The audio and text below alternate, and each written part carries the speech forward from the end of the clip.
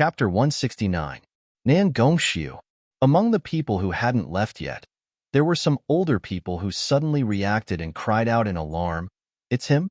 It's Nan Gongxiu. Didn't he die a long time ago? Luo Fenghua killed him with his own hands back then. How could he? How could he still be alive?" Yi Wangxi was even more shocked. Her handsome face was deathly pale, and her lips trembled. After a long while, she shook her head and retreated with tears in her eyes. Adoptive father. Su Shuanglin glanced at Yi Wangxi and smiled at her. "Little Yi Wangxi, come to adoptive father's side. Adoptive father won't hurt you. Don't even think about touching her again." Suddenly, someone shouted. Yi Wangxi's wrist was grabbed. She turned her head and saw Nan Gongxi's eyes filled with endless pain and dripping blood. "Yi Wangxi, get behind me." Su Shuanglin smiled. "My good nephew, why is it that your temper isn't the least bit like your father's? It's only like your mother's." "Shut up. You don't deserve to talk about my mother." "How am I not worthy?" Su Shuanglin said slowly. "Did you know that the person your mother liked the most wasn't your father, but me?" Seeing the anger and disgust on the young man's face and the infatuation and pain in his eyes, Su Shuanglin actually enjoyed it. It was as if he was nourished by this deep-rooted hatred. He couldn't help but laugh out loud. "Your father ruined my reputation and took everything from me. But so what? Confucian Wind Sect. Confucian Wind Sect. It's still in his hands. Hate me, seer. Hate me, big brother. Ha ha ha ha. Did you think that the pitiful Nan Gongxiu from back then would just die like this? Did you think that I would obediently lie in my grave and watch you live a carefree life in this world?" His smile suddenly twisted as he shouted, "In your dreams." While saying that, he circled around to Nangong Lu, who was on the verge of death, but was unable to stop breathing. With one hand, he pulled up his big brother's lapel, as if he was pulling up a pile of mud. What use is the brilliant Confucian Wind Sect in the hands of such trash? Sect leader. Ha, what a joke. As the sect master, he was still fooled by me for so many years. When I tell you what I want, you stick your butt out like a dog and obediently give me what? He smiled and patted Nangong Lu's bloody cheeks. He smiled intimately, but his eyes flashed with a sinister light. "Big brother, you're really a good-for-nothing coward, a good-for-nothing snack." Lonmun's sect master, Jiang Shi, said, "Your Excellency's goal is to destroy the century-old foundation of the Confucian Wind Sect?" Su Shuanglin turned around and blinked. 100 years of foundation? That's nothing. If the foundation is destroyed, we can start all over again. If the 72 cities are burned down, we can still rebuild them. Only when the people's hearts are dead and become scattered ashes, scattered by the wind, that's satisfying. He paused, then smiled brightly. "I'm going to destroy all of your hearts." These words were neither overtly nor overtly spoken.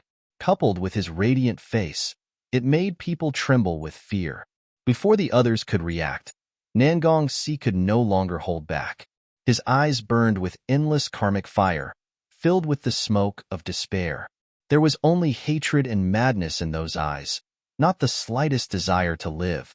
The sound of the jade flute rang out, and a demon wolf as tall as 3 people rushed out of the forest with a howl, leaping in front of Nangong Si.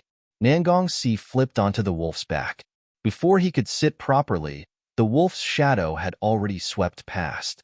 "Mandala, summon." Following his shout, a dazzling Shenwu bow appeared in his hand. Nangong Si clamped down on the demon wolf's back. Riding on the wolf's back, his upper body was straight, and his arm was holding the jade mandala.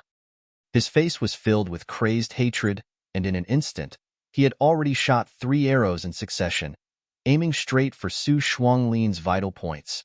Su Shuanglin smiled and said, "Seer, you're very naughty." He dodged 2 arrows, but seeing that he couldn't dodge the third, he didn't panic.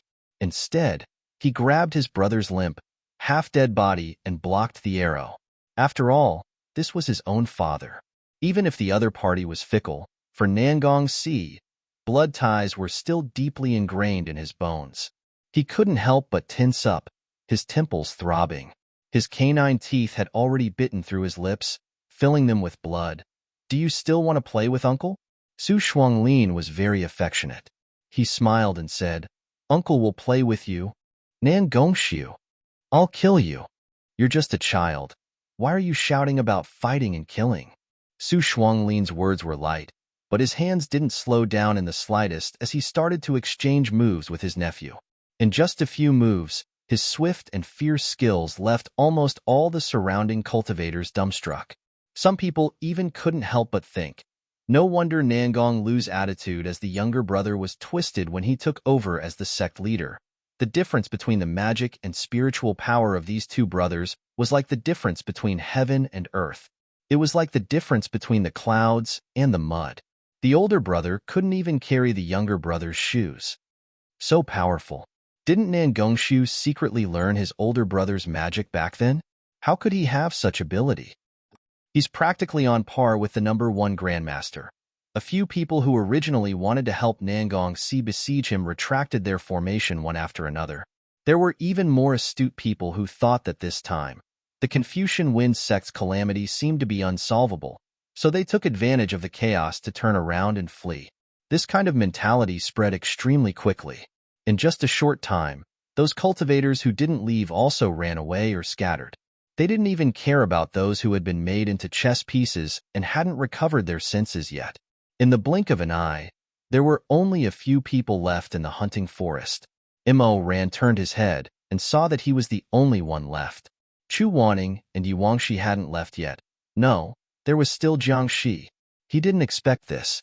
Jiang Shi was the richest man in the world, the sect leader of Lin Lingyu, and the best businessman in the world. He was also the leader of the largest sect in the cultivation world aside from the Confucian Wind sect. He didn't expect that he would be willing to take care of this thankless situation. Sect leader Jiang, a slightly trembling voice startled Immerse even more. He turned around and saw that he didn't notice that there was a person hiding behind the orange tree. Although his face was ashen and his lips were trembling, he still forced himself not to leave. Li Wuxin? As the sect leader of the sect at the bottom of the upper cultivation world, Li Wuxin swallowed his saliva. His oily yellow face was covered in sweat. He looked at the remaining people with uncertainty. "Do you want to attack together?" Jiang Shi didn't answer immediately. His eyes quickly swept over the remaining people and he said decisively, "Villa Master Li, come with me. I'll go and rescue those sleeping chess pieces. You're in charge of flying on your sword and taking them to a safe place." Okay.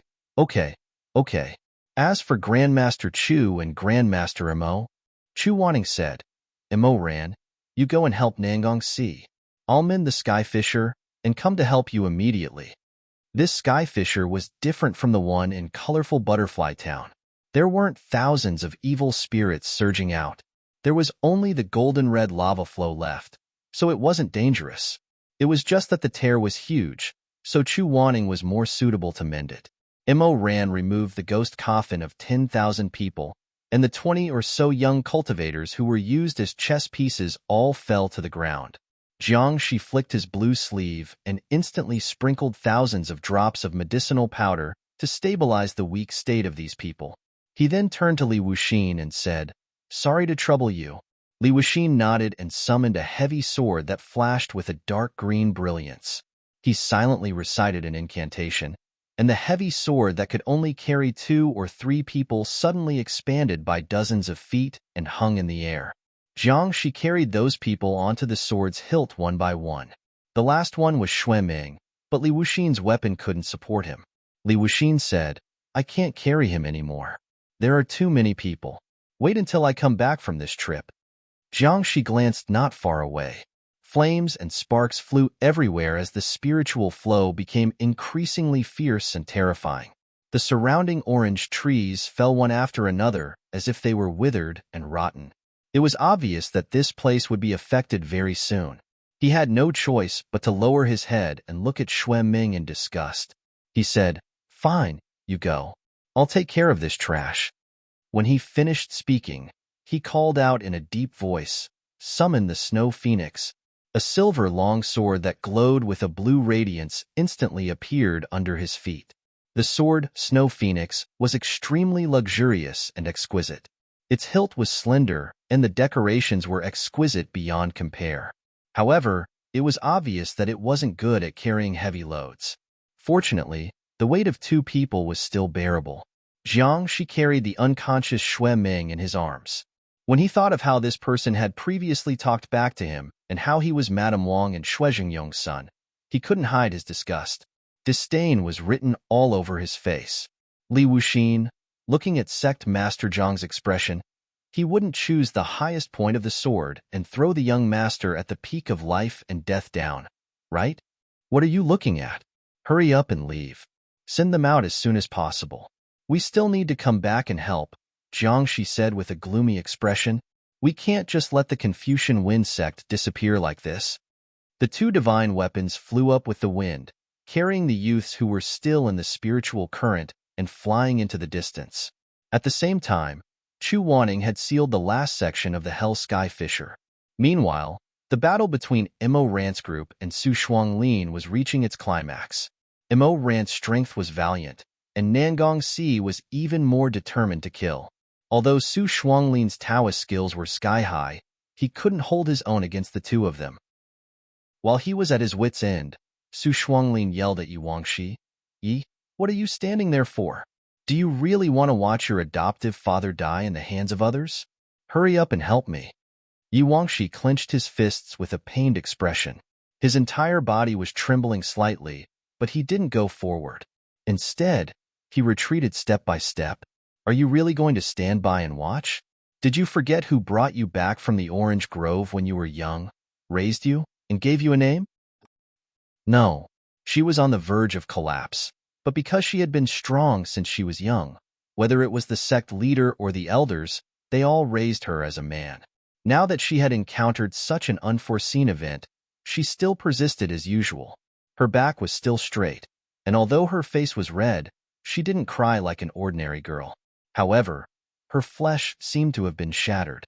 At this time, it seemed that if anyone touched her lightly, her entire body's muscles, veins, skin, and flesh would be peeled off from her bones and crushed into mud. Seeing her like this, Su Shuanglin cursed inwardly, but he didn't force her anymore. Instead, he turned his head and fiercely fought with the other 2 people. Clang! The saber in his hand suddenly made an ear-piercing metallic sound. The top-grade weapon from the Kunlun's treading in Snow Palace couldn't hold on any longer. Under Mo Rant's willow vines, it broke into pieces and fell to the ground. Mo Rant coldly said, "What else can you use to fight?" Su Shuanglin knew that things were not going well. At this time, he suddenly heard a distant roar above his head. He looked up immediately and saw that Chu Wanning had completely repaired the heavenly fissure. The night sky above the hunting forest returned to its original state. The hell lava that had lost the spiritual flow of the netherworld instantly scattered into little golden red spots, like fireflies floating in the forest. The sky was filled with stars. Chu Wanning floated down from the night sky. His dark ceremonial robe fluttered in the strong wind, which made his face look as white as porcelain. His features were handsome beyond compare. However, no matter how handsome he was, it couldn't hide the murderous aura that was exuding from his body. Damn it! Su Shuanglin gritted his teeth. One Grandmaster Mo was already enough to make him suffer. Now, there was another Grandmaster Chu. If the 2 of them worked together, who in the entire cultivation world could fight against them alone? Su Shuanglin took a step back and suddenly cut his palm with a knife. He squeezed out a drop of blood and smeared a curse mark on his forehead. He shouted in a low voice, "Why aren't you coming to save me? How long are you going to drag this out?" Then, he raised his hand and grabbed the air. His fingernails suddenly grew several inches. With a pu sound, he directly tore apart Luo Fenghua's body that was lying on the surface of the lake. He pulled out his bloody spiritual core and put it into his arms. Then, he quickly jumped back. He actually grabbed his half-dead elder brother, removed the enchantment under his feet, and jumped into the Lake Gongquan. He suddenly plunged straight to the bottom of the lake. Mo Ran immediately came back to his senses.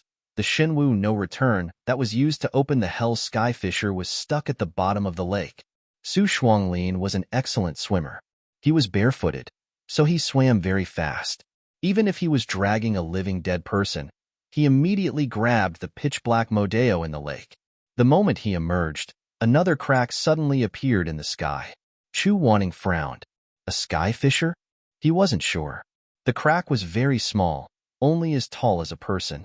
It was different from the usual sky fisher in the ghost world. There was no yin qi coming out of it. Su Shuanglin shook off the water and leaped up. With one hand holding his brother and the other holding the sword of no return, he fiercely swung the sword qi downwards with the divine martial blade, forcing the three people who wanted to chase after him to slow down slightly. He took this opportunity to fly up. Suddenly, a very beautiful hand stretched out from the narrow crack and tightly grasped Su Shuanglin's arm. The gate of life and death. Chu Wanning's eyes suddenly widened. He was always calm and composed. Even if he saw the exquisite chess game, he wouldn't be so shocked. However, at this time, the blood drained from his face in an instant. He clenched his fists in his sleeves and was stunned. Imo Ran seemed to have been splashed with cold water. He turned his head. What? How was this possible?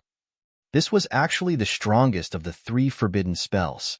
It was rumored that it could tear time and space and make people in different time and space appear at the same time. This was the forbidden spell of the forbidden spells that had long been lost in the cultivation land. The gate of life and death. Chapter 170. In the blink of an eye, Su Shuanglin was pulled into another space by the hand that reached out from the door of life and death. Nangongxi wanted to chase after him, but it was impossible. The moment Su Shuanglin crawled in, the space crack immediately sealed and closed with a bang. There was nothing left in the night sky, only a small piece of Su Shuanglin's clothes. He didn't have time to bring it in before the door of life and death closed. At this moment, in the dead silence, it fluttered and fell into the lake. The white cloth was quickly soaked by the lake water and slowly sank into the lake. How is this possible? Imo Ran murmured. How can there be someone in this world who can truly control the door of life and death? As the Emperor Ta in his previous life, he was very clear that there were 3 forbidden techniques in the world: the exquisite chess game, the secret technique of rebirth, and the door of life and death. Although the first 2 forbidden techniques were difficult to learn, they were not unheard of in the Shizun continent. For example, in his previous life, there were always people who could use these 2 techniques, such as Master Huizue. However, there were very few records about the door of life and death in history. The most recent one happened thousands of years ago. There was once a great master who was heartbroken because of the death of his beloved daughter. So he opened the door of life and death. He wanted to bring his daughter, who was living in another space and time, back to his own world. However, his actions were detected by the him in that space-time. As a father as well, how could the him in that world allow his beloved daughter to be taken away? In the battle of life and death between the 2, the space-time crack that was opened was distorted, and in the end, their daughter was sucked into the crack and crushed into pieces. After that great master came back, he broke down. From then on, the scroll of the forbidden technique was sealed in the Yin Emperor's divine wood, and he became the last person in the long river of time to completely control the door of life and death. Because this forbidden technique had not been used for a long time, over the years, more and more cultivators firmly believed that there was no such thing as a space-time distortion technique in this world. However, in his previous life, Imo Ran, because of his boundless Tao, actually tore open a similar door of life and death by himself with the incomplete scroll in his hands. However, the crack was extremely unstable. Imo Ran once tried to throw a rabbit into it, trying to send it to a place thousands of miles away. The rabbit made it, but due to the instability of the crack, it turned inside out when it came out. Its innards were on the outside, and its fur was wrapped inside. It turned into a bloody lump, and its heart was still thumping. Later on, Imo Ran tried many times. Out of 100 times, there were always 5 or 6 problems. Once a problem occurred, the scene was extremely disgusting. There were even cases where the head appeared very quickly, but the body was spat out by the door of life and death half an hour later. But even so, it was enough to cause an uproar in the world of cultivation. Almost everyone thought that Imo Ran had restored and mastered the door of life and death, but he himself was not sure. He had not seen the first forbidden technique thousands of years ago, but according to the historical records, he felt that the technique he copied was far from the real door of life and death. Chu Wanning rushed to the lake and raised his hand to pick up the half-piece of cloth left by Su Shuanglin. He closed his eyes and felt a little relieved, but then became more depressed. He shook his head and said, "It's not the complete door of life and death. That person should have only mastered half of the scroll.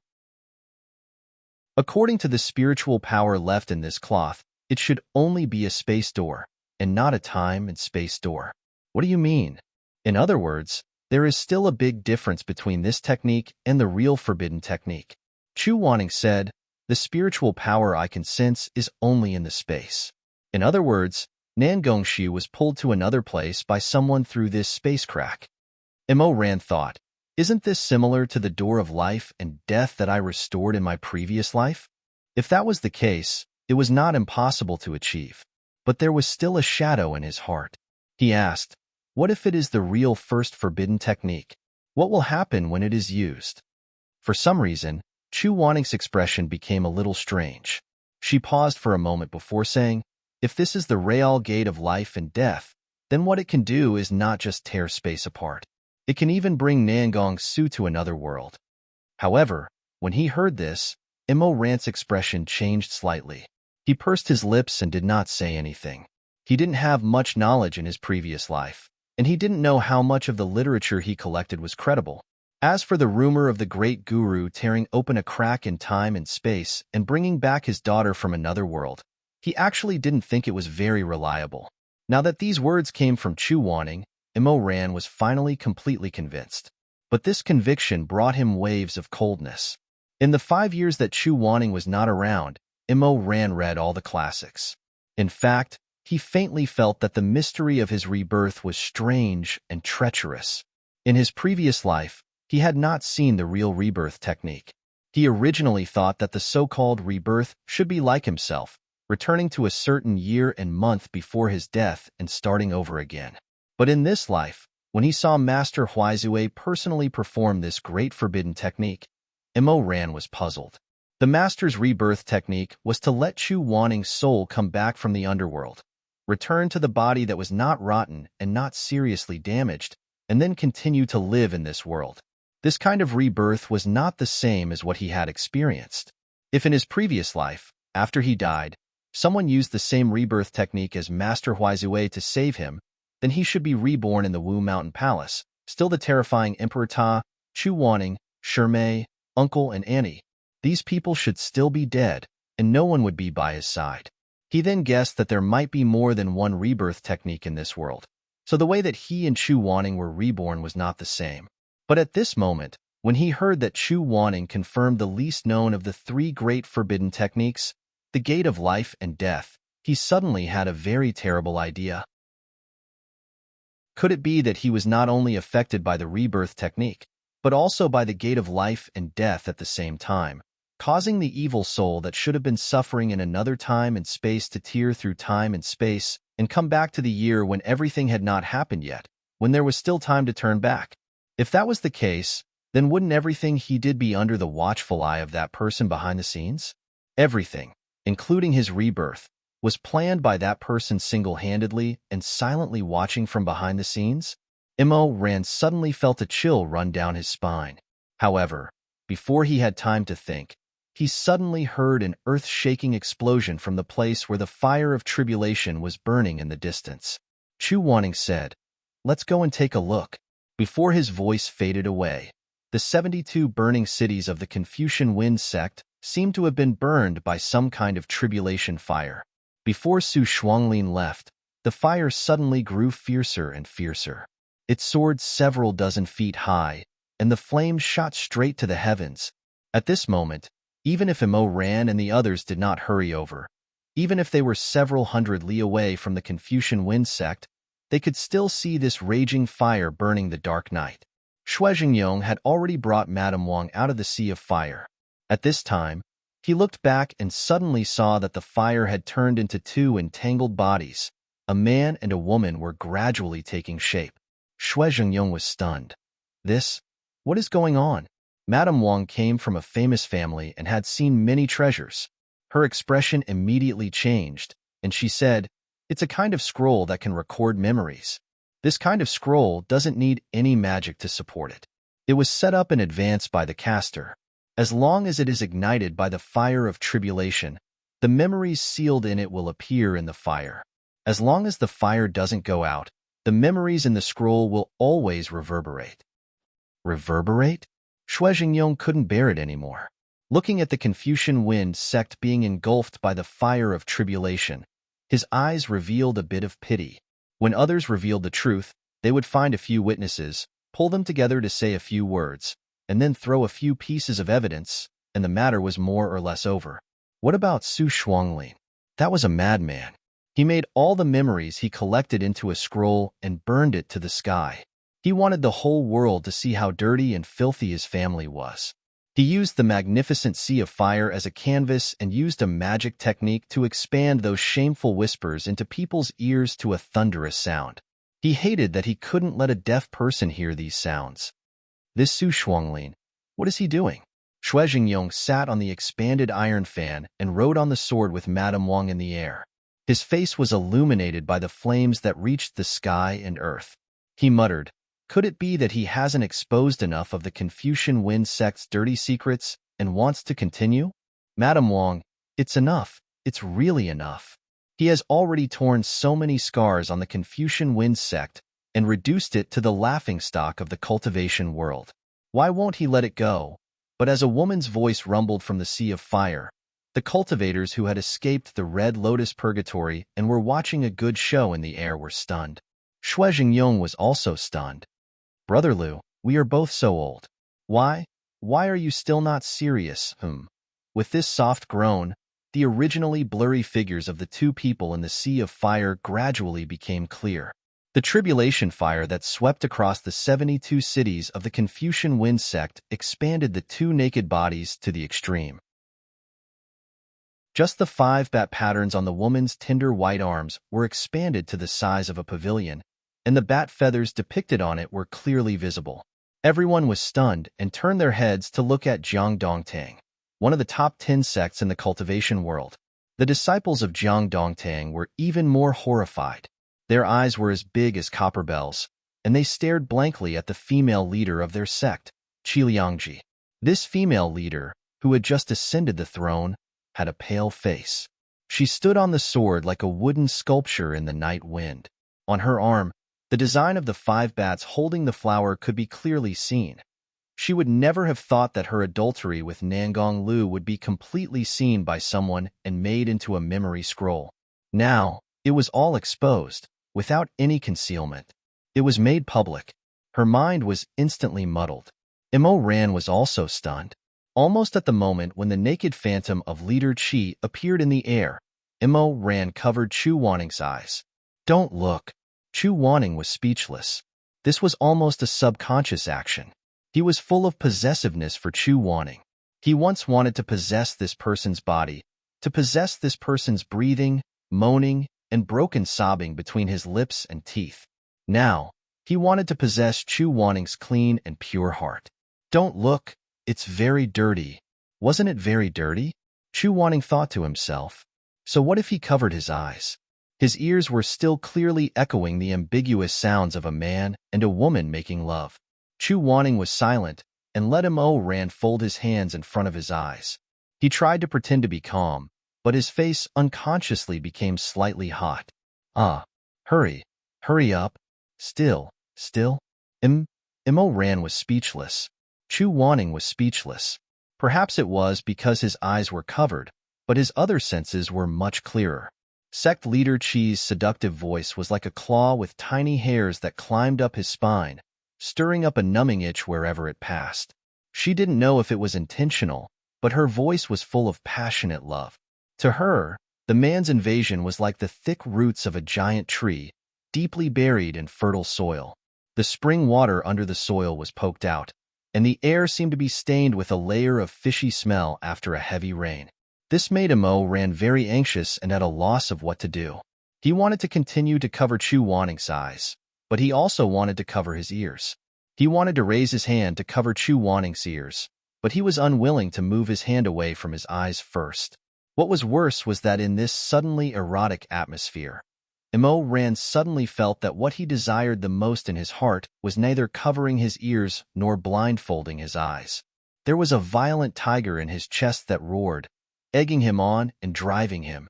Although it was not the right time, he suddenly realized that what he wanted the most was to strangle Chu Wanning from behind and hold this man tightly in his arms. He intimately rubbed his back, eagerly sucked on his earrings, and then turned his face over and kissed him fiercely. His eyes were dark as he stared at Chu Wanning, who was close at hand, and his breathing gradually became unnatural. Although Chu Wanning was strong and fierce, he was no match for him in terms of body size.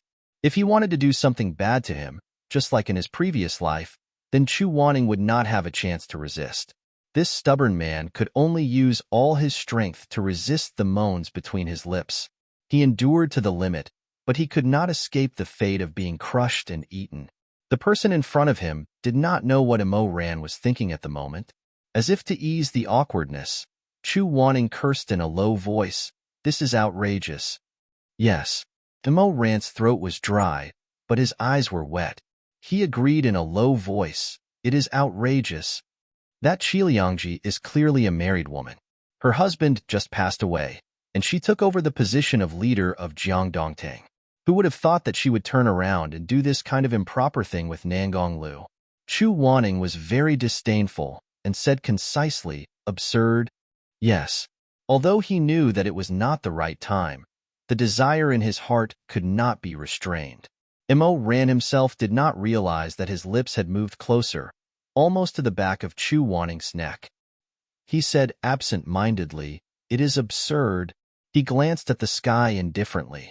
Nangonglu and Qiliangji's live erotic palace was still churning violently. He vaguely remembered that Qiliangji seemed to be much older than Nangonglu. Her husband was Nangonglu's sworn brother. According to seniority, Nangonglu should respect her as sister-in-law. She didn't know how these two seemingly innocent people got together. Just as he was thinking this, Nangonglu's hoarse voice came from the tribulation fire. He looked up and saw that these two shameless people had changed their positions and were making love. Nangonglu deliberately seduced her and said, "If you still want it, call me brother." Immerse was really shocked. Could it be like this? But she was clearly so much older than him. How could she call him brother? The Emperor Ta had probably underestimated Nangonglu's ability and overestimated Qiliangji's face. This woman had probably been tortured to the point of madness. She did not shirk away at all. She gasped and hummed, "Brother, brother, don't torture me anymore." Even Immerse, whose face was as thick as a city wall, could not help but turn red.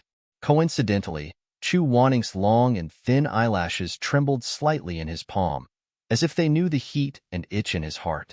They wanted to use this small movement to scratch away the numbness in his bones. However, those two eyelashes were too light and soft. They moved a little, but the itch did not disappear. Instead, because of the shallow touch, they could not stop. Immerse was stunned for a moment. He looked at the back of the man's neck in front of him. His pale skin seemed to have a faint peach blossom red in the night. He blinked, his heart beating like a drum. He did not dare to look again. Immerse lowered his eyelashes. Under the curtain, his eyes were dark, like burnt ashes, burning with a blazing heat. Underneath that pitch-black darkness were layers upon layers of sparks. He was only waiting for Chu Wanning to bestow upon him a gust of wind filled with love, and then the sparks would burn out from the embers, and the brilliant orange would be able to start a prairie fire. Immerse suddenly felt a little regretful. Why didn't he have a bad heart like Nangonglu in his previous life?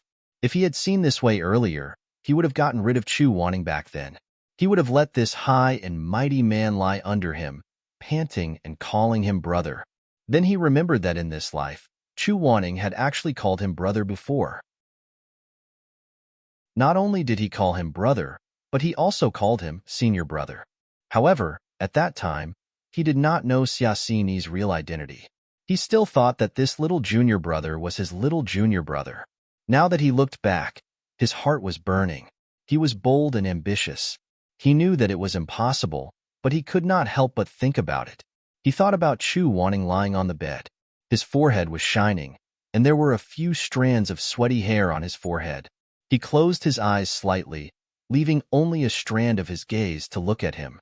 There was grievance and restraint in his gaze. Then, love burned up, burning away the grievance and restraint, and turned into a thin layer of red at the corner of his eyes. Chu Wanting's lips were half open. He resisted the urge to bite, but in the end, he opened his mouth again and called him with a wet and hoarse voice, "Senior brother." Imo ran. He did not know when his hand had let go of the other. He probably knew that if he covered his eyes so intimately, he would really be unable to control himself and do something disgraceful. Love was an emotion that was extremely difficult to suppress. Moreover, Imo Ran had tasted it before, so he knew how ecstasy it was. Chu Wanting looked back at him. His cheeks were a little red, but he subconsciously raised his chin slightly. His eyes were bright and clear, showing a bit of pride. "What's wrong with you?" Imo Ran glanced at his lips, coughed softly, and turned his head away. "Nothing. Have you asked all the elders in the sect about this matter?" After a while, Nangong Lu stroked Qi Liangji's hair and asked lazily. Qi Liangji opened her soft eyes. "What matter?" "Look at you. You clearly know it, but you always like to beat around the bush with me." Nangong Lu said, "What other matter could it be? Didn't you tell me before that after you became the leader, you would work to merge Jiang Dongtang into the Confucian Wind sect?" "You're talking about that." Qi Liangji smiled. "Don't worry, I just succeeded the position not long ago. The leader ring is not even warm yet. You have to hurry up. When our two sects are merged into one, I will let you be the first protector of the Confucian Wind sect. At that time, you will be under one person and above thousands." As Nangong Lu said this, he couldn't help but touch her slender waist. However, Qi Liangji seemed a little unhappy. Although her face was flushed, she raised her hand to stop his action. "It wasn't easy for me to climb to the position of sect leader, but you won't let me stay for a few more days. What's so good about being a protector? You won't take me home and let me be the wife of the Confucian Wind sect." Nangong Lu said embarrassedly, "You also know Siyer's temper. If I want to remarry, he will definitely not agree. What's more, with our current status, marriage is not a personal matter. If it falls into the mouth of others, who knows what kind of unpleasant words they will say." "Unpleasant words?" Qi Liangji's eyes were filled with anger. She looked up and glared at him. "You're afraid of unpleasant words, but I'm not? Did you forget how my husband died? Do you think I just want to replace him as the sect leader of Jiangdongtang? Nangong Lu, you know in your heart how I treated you since childhood." Okay, okay, okay. Don't be angry, don't be angry. How can I not be angry? You married that little bitch Rong Yin in order to let your dead old man make you his heir. I had no hope, so I married my senior martial brother. Now that both of them are dead, you just want me to be a protector after the two sects merge? Liangji, I won't. Whoever wants to be a protector can be a protector, but you must marry me. Your son Nangong Si is wild and hard to tame, just like that bitch Rong Yin. Do you really want him to succeed the sect leader?" Qi Liangji said arbitrarily, "I'm not afraid of the world's gossip. We are now a widow and a widower, so what's wrong with getting married? Who is in the way? Not only do I want to marry you, I also want to give birth to 8 or 10 sons for you. Nangong Lu, do you want my children? Or the children that bitch left for you?"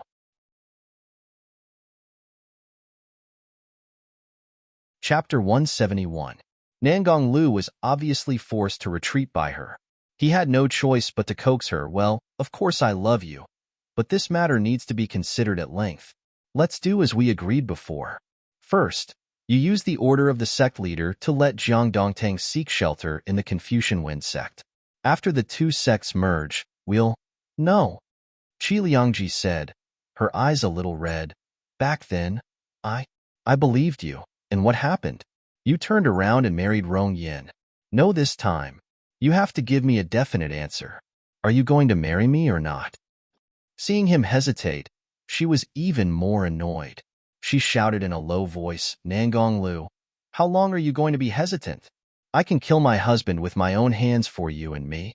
What about you? You don't even dare to nod your head? Ah, seeing this, everyone was shocked. Shui Jingyong was also very surprised. He whispered to Madame Wang, Jiang Dongtang's former sect leader was killed by her? This time, Jiang Dongtang was also exposed. Although the former sect master was dead, there were still many of his old subordinates in the sect, not to mention his two brothers.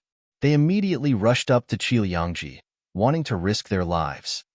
You killed Big Brother? How could you have the heart? Although he was more than 10 years older than you, he was very good to you.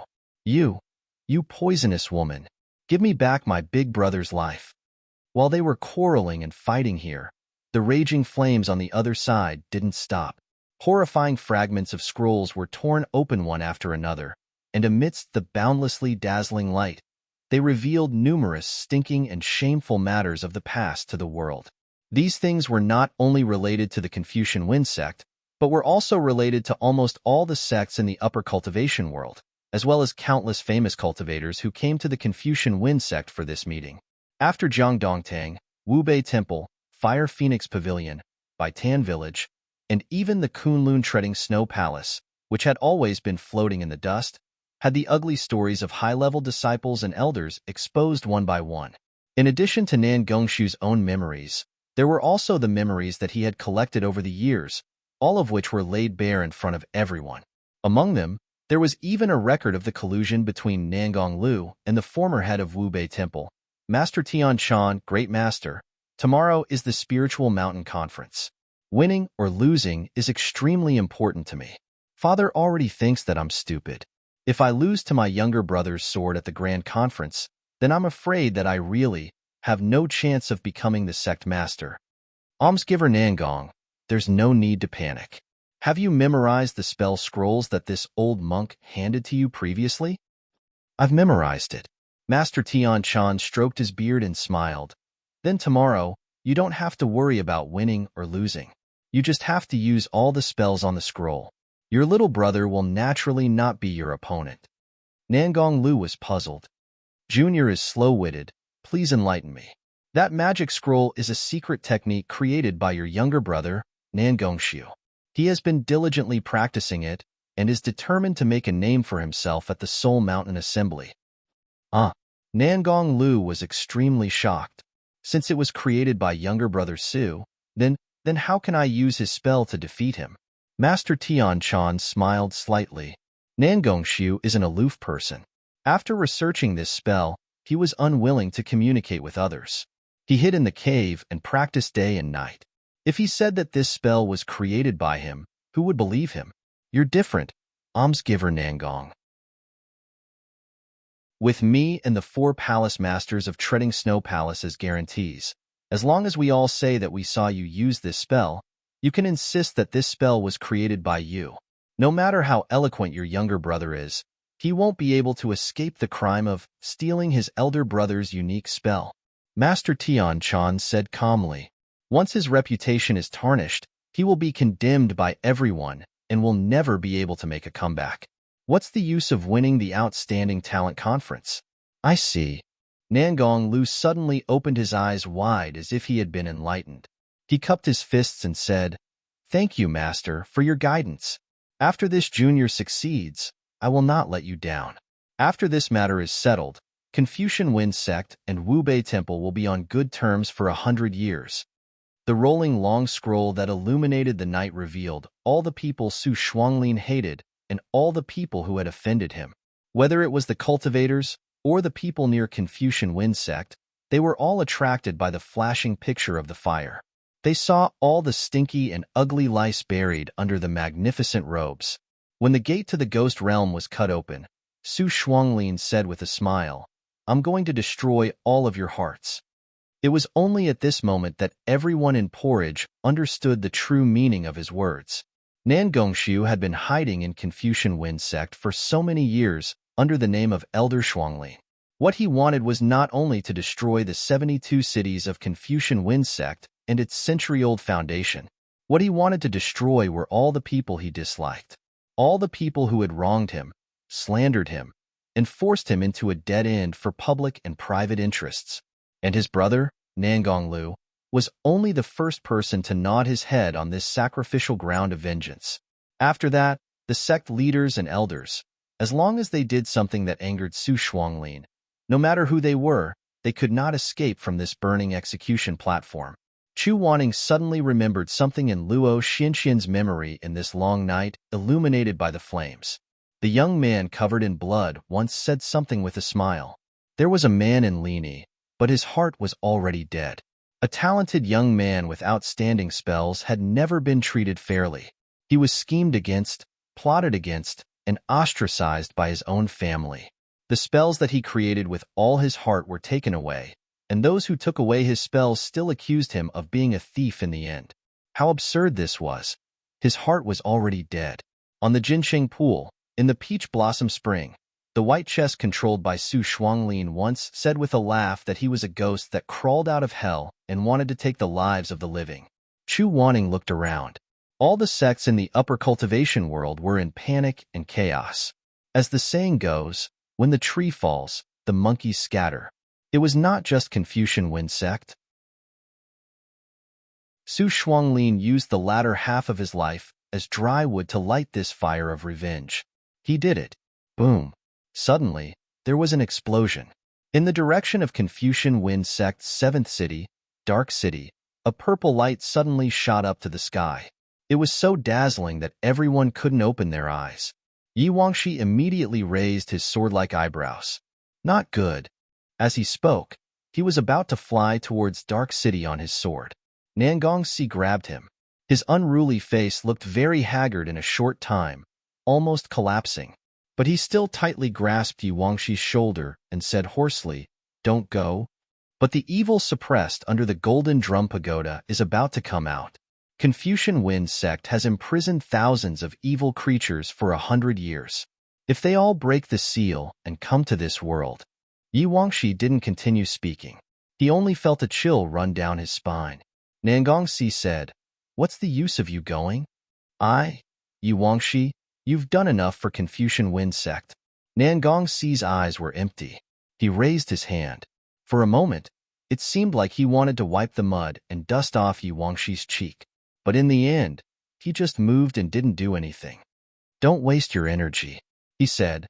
"The Golden Drum Pagoda needs the strength of the sect master and the 10 great elders to stabilize. If you go, you'll just be throwing away your life." "I know it's throwing away my life, but even if it's throwing away my life," Yi Wangshi paused, his expression clearly pained. "Even if it's throwing away my life, I don't want to just stand by and watch. If the Golden Drum Pagoda is broken and the demons descend, Confucian Wind sect will definitely be condemned by everyone. You think that if the Golden Drum Pagoda isn't broken, Confucian Wind sect won't be condemned by everyone?" Nangongsi smiled. The corners of his lips were stained with dried blood. His smile became even more desolate. "Don't be silly. Confucian Wind sect has already reached its end. You have to live well, okay? Because I really..." Nangongsi closed his eyes. His eyelashes trembled and his throat choked up. "I really don't want anyone to die for this sect. It's not worth it." In the surging flames, Yi Wangshi stared at Nangongsi in a daze. Before he could say anything, he suddenly heard the rumbling sound of the Buddha Pagoda collapsing coming from the direction of Anqing. He turned his head and saw thousands of bright white streams of light flying in all directions from the towering Golden Drum Pagoda, disappearing into the vast night. Yi Wangshi lost all color. The Golden Drum Pagoda is going to fall. Bang! The earth trembled, and the ground under his feet began to crack. As the great demon that had been suppressed in the Confucian Wind Golden Drum Pagoda for hundreds of years returned to the world, it turned into a powerful blood-red light.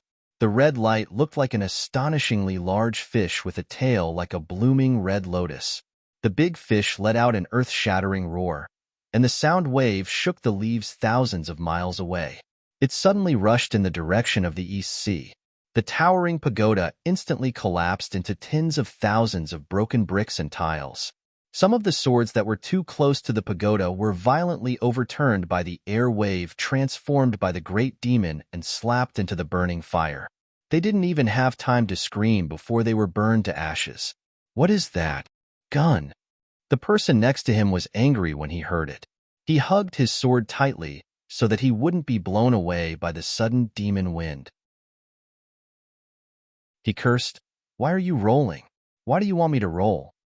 "What roll?" "I said this is Gun, one of the ancient fierce beasts.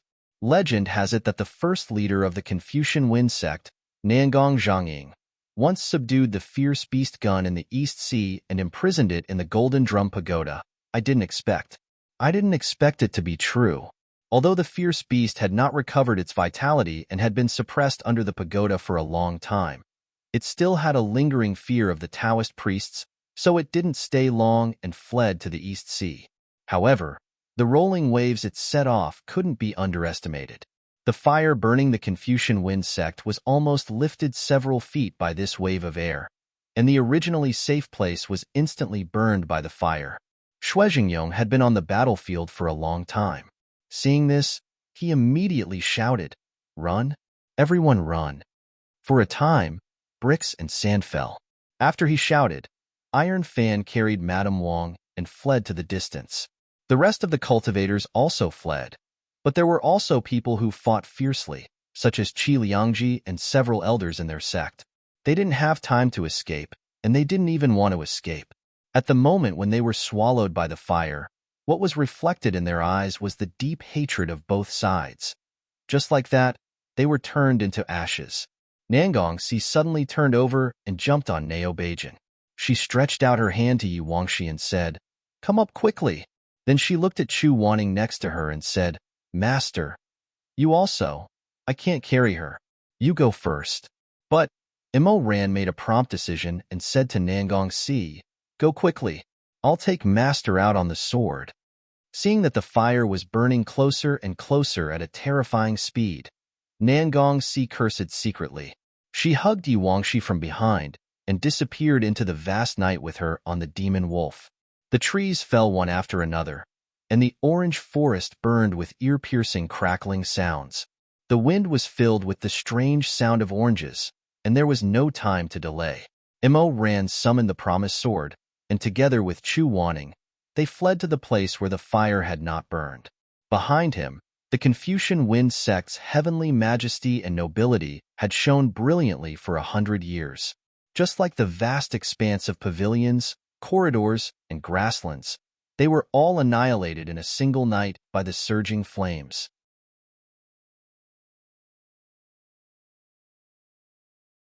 Chapter 172. Due to the airwaves set off by the gun, the fire of tribulation burned almost half of Lini.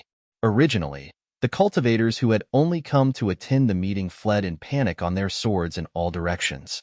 However, the flames continued to chase after them. Countless cultivators with insufficient spiritual power were defeated in the struggle against the flames and were devoured by them. Along the way, they flew past the villages close to Confucian Wind sect in the upper cultivation world. Those people didn't know what was going on at all. When they saw the flames coming from the direction of Confucian Wind sect, they dragged their families and tried to run away. But how could their legs escape from the lava like fire of tribulation? "Father! Father! Father!" Everywhere they passed, there were cries and shouts. Shui Jingyong and the others had already expanded the weapon to the maximum, and it was full of ordinary people from the upper cultivation world. Madame Wang kept comforting them. "Don't cry, don't cry. Sit a little further inside. Be careful, hold on to each other, don't fall again." However, no matter how much the iron fan expanded, it could only reach that big. There were so many people in the towns that they couldn't save them all. Shui Jingyong knelt at the front and leaned over to pull a crying child. But the moment he exerted his strength, the iron fan couldn't bear it and shook violently. He had no choice but to let go and watch the tear-stained face full of hope being thrown far away in an instant. Even a tough man like him couldn't help but wail. Why? Why? Just because one person is wronged, so many innocent people have to be buried with him? Shui Jingyong couldn't stop sobbing, tears rolling down his cheeks. Isn't this world chaotic enough? Aren't there enough people who have died in vain? Madame Wang's eyes were also red. She hugged the two rescued children tightly on both sides. After the parents of the two children put them on the iron fan, they couldn't get on in time and were swallowed by the fire of tribulation in the end. The children kept crying. Madame Wang hugged them and kept stroking their hair. She wanted to comfort them, but she didn't know what to say. She looked back and saw that there were about 10 cultivators following behind them. Many of them had already been caught by the flames, and some had already fled in other directions. Chu Wanning and Mo Ran were not here. Her eyes were filled with tears as she silently prayed for the two of them to be safe. Not far away, the still unconscious Xue Ming was being carried by Jiang Shi. The firelight shone on his handsome face. Jiang Shi's gorgeous sword was not good at carrying heavy loads, so it hummed under his feet. Jiang Shi glared at Xue Ming in disgust. He had thought of throwing this brat down and burning him several times. But when he saw Madame Wang's pleading eyes on the iron fan, he still pursed his lips with a sullen face and didn't let go. Xue Jingyong cried. He wanted to pull a younger child who might be able to carry him, but even though he wanted to, the iron fan was powerless. When he let go of another hand, Xue Jingyong was on the verge of collapse. He knelt there and curled up his body. He was heartbroken because of how weak he was. However, at this moment, a silver-red light flashed. Jiang Shi waved his hand. A light flashed in his sleeve and lifted the girl, who Xue Jingyong couldn't carry on his back, onto his sword. The exquisite and resplendent sword, the snow phoenix, hummed even louder. Jiang Shi didn't have a good temper. He lifted his leg and kicked it. He said sternly, "What are you shouting for? If you have guts, stand still and wait for the fire to burn you." The snow phoenix didn't make any noise. It carried Jiang Shi and the other two people and silently flew forward. However, the slender sword hilt looked like it was going to break at any time. Jiang Shi flew to Xue Jingyong's side and glanced at him with disgust. He scolded, "What's there to cry about? If you can save her, then save her. If you can't, then forget it. Why are you pretending?" Madame Wang said, "Senior Marshal Brother." "What? Did I say something wrong?" Jiang Shi sneered. Although he was extremely handsome, the curve of his mouth was mean and vicious. He seemed particularly unreasonable. If you hadn't left with him and stayed in the lonely moonlit night, you wouldn't be so weak now. You can't even control your own sword. If your position was empty, your husband, a hero who cares about the common people, could save one more person. Madame Wang seemed to be stung. She suddenly lowered her head and slowly closed her eyelashes. She didn't say another word. In the opposite direction, far away, Mo Ran's sword had also expanded to a great extent. Apart from Chu Wanning, it was also filled with ordinary people from the upper cultivation world who were saved. Those people trembled, tears and snot flowing. They stared blankly at their homes being swallowed by the sea of fire and razed to the ground. The flames reflected the sparkling tears in their eyes. They closed their eyes and cried. Under such a heavy atmosphere, Mo Ran remained silent and didn't say anything. He wasn't like Xue Jingyong. He didn't make any unnecessary struggles. He knew that it couldn't carry more people, so he didn't look at the rushing water and crying villages under his feet. The sea is in front. He frowned slightly. Shizun, where are we going? Flying Flower Island. Can you handle it? Flying Flower Island was the upper cultivation world's closest island to Lini. Mo Ran nodded and said, "I can handle it, but I'm not familiar with the Eastern Sea. It'll take some effort to find it. Shizun, keep an eye on them and wake them up. The sword is too crowded. If they fall asleep, I'm afraid they'll fall." Chu Wanning said, "Okay." Mo Ran flew on the sword for more than 2 hours. When the sun rose from the horizon, they broke through the clouds and saw a medium-sized ring-shaped island on the sparkling blue sea. They had finally arrived at Flying Flower Island. Although this island was under the jurisdiction of the Confucian Wind sect, it was a desolate place with few people. Most of them were scattered fishermen who relied on the sea for a living. There was only one big family. They saw the huge fire at the Confucian Wind sect from across the rolling waves of the sea. They were anxious and didn't know what was going on. Many residents looked around in their yards, afraid that there would be a strange phenomenon in the sky. They didn't dare to sleep. When dawn broke, the strange phenomenon didn't affect them. However, a group of people on a long sword landed on the damp beach. The leader was a tall and handsome man. There were some mottled bloodstains on his cheeks. It was obvious that he had gone through a fierce battle. There weren't many cultivators on Flying Flower Island. The people who lived there were ordinary people. Therefore, they were afraid when they saw him. They didn't know whether he was good or evil and why he was here. Aya, why are their faces so dark? Some people whispered while looking at the men, women, and children behind Immerse. They seemed to have escaped from the fire. Are they from Lini? A sturdy fisherman gathered his courage and approached them. He asked, Are you from the Confucian Wind sect? The peak of life and death. Immerse handed the child in his arms to Chu Wanning. The child was too young and couldn't support himself. In order to not let him be pushed down, Immerse kept holding him on the sword. Something happened at the Confucian Wind sect. These are all residents of Lini. The fire was too strong, so the weight of the sword was limited. I couldn't save too many people. He was talking to himself. When he looked up and saw the confused expressions of the fishermen, he realized that he had talked too fast. How could these people from Flying Flower Island know about the fire and the art of sword control? So he pursed his lips and said gently, I'm sorry. I'll tell you in detail later. He turned around and looked at the disheveled crowd behind him. Can you get them some food and water first? A child who had lost his parents was panic-stricken. He slowly moved to Immerse's side and reached out his small hand to grab the corner of his robe. Immerse lowered his head and touched the child's hair. He said to the fisherman, I'm really sorry to disturb you. Most of the residents of Flying Flower Island were good people. Soon, someone brought tea and snacks for them to eat. Immerse briefly told the whole story to the islanders. Those people couldn't close their mouths for a long time.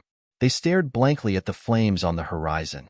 The Confucian Wind sect was burned to ashes? Someone couldn't believe it. Sect leader Nangong passed away?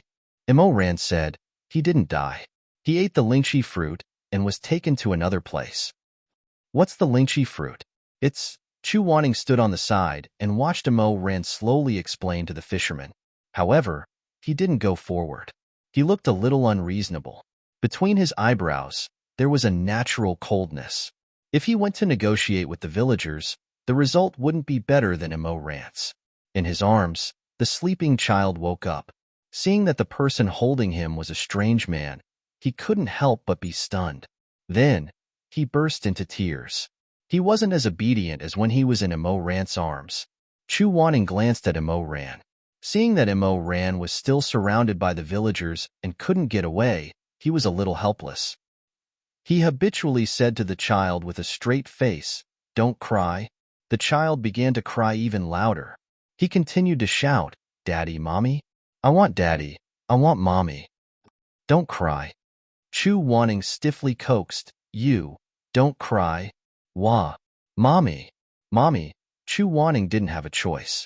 He held him with one hand and raised the other hand to stroke his hair. Unexpectedly, the child didn't want him to touch him. He tilted his head back. His bright red little face was full of tears and snot. I want Mommy. I want Daddy. I want to go home. He was really at his wit's end. Chu Wanning had never coaxed a child before, so he didn't know what to say. He couldn't help but think about what he should say to comfort this little guy a little. However, as soon as he sank into deep thought, his eyebrows unconsciously furrowed. His whole person was like a foot of water in a box, or black iron as cold as ice. The child was crying uncomfortably. While kicking and struggling, she suddenly saw Chu Wanning's expression and choked. She was so frightened that she didn't say anything. She only bit her lip and tears rolled down her cheeks like a broken string of beads. Chu Wanning suddenly thought of something. He opened his chinkuan bag with one hand and took out a piece of glutinous rice candy. He peeled off the candy wrapper and handed it to the child. With tears in his eyes, the child made a funny sobbing sound. He looked at Chu Wanning and then looked at the candy in his hand. Since he was young, his mother had told him a lot of stories to coax children to be obedient. Among them, there was no lack of ferocious and terrifying cultivators who would use drugs to knock out disobedient children and capture them to refine immortal pills. The child silently held back his tears and stared at him. Suddenly, he was extremely frightened. Chu Wanning didn't know what the other party meant. He stared blankly back at the child while still holding the piece of glutinous rice candy in his hand. He had phoenix eyes. His eyes were slightly upward and the ends of his eyes were long. Although this kind of eyes was good-looking, when he wasn't smiling, they had a kind of arrogant and judgmental attitude. Even if he was smiling, this pair of eyes would add a bit of wild aura like rose thorns, containing provocation and arrogance. However, not everyone could bear this kind of arrogance. Therefore, although Chu Wanning's face was handsome, he was innately disliked by people. He was even more disliked by children. Eat it. When he was on the sword, he saw Mo Ran use candy to appease a few little guys. He did the same thing, but he didn't understand why it didn't work. The child pursed his lips. He hesitated, trembled, and then slowly shook his head. He didn't want to be made into an immortal pill. Before he could finish speaking, the child reached his limit and cried out in fear. He cried so hard that the earth shook and the mountains shook, causing the people around to look at him. Chu Wanning didn't react. He was still holding the piece of glutinous rice candy in his hand and said in a low voice, "It's quite sweet." He wanted to say that the candy was sweet, but the child connected the he said halfway, so it became "you're quite sweet." After thinking about it for a while, he felt that this Taoist priest was definitely going to use him to refine immortal pills. Moreover, he was going to refine him into a very sweet immortal pill. He was so scared that he started to wail and cry fiercely. Chu Wanning froze.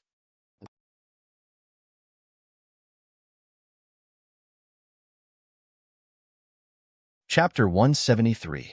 He felt like he was holding a hot potato and didn't know what to do. Seeing more and more people looking at him, the tips of his ears couldn't help but redden in embarrassment. At this moment, a pair of hands reached over and took the child from his arms.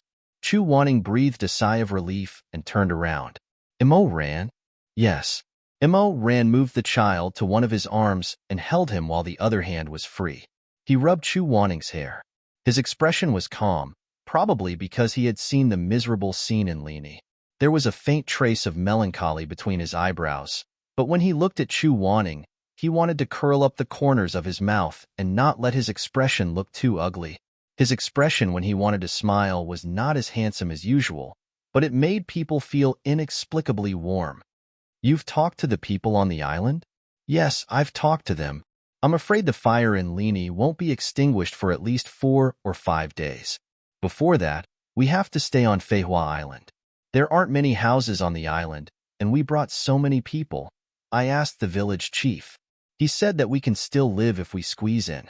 It wasn't wrong to let Mo Ran handle this kind of problem. He knew better how to communicate with people, appearance and so on. Thinking back to when he helped to harvest the rice, the way the girls in the village looked at him, he knew that he was more likable than himself. Chu Wanning silently thought for a while. He didn't know what to feel in his heart, but he nodded and said, "You've worked hard." "Don't say that to me." Mo Ran looked at the candy in his hand and understood. He turned to the child in his arms and smiled. "What about you? Why are you crying?" "I want Mama. I want Daddy."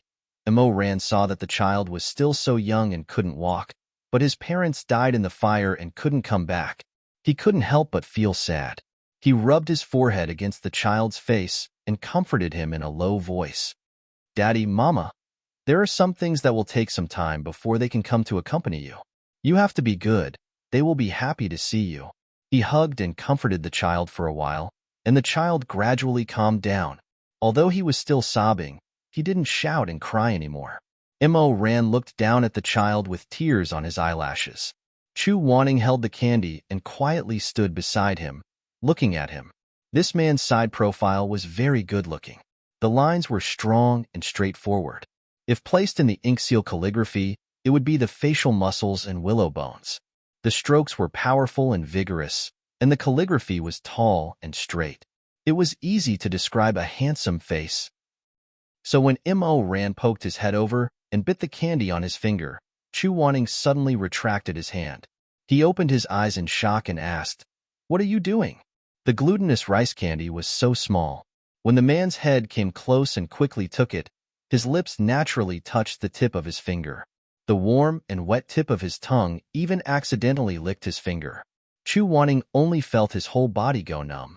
That quick and small intimate contact was enough to make his spine itch. It was like a new sprout bursting out of a seed, pushing away the silent soil and making the stuffy soil soft. Immerse held the candy in his mouth and smiled at him. He turned his head and winked at the child. He raised his head and rolled the candy into his mouth. His Adam's apple bobbed, and then he said to the child, "Look, it's not some scary pill. It's candy." Chu Wanning, his mind was wandering just now, so he didn't pay attention to what the child and Immerse were talking about. At this time, his gaze fell on the child again. The child stared at Immerse for a while. After a while, he whispered in surprise, "Ah, it's really candy." "Yes," Immerse said with a smile. "This immortal elder brother is so nice. Why would he catch you to refine pills?" Chu Wanning, because too many things had happened the night before, and because it was too scary, Immerse didn't feel sleepy. After settling down the men, women, and children, the sky was already bright. He walked to the beach of Flying Flower Island alone. In the morning, the coastline would recede far away, revealing the beach that couldn't be seen when the tide rose. When he was alone, a lot of thoughts surged up and shrouded his eyes, forming a layer of haze that he couldn't get rid of. He took off his shoes and walked slowly along the wet coastline. His footprints stepped on the wet sand, leaving 2 lines of crooked tracks behind him. In fact, there were still many things about Su Shuanglin that he didn't understand. For example, why that guy didn't like to wear shoes on such a cold day and was always willing to walk around barefoot. Immerse was a person who hid a lot of his past and was always treated badly by others. Perhaps it was because of this that he could clearly understand why Su Shuanglin wanted to destroy the Confucian Wind sect at all costs. He wanted to destroy Jiangdongtang and even disrupt the entire upper cultivation world. Being suppressed and ostracized wasn't the most painful thing. The most painful thing was being betrayed by someone close to you. The most painful thing was that even though you didn't do anything wrong, even though you were full of passion and wanted to become a master, at the most important Soul Mountain conference in the cultivation world, you were criticized by everyone, saying that you stole the unique spell that you spent all your effort to create from your elder brother. You were ridiculed and rolled your eyes, forever unable to turn the tables. Immerse knew that after this catastrophe passed, the cultivation world was bound to face a reshuffle. For those sects that had suffered both face and body damage, they would all think, Su Shuanglin is really a madman. Perhaps only Immerse, who used to grind his teeth, drink blood, and kill people like flies, would be able to stop himself from thinking as he quietly walked along this quiet and long coastline. Su Shuanglin, what kind of person is he? This madman, when he was young, was he also high-spirited and vigorous? Did he practice swordsmanship hard in the orange grove? Only when night fell did he return tiredly and satisfactorily, holding a fresh orange in his sleeve and bringing it to his lazy older brother to eat. At that time, he didn't know that although his older brother didn't accomplish anything, he could use his 3-inch tongue to make him lose his foothold in the cultivation world. Did this madman also bury himself in magic scrolls, ponder hard, seriously dip his brush in ink, and write down some somewhat inexperienced ideas? Then, when he was dissatisfied, he bit the end of the brush and fell into deep thought again.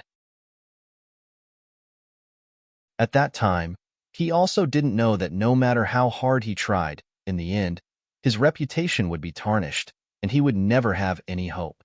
Immerse closed his eyes. The sea breeze blew against his face. The sunlight fell on his eyelashes, gilding them with a layer of gold.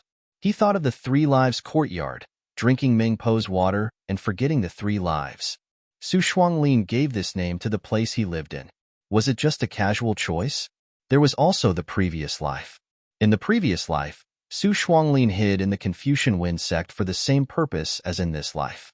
But at that time, he died in battle for Yuangshi. This name was also given to her by Su Shuanglin. What did he forget? Had he ever tried to forget those unjust and unfair years, to forget the hatred and glory of the past, to forget those ugly faces? There was also the corpse that Su Shuanglin painstakingly dragged out from the abyss of hell, Luo Fenghua's corpse. What did he want this corpse for? In the illusion, Su Shuanglin told Nangonglu that only by obtaining the spiritual core of the person who cast the curse could the curse on the ring be completely broken. But from the final result, Su Shuanglin's real purpose was definitely not to help Nangonglu break the curse. The space crack, the exquisite chess game, the rebirth technique. There was also the hand that stretched out from the crack in the end. Immerse Ran faintly felt that something was very wrong. He frowned and pondered. Suddenly, he opened his eyes. He thought of one thing. That year beside the Jinqing pool, when the old dragon Wang Yue died, he said, that mysterious person used the power of the heart-picking willow at the Jinqing pool to practice two secret techniques. One was the rebirth technique, and the other was the exquisite chess game. At that time, he did not mention the gate of life and death. In other words, for Su Shuanglin, he only cared about the rebirth technique and the exquisite chess game. The exquisite chess game was for the convenience of doing things and controlling chess pieces.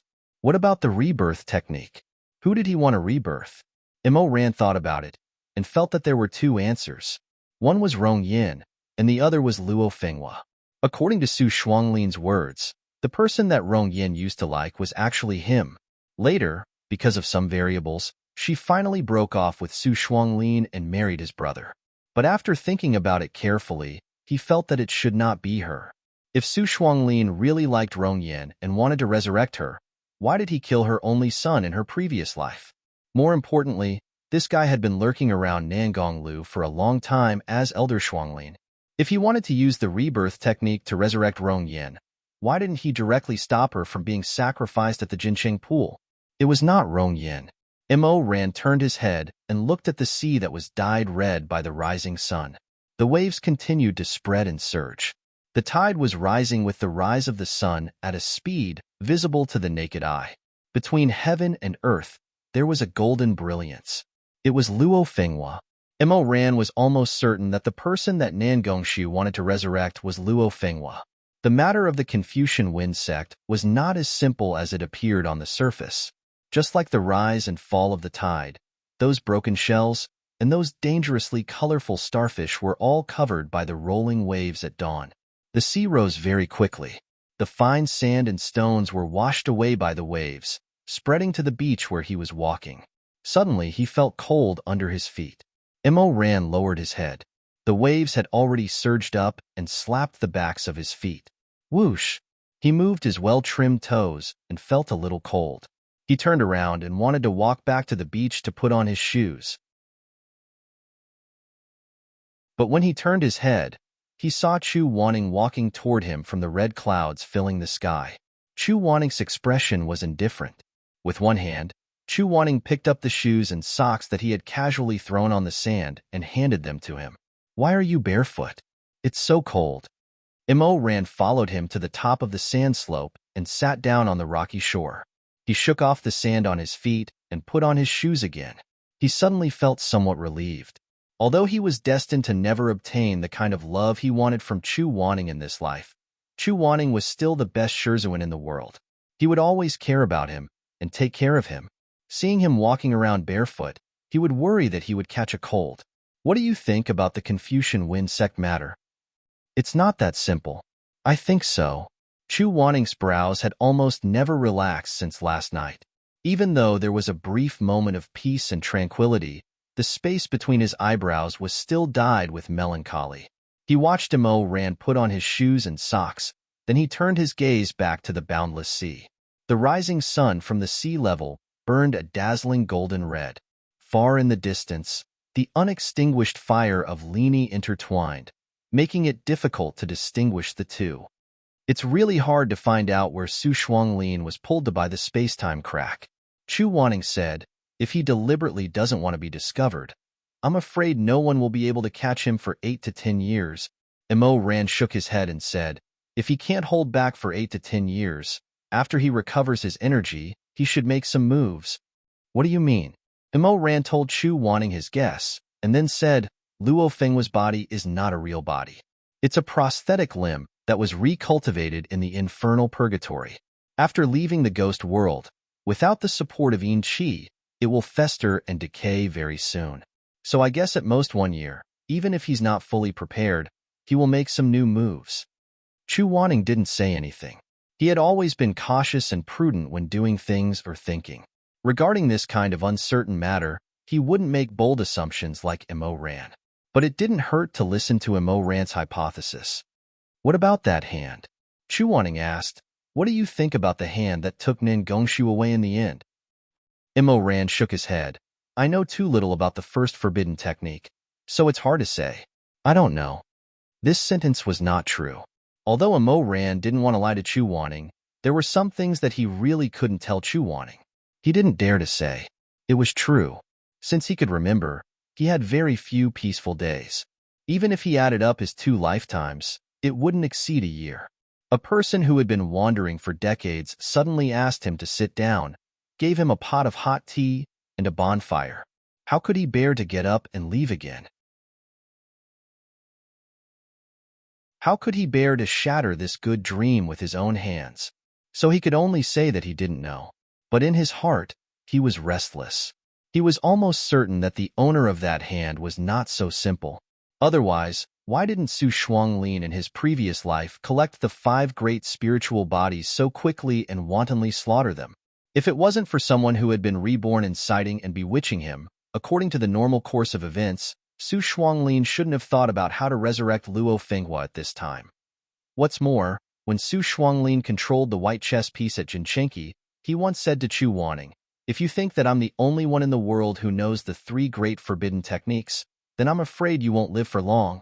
Mo Ran felt that Su Shuanglin definitely knew that some people who shouldn't have existed in this world had come to this world.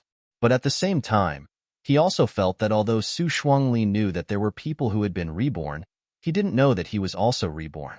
Otherwise, when the Confucian Wind sect was fighting, why didn't he directly expose his background? As long as he obtained some of Mo Ran's memories from the memory scroll and put them in the tribulation fire, no matter how good Chu Wanning treated him, he probably wouldn't want this disciple anymore. Then everything would be over, and he, Mo Weiyu, would never be able to make a comeback. Why didn't Su Shuanglin do this? There were 2 possibilities. First, for some reason, he couldn't do this.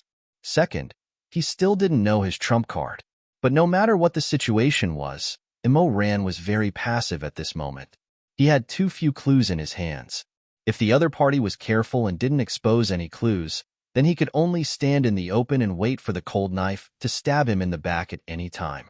Mo Ran pursed his lips, his thick eyelashes drooping and trembling slightly. He couldn't care so much. In his previous life, he lived in hatred, selfish, and did all kinds of crazy things. In this life, no matter what the outcome was, he wanted to do his best to live every day well. He wanted to do his best to make up for those who owed him. He wanted to do his best to protect his master, Shimei, Xuemeng, and protect the peak of life and death. He tried his best to keep this moment of warmth that he couldn't ask for. Just as he was lost in thought, a fisherman suddenly rushed over and shouted to Mo Ran and the others, "Not good, 2 immortal monarchs, something happened." Mo Ran was shocked. He supported himself with his arms on the ground and immediately jumped up, asking, "What's wrong?" The owner of the island went out to sea a few days ago and just came back this morning. She heard the village chief tell her what happened and was very dissatisfied with the village chief's handling. She threw a tantrum and refused to let the elderly and children live in the empty house. At this moment, she has already chased everyone out. The people you brought are all standing outside. The fisherman was kind-hearted. As he spoke, his eyes became moist. How pitiful. It's so cold, but she didn't even want to give them clothes and blankets. The owner also said. Chu Wanning also stood up with a gloomy face. What else did she say? She also said that those people from Lini had eaten the rations and drank the water from the Flying Flower Island. So she said that she wanted to settle the debt with them. If they didn't pay up, she would capture them and enslave them on the island. Zhang Xian paused for a moment before continuing. Before he finished, Chu Wanning was already furious. His moon-white robe fluttered as he rushed toward the village in the center of the island.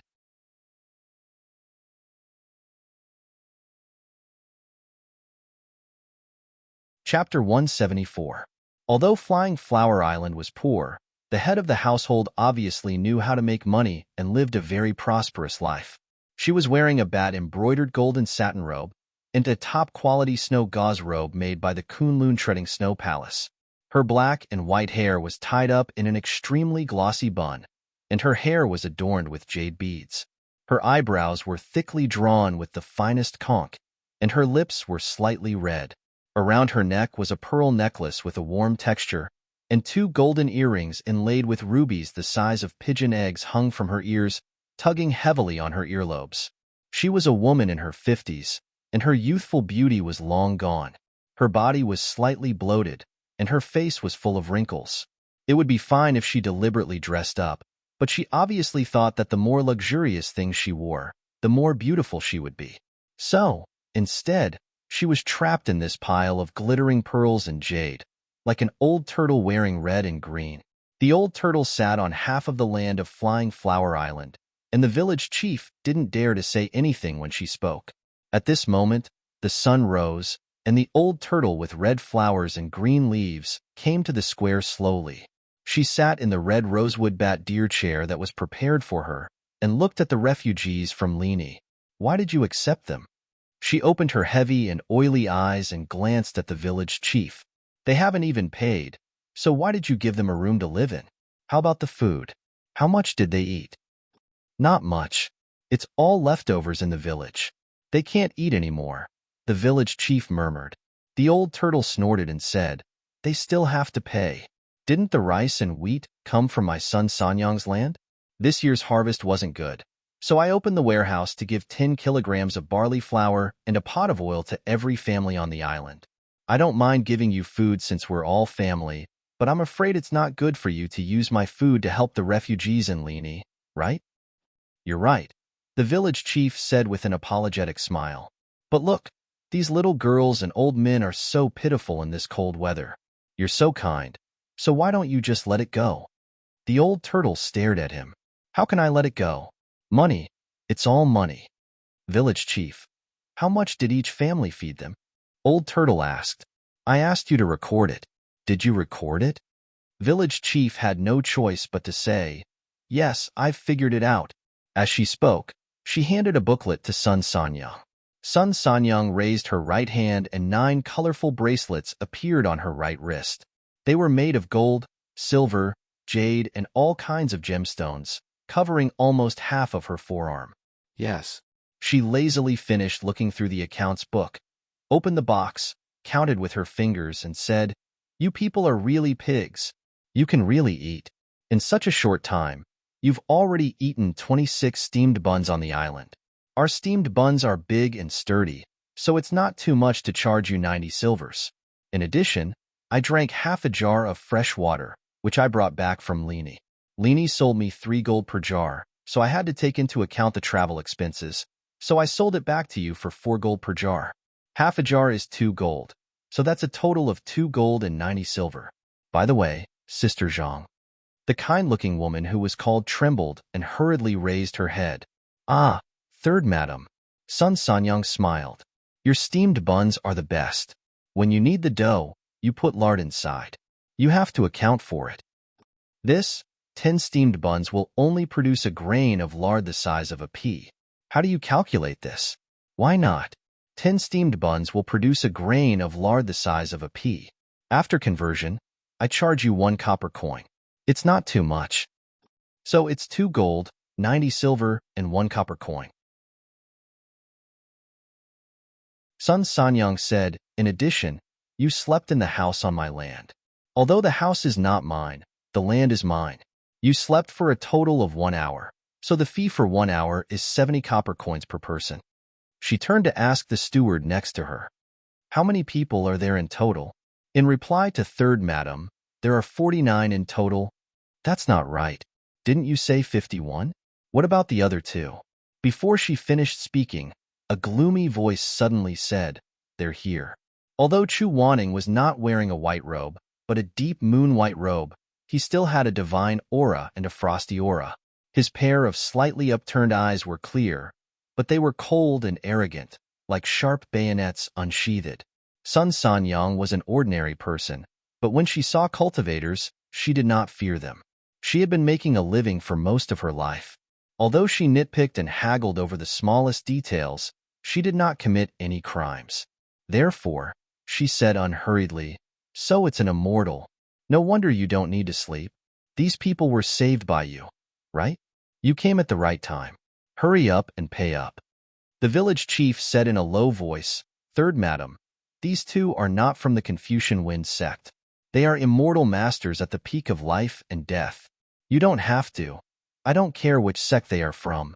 I only recognize money, not people." Chu Wanning glanced at the refugees who were huddled together and shivering from the cold. He raised his hand and cast a golden-red barrier to dispel the cold. Then he turned his head and asked, "How much do you want?" 2 gold, 93 silver, and 430 copper. Although Sun Sanyang was disgusting, they had nowhere else to go. Chu Wanning knew that if he offended her, he would implicate the people he brought with him. Therefore, although his complexion was very bad, he still took out a money pouch from his chinkuan bag and threw it to her. There's about 80 gold inside. Most of his money was with Shuizhengyong, so he did not have much left. We need to stay for about 7 days. Count it and see if it's enough. It's not enough. Sun Sanyang would not do it herself. She handed the money pouch to her subordinates and let them count it on the side. 80 gold is only enough for you to stay for 3 days at most, and it doesn't include food. If a mortal master is not convinced, I can settle this account with you. A businessman knows how to calculate money. I can tell you the reason for every transaction. At this time, Imo Ran also rushed over. He did not have much money on him. Together with Chu Wanning, it was barely enough for 52 people to eat and live for 4 days. Sun Sanyang put away the money and smiled with her bright red lips. "I'll let you stay for 4 days. After 4 days, if you don't have money, I won't care if the fire is extinguished or not. You have to leave immediately." In order to save money, Chu Wanning did not eat that night. He threw the transmission begonia into the river and tried to get in touch with Shuizhengyong. Then, he returned to the small house he was temporarily staying in. This house was more simple and crude than the one he stayed in during the farming season in Yuliang village. There were not many rooms on the island, so everyone had to squeeze together. Chu Wanning was not used to sharing a room with strangers, so he could only sleep with Imo Ran. At this time, the light in the room was on, but Imo Ran was not there. He did not know where he went. Chu Wanning took off his outer robe. Although the robe was luxurious, the material was not better than the white clothes he usually wore. It was stained with ashes and blood from the fire. He poured a wooden bucket of hot water and was about to wash it when the door opened. Chu Wanning looked up and glanced at him. "Where did you go? You're back so late." Imo Ran entered the house and brought back a bamboo lunchbox. The wind was a little strong outside, and it was very cold. He put the lunchbox in his arms and looked up. The tip of his nose was red from the cold. He smiled and said, "I went to Sanyang's house to beg for food." Chu Wanning was stunned.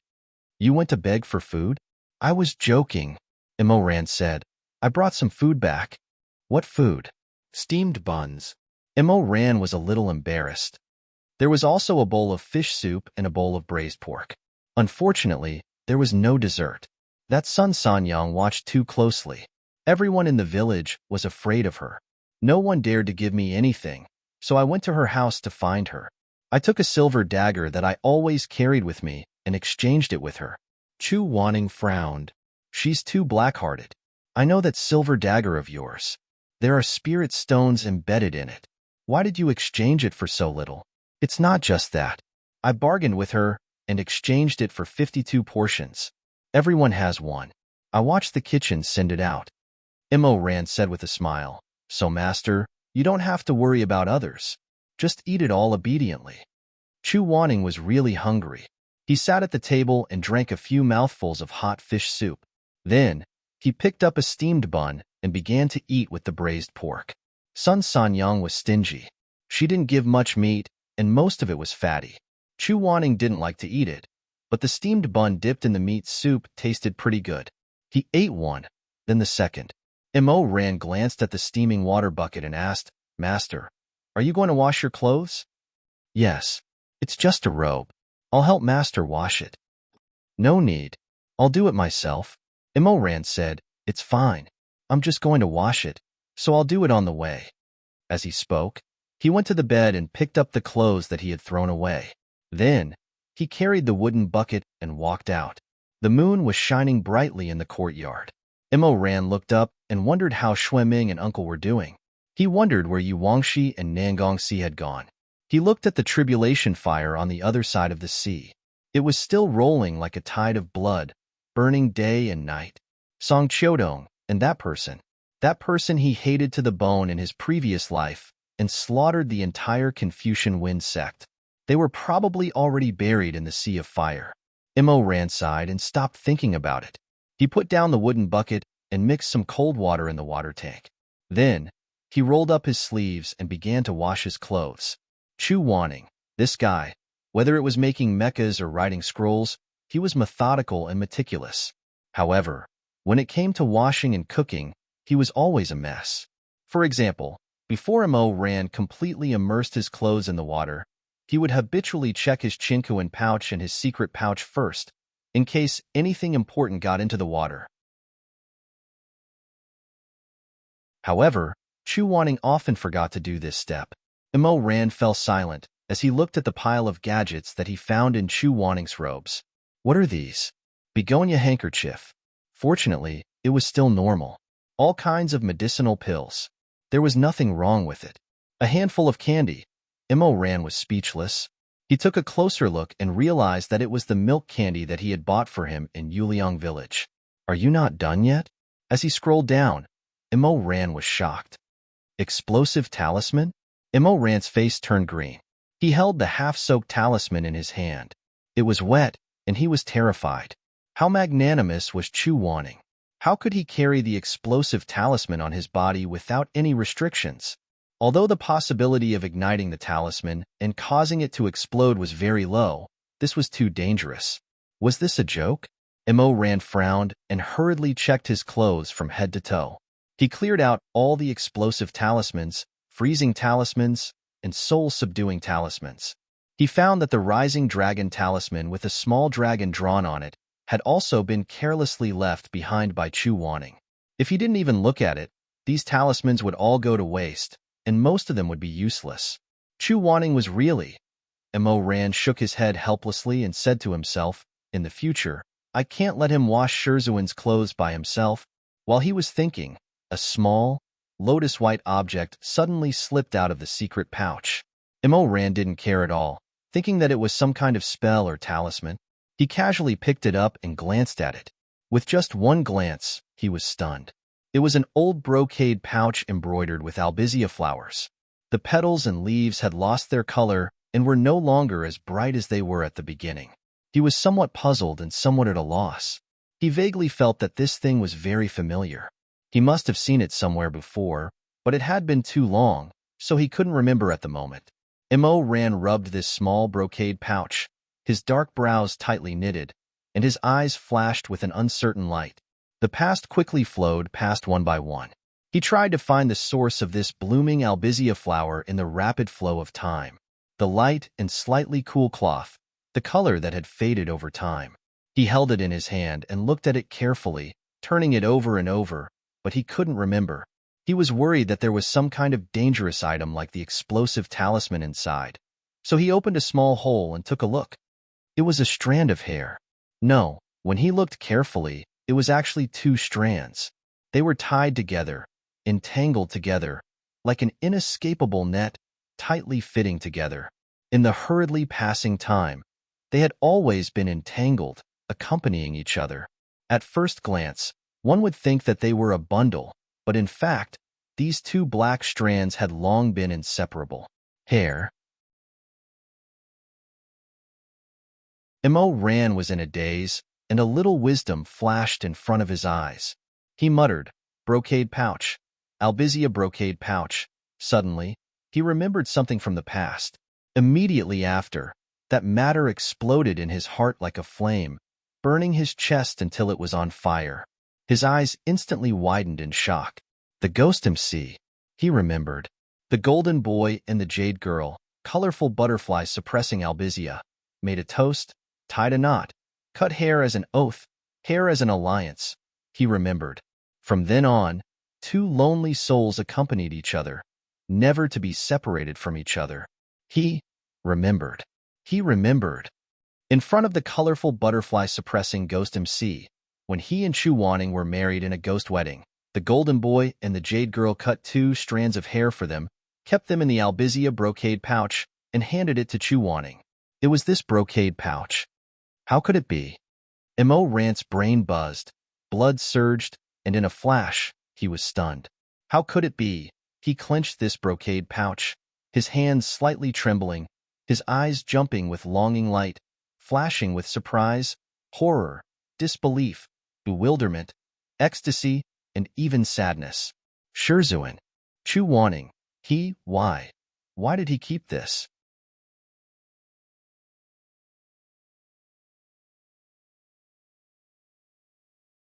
Chapter 175. When Chu Wanning was eating the last steamed bun, the door behind him opened. Mo Ran walked in with a pile of things and placed them on the bed. Shizun, there are some talisman fragments in your outer robe that you didn't take out. I've put them all here for you. After he finished speaking, he lowered his head and walked out again. He was really too embarrassed to directly take the brocade pouch and ask Chu Wanning. He always felt that no matter what the other side said, the atmosphere would be extremely awkward. Moreover, Chu Wanning's face was so thin, and his mouth was so clumsy. If by any chance he said something wrong and made him unhappy, what should he do? Mo Ran pursed his lips. His black eyes flashed with a burning light. He was a little confused and at a loss. He suddenly had a thought that even he himself found inconceivable. Could it be that Chu Wanning, she actually liked him? Mo Ran was shocked by his own bold and delusional thoughts. He hurriedly shook his head and muttered in a low voice, "Impossible, impossible. As the saying goes, you can't see the true face of Mount Lu because you're in the mountain." This was probably the case. If this brocade pouch belonged to someone Mo Ran didn't care about at all, such as a female cultivator, then Mo Ran would definitely be well aware when he saw it. In an instant, he would be able to determine the other party's feelings. If they didn't like him, why would they carry another person's brocade pouch and carry it for so many years? Originally, things were so simple, but as soon as he met Chu Wanning, Mo Ran became confused. People were like this. The more they cared, the easier it was for their imagination to run wild. They would become very clumsy, not knowing where to put their hands and feet. A single glance from the other party could make him feel conflicted for a long time. The other party was silent, but from that silence, he could carefully dig 3 feet into the ground and dig out the hidden meaning behind the pause. In this way, no matter how simple a matter was, he would repeatedly ponder over it, carefully chewing and swallowing, tasting a lot of complicated feelings. Did he make a mistake? Did he misunderstand? Did Chu Wanning forget to throw it away? This was a question that could be denied even if one thought with one's toes, but he could actually think about it for a long time. He was lost in thought as he absent-mindedly washed the clothes in the bucket. The more he bathed, the colder his heart became. Mo Ran couldn't help but raise his head and look towards the house. Through the old wooden windows that were papered with paper, golden candlelight shone through. The candlelight flickered, dimming and brightening. Even the tender bud in Mo Rant's chest trembled softly and swayed. If Chu Wanning really liked him, the Emperor Ta, who used to be so thick-skinned, had only thought about this sentence halfway before his face turned red. Mo Ran felt a little hot and thirsty. It was a thirst that couldn't be quenched by water. The only one who could soothe his heat was the person in the room. Only the sweetness from that person's mouth could comfort him greatly and give him a moment of peace. Only that person, the man he swore to cherish, protect, and respect. When he thought of respect, Mo Rant's burning chest seemed to have been splashed with a cup of water. In the past, when he couldn't control himself and developed a strong desire for Chu Wanning, he would always remind himself like this and criticize himself. But tonight was different.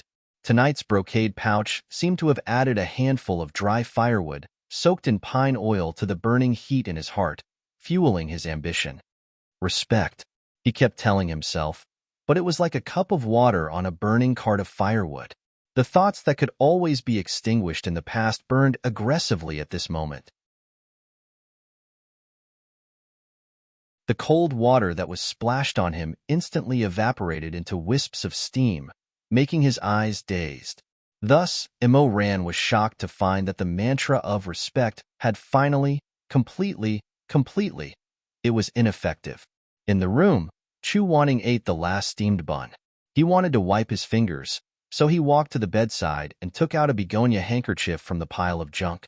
He sighed, thinking that his memory was really bad. Before washing the clothes, he didn't know to take out the things inside first. He made a fool of himself in front of Ran. He also didn't know that Before he finished thinking, he suddenly saw a slender red string under the cover of a pile of talismans. Chu Wanning's heart thumped. He reached out to take out the red string to take a look, but his fingers paused in the air, not daring to move forward. After hesitating for a moment, he withdrew his hand and reached into his lapel to feel the position closest to his heart. As soon as he touched it, his expression suddenly changed. His acacia flower brocade pouch really wasn't on him. Chu Wanning's expression suddenly became extremely ugly. After a long while, he remembered that he usually kept the brocade pouch that he got from the Ghost Master of Ceremonies inside his lapel. However, the inner pocket of the ceremonial robe that Xue Zhengyong ordered was slightly slanted. The brocade pouch was soft and slippery. He was afraid that he would accidentally drop it, so he kept it in the pocket of his outer garment.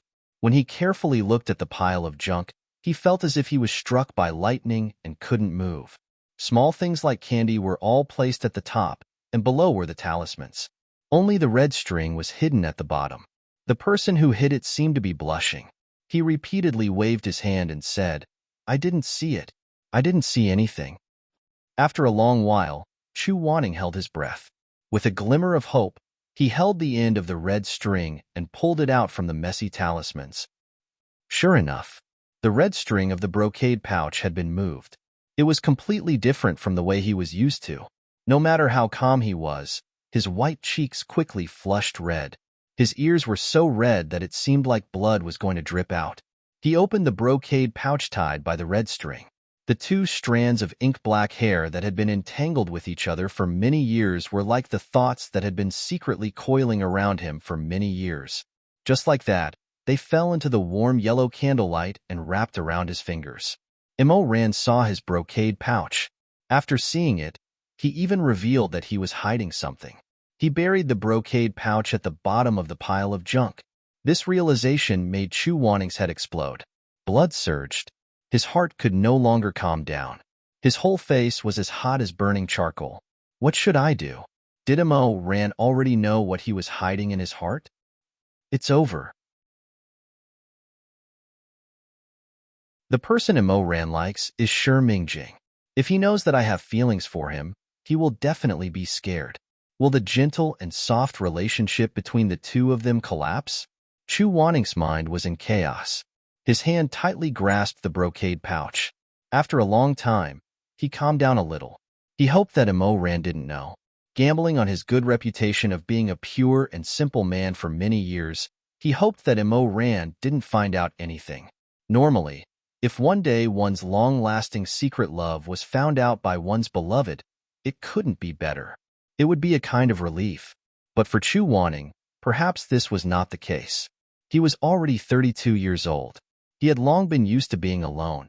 When Ran and Shi Mei were young and full of vigor, Chu Wanning had always been alone. He had never thought that now that he was 30 years old, he would still have the opportunity to be with his true love.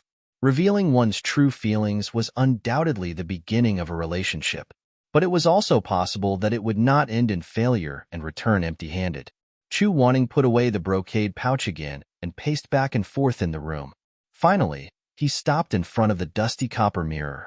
He raised his eyelids and looked inside. The mirror had not been used for a long time. It was covered with a thick layer of dust and could only reflect a rough shadow. So he raised his hand and wiped the surface of the mirror. From the dust, a face that was not so perfect was revealed. There was a scratch on the copper mirror. It happened to fall into the corner of his eye. Chu Wanning blinked and looked at himself. So ugly. He looked at the person in the mirror. Suddenly, He was very angry and also very depressed.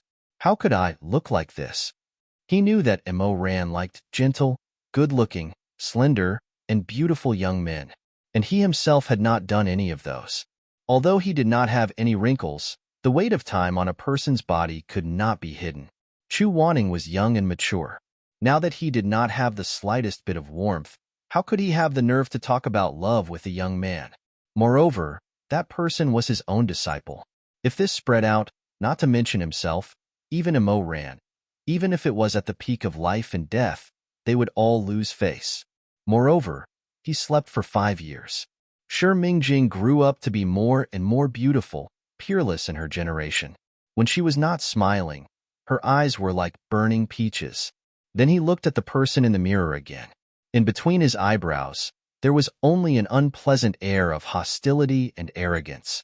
Comparing the two, it was obvious who was superior. Only a fool would choose him. Chu Wanning looked at the dim bronze mirror. He thought to himself that if time could be rewound 10 years ago, and this ugly guy in the mirror had fallen in love with someone in his 20s, perhaps he would still recklessly confess due to his hot-bloodedness. It wouldn't matter even if his head was bruised and bleeding. But now he was already 30 years old. He was no longer young. All that was left was a sorry figure, vigilant, harsh, and a fierce face that would scare a child to tears. Immerse was in his prime. Shirmei was devastatingly beautiful. But he was no more than an ugly guy who was no longer young. He did not dare to ask for anything. He only wanted to hide. He only wanted to live peacefully like this. He did not even dare to think that he would be allowed to have a one-sided love, allowed to have a crush on a person, allowed to have a legitimate reason to treat that person well in the name of Shizun. He felt that it was enough. He was very satisfied. Right at this moment, a creaking sound came from behind him. Chu Wanning did not turn his head. From the copper mirror, he saw Immerse carrying a wooden bucket and walking into the room. Neither of them said anything. The copper mirror was still a bit blurry.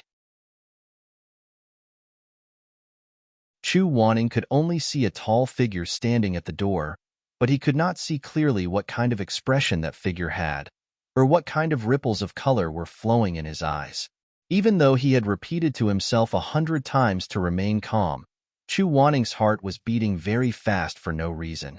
He did not want Immerse to see his awkwardness, so he undid his high ponytail and bit the hairband between his teeth. He lowered his head and pretended to retie his hair in front of the mirror. He felt that he was really smart. Biting the hairband gave him a reason not to open his mouth to greet the other person.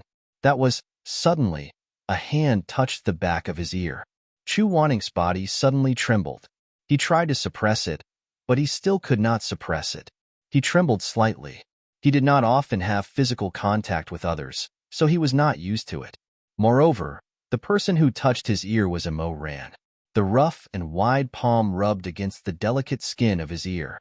In just a moment, his back went numb. Chu Wanning still had his eyes lowered. He suspected that if he raised his head now, even if the light was dim, even if the copper mirror was dim, the person behind him would be able to see that his face was abnormally red. He only bit the hairband and tried to remain calm. He said, "Are you done bathing?" And the man's voice was low and slightly hoarse. Chu Wanning felt that he was so close to him.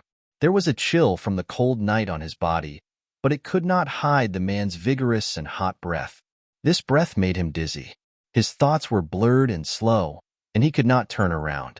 Immerse helped him gather the loose strands of hair that had slid down. He wanted to say something, but stopped. "Shizun, just now What did he want to say? Chu Wanning bit the hairband and lowered his eyes. His heart was beating fast. It seemed that what he wanted to ask was too difficult to say. Immerse paused for a moment, then changed the topic. "Forget it. It's nothing. It's so late, and you're still tying up your hair?" Chu Wanning did not answer. He only felt that the body behind him was too close. "So hot. Are you going out?" Chu Wanning said, "No, I'm just going out to wash the dishes." "I'll help you." Chu Wanning said, "I have hands and feet." Immerse smiled behind him. He seemed to be looking for something to talk about. He smiled awkwardly.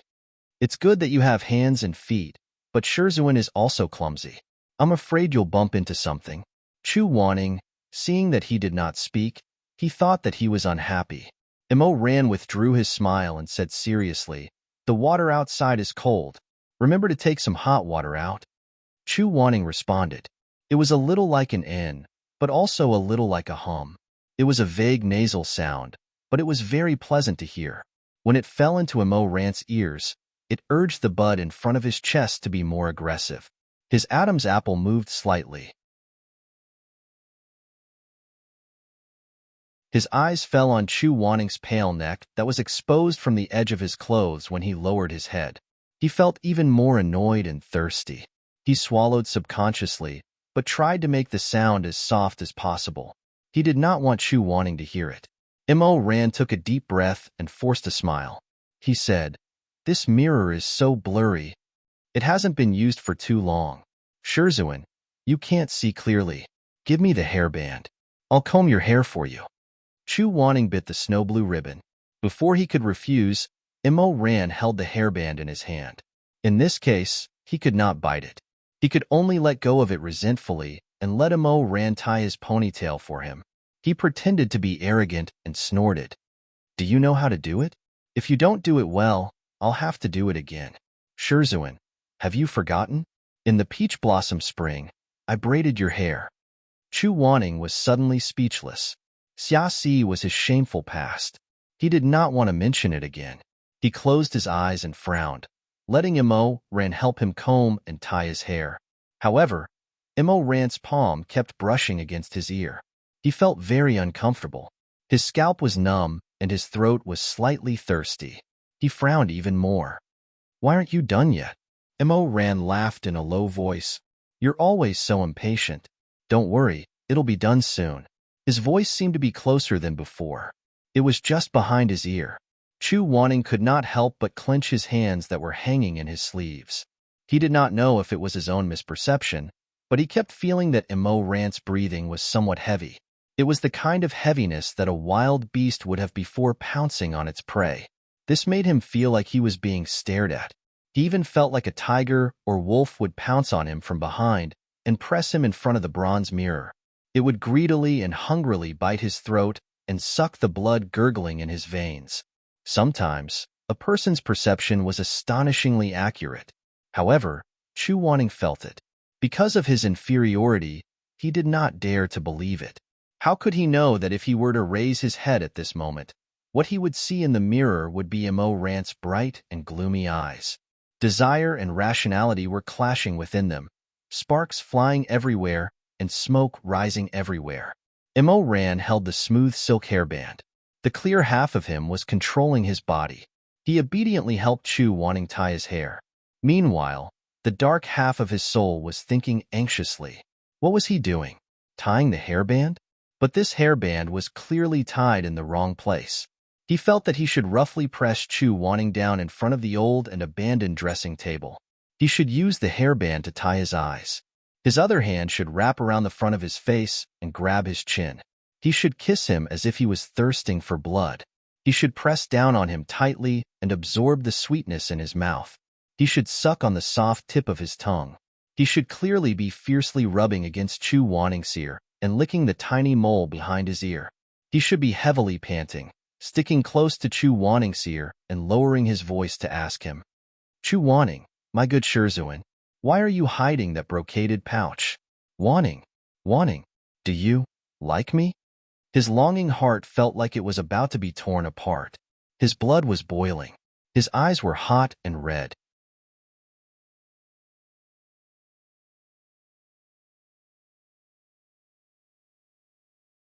Chapter 176. After Chu Wanning tied his ponytail, he went outside to wash the dishes. There were 3 bowls, but he didn't enter the room even after washing them for a long time. Imo Ran sat on the bed, somewhat anxious. His fingers unconsciously scratched the edge of the bed, occasionally glancing out the window. What to do? He was thinking. Tonight, how should he sleep? This was a seemingly simple question, but in fact it was fatal. Imo Ran couldn't understand Chu Wanning's intentions, and he was even more conflicted. Desire and rationality were in full swing. At this time, the warm curtains were lifted, and Chu Wanning returned to the room with the washed bowls and the chilly air outside. He glanced at Immerse, who was sitting by the bed. The candlelight flickered, and his gaze seemed to be somewhat subtle. But in the next moment, his eyes fell, and before Immerse could see clearly, he had already sat by the table with his back to him. Shizun, you're still not sleeping? As soon as the words left his mouth, he felt that he had misspoken. No matter how he heard it, it sounded like a man who couldn't be any more thirsty, urgently inviting his lover to rest in bed. Chu Wanning didn't turn his head and said lightly, I still have some things to do. If you're sleepy, you can sleep first. I'm not sleepy either. Immerse said, Shizun, what do you want to do? I'll help you. You can't help. I want to make more voice-condensing begonia flowers tonight. As Chu Wanning spoke, he raised his hand and pinched his fingertips, forming a golden and tender begonia flower, and placed it on the table. This begonia flower was formed by Chu Wanning's spiritual energy and could be used to receive short messages. This was his unique secret technique, and no one else could imitate it. But Immerse was somewhat puzzled. He came to the table, pulled out a chair, and sat down. His strong arms rested on the back of the chair, and his chin rested on his arms. What is Shizun doing with this? Selling it. And? Hearing the slight surprise in Immerse's voice, Chu Wanning looked up and glanced at him. We don't have enough money to stay on Flying Flower Island for 7 days. Didn't Sun Sanyang want to do business? Then I'll do the same as her. Sound-condensing begonia is unbeatable all year round. Look at all the gold and silver jewelry on her body. Which one of them isn't shining? I think she just likes shiny things. Once it's done, I'll sell it on the streets tomorrow. I'll see if she wants it. Immerse couldn't help but laugh. Shizun wants to sell flowers? Chu Wanning's expression changed slightly. He probably didn't want to put himself in the same category as the girls selling white orchids in the alley. So he said very stiffly, flowers made by magic can't be counted as flowers. Then I'll go with you tomorrow. Chu Wanning didn't say anything. He lowered his head and quickly condensed 4 or 5 flowers. Then he said in a muffled voice, do as you wish, as long as you don't find it embarrassing. How is it embarrassing? Immerse picked up one of the flowers and smelled it. The flower was very light and didn't have any fragrance. The way it flowed with light was very graceful and unique. The golden light shone on his handsome face and dark eyelashes. He said with a smile, that Sun Sanyang will probably cry and beg Shizun to sell it to her. How much does Shizun want to sell it for? 100 of them won't cost much spiritual energy. How about 3 copper coins for one? Immerse. Chu Wanning looked at him again and slightly frowned. He hesitated and said, too much? Immerse sighed. He didn't say too much, but also didn't say too little. He only said, tomorrow, Shizun, don't give me a price. I'll sell it. Why? I made the flowers and I set the price myself. 3 copper coins. Immerse stretched out 3 fingers and waved them in front of Chu Wanning, not knowing whether to laugh or cry. Shizun, you're the Northern Dipper Celestial Venerable. This is your late-night begonia, something that cultivators can't even get their hands on. You're selling it for 3 copper coins? No one asked me for it. Besides looking good and being able to transmit sound, this thing has no other use. I think this price is about right. Immerse was so angry that he almost laughed. Then, sell it to me. Okay? I'll give you the money right now. Chu Wanning stopped. A half-formed begonia flower lost the support of its spiritual flow and dropped a dazzling golden petal. He actually really did reach out his palm and said indifferently, deal. Immerse was speechless for a long time. He touched his money pouch and then remembered that Chu Wanning, and he had all the money left on them, had been squeezed out by that old turtle. He couldn't help but feel slightly embarrassed. When he looked up, he saw Chu Wanning looking at him with a smile that wasn't a smile. He couldn't help but feel even more embarrassed. He muttered, Shizun already knew that I don't have money. But Chu Wanning thought he was funny, so he said, you were the one who boasted that you wanted to buy my flowers. He silently swallowed his words, because he suddenly felt that Chu Wanning's words were a little ambiguous. Chu Wanning should have said buy my flowers, but he was lazy. Before he finished speaking, it sounded like Immerse wanted to spend money to buy the man in front of him. Immerse's heart suddenly beat faster. He didn't look at Chu Wanning's eyes, afraid that the other party would see through his rebellious thoughts. But when he looked down at his hand for a while, he suddenly realized that Chu Wanning had been washing the bowls outside for a long time. He had forcibly turned the hot water into ice water, and his fingertips were frozen red. Immerse didn't have time to think too much. Almost out of habit, he grabbed the 5 outstretched fingers on the table. Chu Wanning was shocked. He was pretending to be calm. He stretched out his hand to ask for money, but he didn't get the money. Instead, his hand suddenly fell into a pair of warm and broad palms. The temperature of the palms was just right, but he felt like he was being burned by a soldering iron. He suddenly pulled away. "What are you doing?" Immerse originally didn't have such vulgar thoughts. He really just wanted to warm Chu Wanning and feel sorry for him. But he never expected to encounter such a big reaction. For a moment, he was stunned. The two people looked at each other under the dim candlelight. Suddenly, the candlelight burst and broke the silence. Chu Wanning knew that he was being too sensitive. He didn't say anything for a while. He pursed his lips and felt a little embarrassed. Immerse looked at his silent appearance. The young seedling in his heart grew stronger and stronger. He tried to stretch his soft little body, tickling his chest even more. "Shizun, Chu Wanning, are you?" Halfway through his sentence, he stopped. He didn't know what was waiting for him in front of him. His rationality finally pulled him back from the brink, and he didn't continue speaking. But before he could finish asking, Chu Wanning still said stiffly, "No?" Immerse was stunned. "What do you mean by no?" "No matter what you say, the answer is no." Chu Wanning frowned and raised his sharp thorns. He was like a cat guarding its territory, not letting strangers come close. "Take your hand away." Immerse took his hand away and continued to put it on the back of the chair, looking very obedient. Chu Wanning continued to condense flowers. When he finished condensing the begonia that had dropped a petal, he was a little angry. But there was more helplessness in his anger. After a while, Immerse said, "Shizun, actually, I just wanted to ask if you were cold. I wanted to warm your hand." "I'm not cold." Liar. The hand that he had just touched was clearly ice. Probably feeling that it was really awkward for the two of them to sit like this, Chu Wanning said, "If there's nothing else, go to sleep. I'll take you to sell flowers tomorrow." In the past, he would often say, "Take you to cultivate, take you to meditate, take you to read books, take you to sell flowers," or something like that. Immerse wanted to hold it in, but he couldn't. His black eyes were smiling. Under the candlelight, he hummed in agreement, but he didn't want to move. "Go to sleep." Immerse glanced at the bed. He decided that no matter what, he couldn't sleep before Chu Wanning. Since he wasn't sure whether he should sleep on the bed or on the floor, then he would see what Chu Wanning wanted. If he slept in the innermost position, obviously making space for him, then he would sleep on the bed.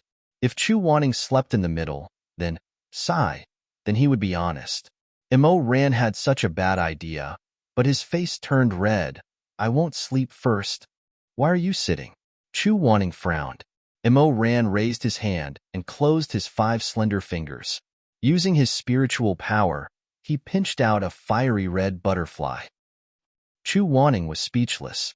"Selling it for money." Immerse smiled. With a light flick of his finger, the fiery red butterfly flew up and landed in the pile of begonia flowers that Chu Wanning put aside. It dived in and flapped its fluorescent wings like pollinators, going in and out of the flower. "Mine is more expensive. I'm black-hearted. 10 gold for one." Chu Wanning watched the irksome butterfly fly around and stop on his begonia flowers, licking the delicate powder. Chu Wanning's face darkened. "Immerse, what's wrong?" He was so angry that he didn't know what to say or how to say it. In the end, he suppressed it and said in a hoarse voice, 3 copper coins for one. No more." Immerse laughed.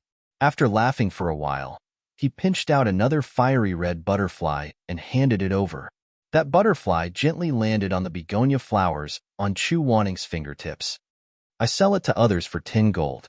I think this price is very appropriate." "Then sell it to me." Chu Wanning took a deep breath and said fiercely, "I'll sell it again. In short, it can't be more expensive than my begonia flowers." After thinking for a while, he added, "But I don't have money on me. I'll give it to you when we get back to the peak of life and death." Immerse smiled and pinched out the third butterfly. He gently blew on it, and that butterfly danced around Chu Wanning. Immerse rested his head on his strong tanned arm and said gently, "What are you talking about? Don't tell me you still want to say no credit?" Chu Wanning slightly raised his chin. His eyes were still wet with anger, but his expression was very arrogant. He thought it through. If Immerse really dared to say no credit, then he would take out the etiquette of a teacher and teach this arrogant man a lesson. The arrogant man smiled even more brightly. His dimples were deep and his nasal voice was shallow. He said, "No, I want to say." What did he want to say? Chu Wanning was ready for battle, her awe-inspiring. "You can buy me." The man didn't know if it was intentional or not, but he also omitted the word spirit butterfly, so his words became vague and ambiguous. He rested his head on his arm and seriously stared at Chu Wanning. He gently smiled and said, "I'll sell it to you for free." No matter what, he didn't expect this kind of answer. Chu Wanning was startled, and then his face suddenly turned red. It was already very late at night. The spirit butterflies and begonia flowers were piled up in the room. They were already enough to sell, but none of them got up to go to sleep first. Immerse's thoughts were needless to say. He planned to see how Chu Wanning slept and then act according to the circumstances. Chu Wanning didn't know his plan, but he wasn't stupid. He didn't know what Immerse would do tonight. Would he sleep on the floor or on the bed? Although this man made him feel more and more dangerous, if Immerse really did lie on the bed, he didn't plan to chase him away. He could even feel the secret hope in his heart. He hoped to see Immerse sleepily get up, say "I'm sleepy," and then lie on the bed. Why isn't he sleeping yet? Chu Wanning and Immerse thought anxiously as they played with the flowers and butterflies. "Go to sleep. Lie on the bed first. Shizun." "Yes? Are you tired? It's too late. Why don't you rest first?" "No need. I'm used to it." So another 2 hours passed. Immerse. "Yes? Why are you still sitting? I'll condense more butterflies. If Shizun is sleepy, you can go to sleep first. I'll wait." Chu Wanning tried his best to resist the urge to yawn and clenched his teeth. Because he couldn't sleep for 2 consecutive nights, his eyes were a little red. He stubbornly said, "I'm not sleepy yet." Immerse. After some time, the butterflies and begonia flowers in the room were piled up like an ocean. The gold and red intertwined, dazzling and dazzling. Immerse drowsily raised his head and was suddenly startled. Chu Wanning was really too tired. He had already fallen asleep on the table. There was still half a begonia flower at the tip of his finger. The petals trembled slightly as he breathed. Immerse walked over and gently picked up the remaining half of the flower. He put it on the table and then picked him up.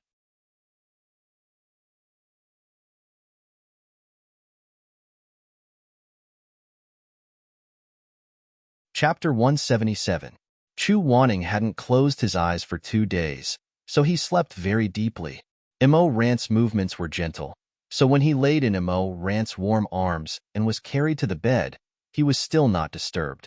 Immerse put him in the center of the bed, put his hand on his neck, put him on the pillow, and then covered him with the quilt. After doing all this, he didn't leave. He just stared at that face with infatuation, from the dark eyebrows down inch by inch to the thin lips. Beautiful. How could his Shizun, his Wanning, be so beautiful? He was so beautiful that if he looked at him more, his heart would soften, and his lower body would become hard. His scalp was slightly numb, and reason strangled his neck. He knew that this was wrong, but Chu Wanning's face was so close, and the faint begonia smell on his body was like countless pairs of soft claws, tearing apart his delicate clothes, seducing him to go to the hot bed with him. Maybe it was because the blood in Immerse's veins was surging like a river, or maybe it was because his heart was beating like a drum, or maybe it was because his eyes were too hot, burning the sleeping person awake.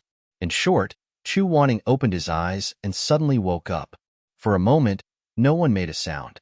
Immerse was stiff in the same place, and Chu Wanning turned from drowsiness to astonishment in an instant. His pair of phoenix eyes opened wide, meeting Immerse's blazing eyes. Chu Wanning suddenly woke up. "What are you doing?" The expression on the handsome, young, and strong man's face was hard to see clearly. He slowly leaned down, and Chu Wanning was so shocked that he didn't dare to move. He was getting closer and closer. His heart was thumping. Bang! The bedside made a light sound, and suddenly the light around them dimmed, falling into an even more ambiguous and hazy atmosphere. Immerse leaned over and pulled the bed curtains tight. He straightened up and sat by the bed. He lowered his head to look at Chu Wanning, who was lying on the bed. His voice was low and slow. "I saw that Shizun was fast asleep, so I wanted to help you put down the bed curtain. I didn't expect that I would still wake you up."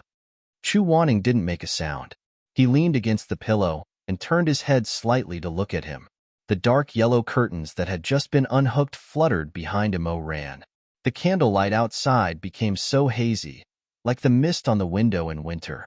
It was too dark, and the young man's handsome face was almost impossible to see clearly. In the dark night, only a pair of eyes were shining brightly, like falling stars. Immerse suddenly called out, "Shizun, there's something I want to ask you." With the help of the darkness, the disciple's courage seemed to have grown. Chu Wanning's heart tightened. He thought, is he going to ask about that brocade pouch? His face was calm, but his heart was surging with emotions. "Is it too late to pretend to be asleep now?" Immerse asked. "Where do I sleep?" Chu Wanning was speechless. Thus, after being busy for most of the night, Immerse decided to sleep on the floor. The bed is too small. In fact, he regretted asking just now. His body was still young and full of vigor, so it was better not to sleep with Chu Wanning. It was not that he did not know how terrible a man's desire could be. "I'll sleep on the floor." "Is there an extra bed?" "There is a bed." "Will it be cold?" "No, I'll just lay down more straw." As Immerse said this, he went outside to get some straw. He came back with a pile and laid it on the floor. Chu Wanning was no longer sleepy after being tormented by him just now. She leaned to the side and propped up her head. With one hand, she lifted the curtains of the bed and silently watched as the man busied himself. With lightning speed, he prepared a single bed for her. "Sleep, Shizun. Sweet dreams." The man lay down with his clothes on and pulled the blanket over himself. His dark eyes were gentle and steady as he looked at Chu Wanning on the bed. Chu Wanning. Seeing Immerse, "I'm very honest look." Chu Wanning was also relieved. He put on a, "I'm very cold and aloof" face and casually put down the bed curtain and lay down. However, Immerse sat up again. "What are you doing?" "Turn off the lights." The man got up and blew out the candles. The room fell into silence. The master and disciple lay on the bed, each with their own thoughts. They looked at the begonia flowers and butterflies faintly lit in the endless night. "Shizun, what's wrong? Are you still not going to sleep?" "I'm going to sleep." Immerse's voice was very gentle. In the night, it was especially soft. "I just suddenly wanted to tell you something." Chu Wanning pursed his lips. Although his heart was not as fast as when he guessed blindly the first time, he still could not help but feel his throat go dry. "I wanted to say, Shizun, you don't have to be so reserved when you sleep. You always sleep in a corner." There was a hint of a smile in his voice. It was low, but very pleasant to hear. Chu Wanning. "I'm used to it." "Why?" "The room is always too messy. Previously, when I flipped over and fell down, I was cut by a file on the floor." Immerse heard this and did not speak for a long time. Chu Wanning waited. When there was no movement, he asked, "What's wrong?" "Nothing," Immerse said, but his voice seemed to be closer. Chu Wanning turned his head. Through the soft and fuzzy curtain, he saw him pull the mattress closer to him with the help of the fluorescent light from the begonia flowers and butterflies. Immerse lay down again and said with a smile, "When I'm here, Shizun doesn't have to worry. You won't get cut when you fall." He paused, then said seemingly casually, "I'm here." After a while, Immerse heard the person on the bed snort softly and say faintly, "The flesh on your arm is so hard. If you hit it, it won't be much better than a file." Immerse laughed. "There's something even harder. Shizun hasn't seen it yet." He originally wanted to say the muscles on his chest, but before he finished speaking, he suddenly realized that this sentence was filled with a strong smell of blood. He was stunned and hurriedly said, "That's not what I meant." Chu Wanning was already silent and awkward when he heard the first sentence. When he heard the second sentence, the atmosphere between the two of them sank even deeper into the abyss. Of course he knew that Immerse had something even harder and hotter. It was even more chilling than the handle of the mecha he made himself. Putting aside that damn cultivator ranking list, he himself had unintentionally felt it through his clothes. It was a kind of terrifying passion that made one's whole body tremble and numb. Chu Wanning said impatiently, "Sleep?" Yes. But how could he sleep? The lava of love was tormenting the two of them, licking their chests that were so hot that they were cracking. The room was too quiet.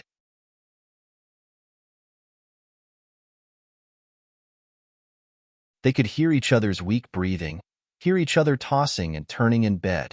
Immerse put his hands behind his head and opened his eyes, looking at the fiery red butterflies fluttering all over the room.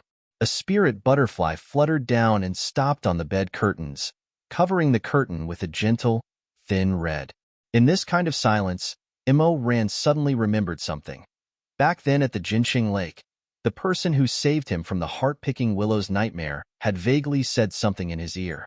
At that moment, his divine sense was blurred. He wasn't sure whether those words were his imagination or not. But now that he thought about it, he suddenly felt that maybe he didn't hear wrong. Maybe it was true. At that time, he heard Chu Wanning say, "I like you too."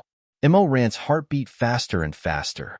Some minor details that he didn't notice in the past sprouted and sprouted at this moment, turning into fresh and tender leaves. Then, nourished by his wolfish ambition, they grew into a lush tree that reached the sky. His head buzzed and his vision was dizzy. The more he thought about it, the more he felt that something was wrong. "I like you too. I like you too." If he really misheard those words back then, if Chu Wanning didn't say that, then why was Chu Wanning unwilling to admit that he was the one who saved him after the nightmare at the Jinxing Lake woke up? Unless he didn't mishear. Unless Chu Wanning really said. Immerse sat up abruptly. He was so excited that he couldn't control himself. He said hoarsely, "Shizun." Even though the person behind the curtain didn't move, Immerse still asked, "Today, when I was washing clothes, I picked up something. Is it?" It was very quiet behind the curtain. "Do you know what it is?" When the words came to his mouth, he suddenly became timid. He actually asked Chu Wanning so stupidly. The other didn't answer for a long time. Immerse hesitated, his eyes wet and dark. "Shizun, are you still awake? Did you hear me?" On the bed covered by the curtain, Chu Wanning didn't move anymore. It seemed that he had really fallen asleep. Immerse waited for a long time. He was unwilling to give up. Several times he reached out to open the curtain, but he froze. "Shizun," he muttered, lying down again. His voice was very soft. "Pay attention to me." Of course, Chu Wanning wouldn't pay attention to him. His entire being was in chaos, and the clear mind that he had always prided himself on was now filled with a cloud of smoke. He lay on the bed, staring at the dark curtains with his eyes open. He thought slowly and stiffly. What does Immerse want to do? He thought a lot, made all kinds of outrageous guesses, but he didn't dare to guess the most obvious answer. He didn't dare to guess that Immerse also liked him. It was like a hungry person who had obtained a piece of fragrant and crispy meat pie. Because it was not easy to obtain, they especially cherished it. Therefore, they ate up the outer layer of the pie, but could not bear to eat the last remaining meat filling for a long time. Chu Wanning listened to the gentle and anxious murmur of the person outside the curtain. He quietly pulled the quilt up, covering his chin, mouth and nose, only revealing a pair of bright eyes. Then he covered his eyes as well, hiding his whole body under the quilt. Of course he heard it, but he didn't know how to answer. His heart pounded, and his palms were sweaty. He had a sense of being forced into a dead end. He hated that he couldn't sit up and roar, "Yes, if **** King hid that brocade pouch. I like you. Are you satisfied? Get out of here, don't ask anymore. Go to sleep." He was tormented and nervous. His heart was itching. "Shizun? Is he really asleep?" After a while, Chu Wanning heard Immerse sigh softly. He covered his head with the quilt. In the darkness, he felt dejected and his heart palpitated, nervous and sweet. He had mixed feelings, sour, bitter, and sweet. He told himself to be calm, but in the end his cheeks burned. He couldn't help but secretly kick the quilt.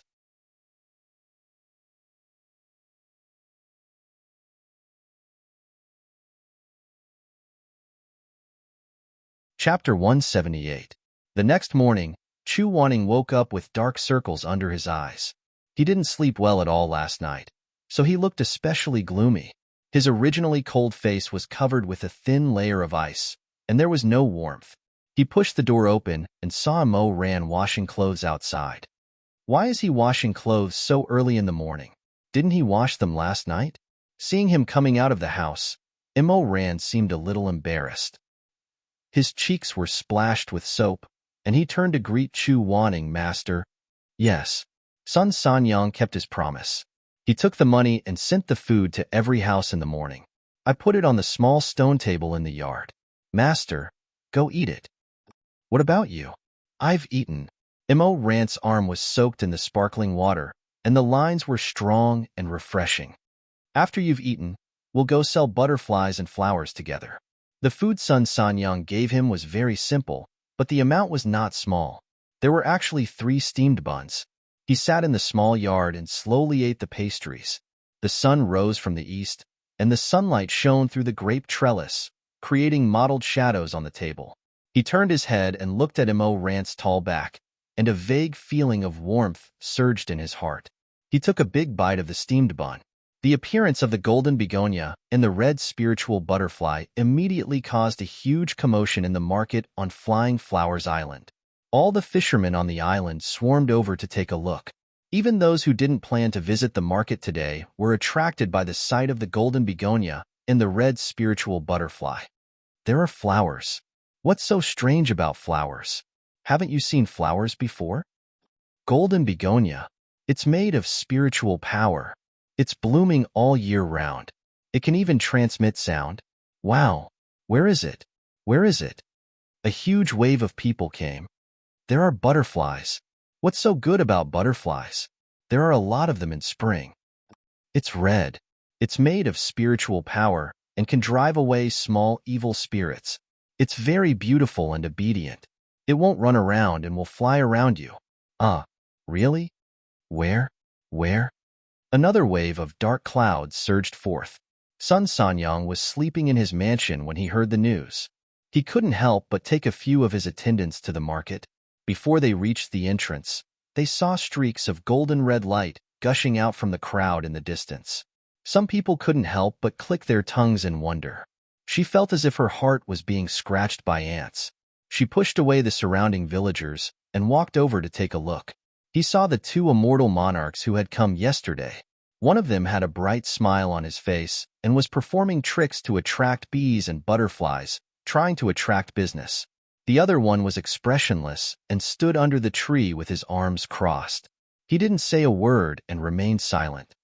Selling butterflies, selling butterflies. The handsome man turned around and smiled at the other man with a dull face. Master, why aren't you shouting? Huh. Chu Wanning snorted coldly in his heart. He didn't know how to spell the word shout. Did he have to be as shameless as Immerse, a vulgar person, and shout? Selling flowers, selling begonia flowers in front of everyone? Don't even think about it. How much are the butterflies? They felt that such celestial objects must be very expensive. The crowd hesitated for a long time. Finally, someone dared to ask for the price. Immerse said, 10 gold for one. Chu Wanning coughed behind him. Immerse said, 3 copper coins for one. So cheap? The surrounding people were shocked. They all came forward to buy. Immerse handed a butterfly to the left and a flower to the right. While he was busy, he suddenly caught a glimpse of a little girl in ragged clothes in the distance. She was biting her fingers, looking longingly at the bustling scene here. Immerse smiled and didn't say much. He suddenly closed his 5 fingers, forming an extremely beautiful butterfly. He gently blew, and the butterfly floated to her side across the sea of people and landed on her braid. The girl was stunned. Her face was full of astonishment. She walked a few steps hesitantly, then stopped and shook her head. She had no money, not to mention 3 copper coins. She didn't even have a single one. Immerse waved his hand at her and mouthed the words "for you" to her. Then he winked, smiled, and turned his head away, continuing to busy himself. Sun Sanyang watched as the dazzling and beautiful spirit items were bought. A young lady who loved beauty directly put a begonia flower in her black hair bun. In an instant, her head of black hair shone brightly and shone with an indescribable air of nobility. She couldn't help it. These butterflies and flowers, I want them all. Immerse raised his eyes, his smile undimmed. I was wondering who was so generous. So it was you, Sanyang. How many are left? Count them. I'll take them all back to the residence. That won't do. Immerse smiled. Everything has a first come, first serve. Others came before you, and they haven't finished buying. I can't let you have the things first. Sun Sanyang looked at the crowd of villagers and immediately became anxious. She was afraid that they would be sold out. She said, "Then I'll increase the price." "I can't make the decision." Immerse said, "I'm just helping. You have to ask my Shizun about the price." Sun Sanyang went under the tree and found the aloof flower seller Chu Wanting. "Immortal gentleman, sell those flowers and butterflies to me. We're all businessmen. The price can be negotiated." Chu Wanting said coldly, 10 gold each. Immerse heard this and couldn't help but laugh. He turned his head and saw Chu Wanting's pair of dark eyes. He was amused for a moment, but he also felt lush softness. He couldn't help but grin and scratch his head. His deep dimples were very beautiful. Sun Sanyang was very rich, and this money was just a small amount to her. She quickly ordered the servants to take away the begonias and swallowtail butterflies. When she returned to the Fu, she immediately combed her hair into a high bun and inserted more than 50 brilliant and colorful golden flowers. She also let the butterflies dance around her. The servants saw that her head was covered in golden light. From a distance, she looked like a burning candle. They couldn't help but find it funny. However, since she was their master, they could only hold it in. They held it in until their ribs were about to break. In the end, they didn't laugh out loud. Sun Sanyang wasn't happy for too long. Someone came to report that the 2 immortals were selling other things in the market.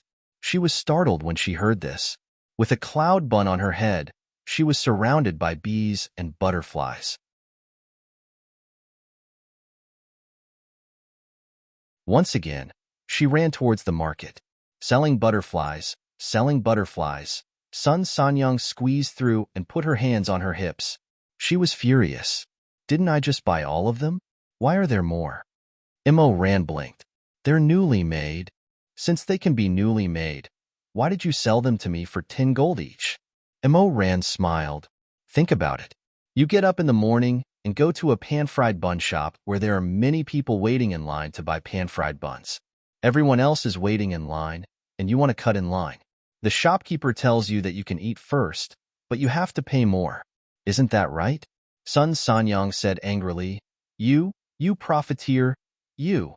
Just as she was thinking about how to refute this person's fallacious reasoning, she suddenly saw the immortal who had been silent all this time walking over. Chu Wanting's fingertip flashed with brilliance, and a twin begonia flower appeared on her fingertip. Although Sun Sanyang was angry, her attention was also attracted. She asked, "What is this? Why is it different from the previous one?" This kind of begonias has been added with the face-changing technique. If you put it at the bedside before sleeping, it will keep you radiant the next day. The effect is about 15 days. Chu Wanting casually handed the flower to Immerse and said to Immerse, "Go and sell it. 100 gold each." Wait. Sun Sanyang was afraid that these 2 people would say something about cutting in line and asking for extra money. Although she was furious, she still said, "Don't take it away. I want this one. How many more can you make?" "I want all of them." Chu Wanting said, "I don't want to use the same technique too many times, so I'll only make 3. Then I'll give you 300 gold. Immerse, take the money." Chu Wanning said and lowered her head to condense the other two flowers. She handed them to Sun Sanyang and then began to condense the fourth flower. Sun Sanyang was unhappy. Didn't you say you'd only make 3?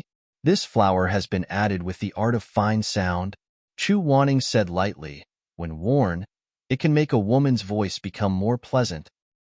Sun Sanyang was greedy for money, but she was even more greedy for time. She anxiously watched as this immortal who was at the peak of life and death condensed one flower after another. She was so angry that her teeth itched, but she could only say, "Okay, okay, okay, I'll buy it, I'll buy it." At night, when they went back and closed the door, the master and disciple sat at the table and calculated the money. They found that it was enough for the people they brought over to eat and drink well. When the fire on the other side was extinguished, Chu Wanning pushed half of the money to Immerse and kept the other half. He said, "Before we leave, return the rest to Sun Sanyang." Immerse was stunned. Why? Flying Flower Island is far away from Lini, and there are few resources. It's very inconvenient to eat and wear. But look at the fishermen on the island. Most of them have enough to eat and wear. Don't you think it's a bit strange? Yes. When he said this, Immerse thought about it carefully and felt that it was indeed so. Chu Wanning said, "You'll know if you ask around.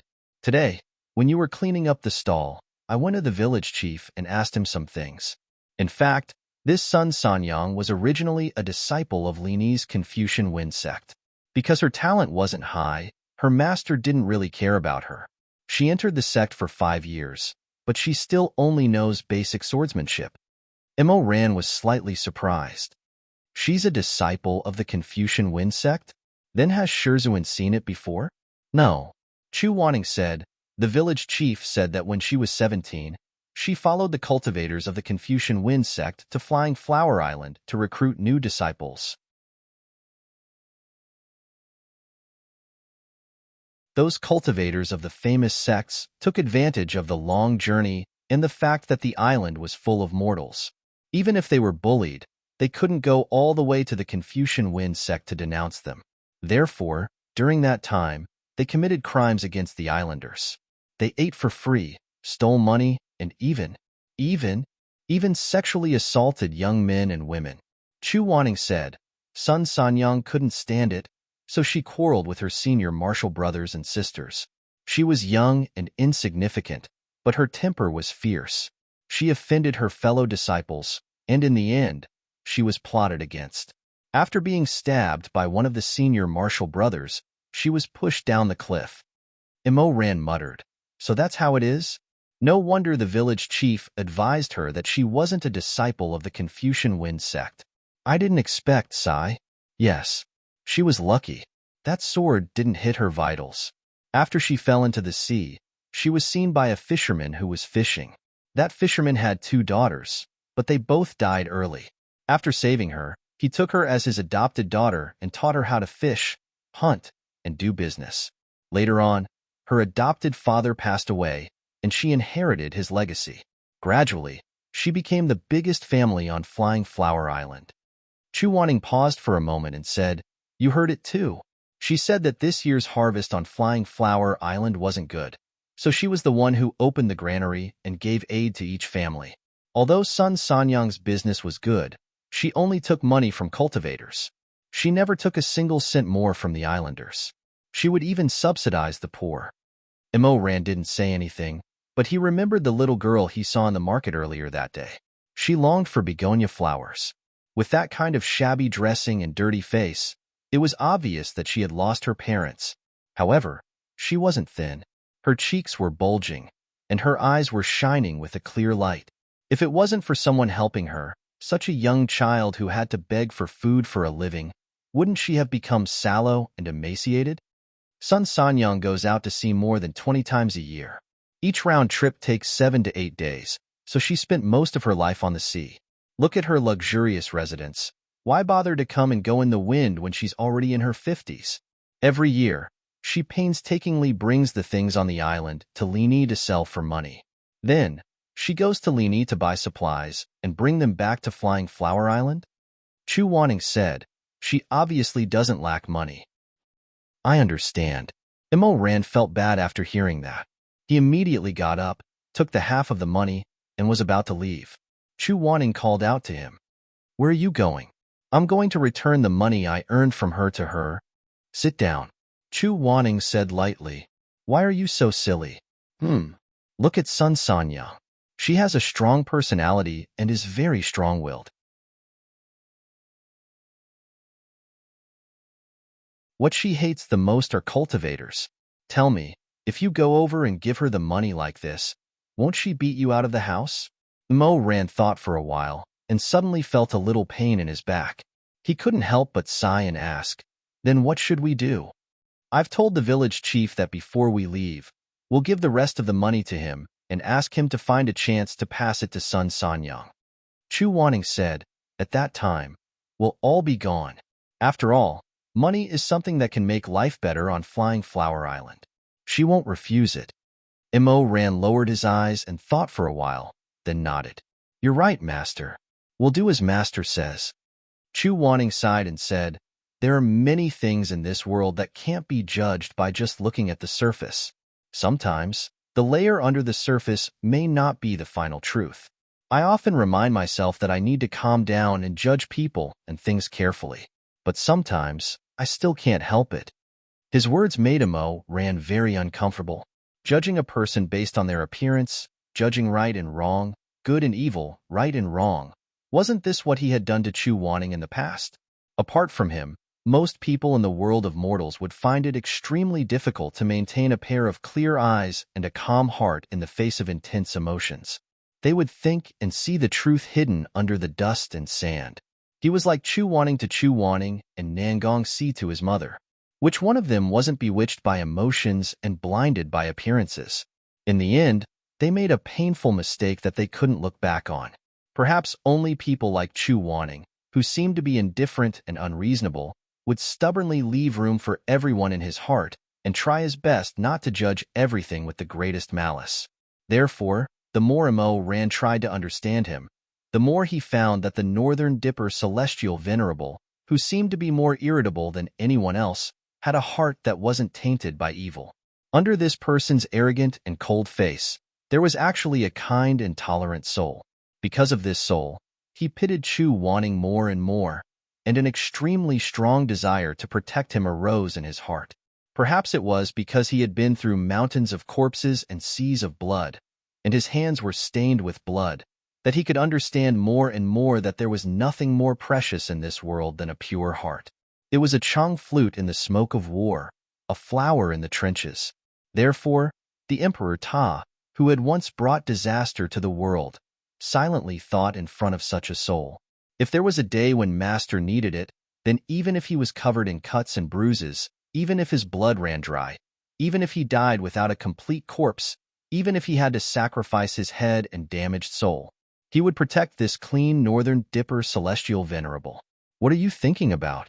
Oh, nothing. Ran smiled, just thinking about some small things. Small things? Ran pursed his lips and suddenly remembered that when he went to the market in the morning, Chu Wanning said to him that he wanted to learn the art of sword control. He said, Master, come with me.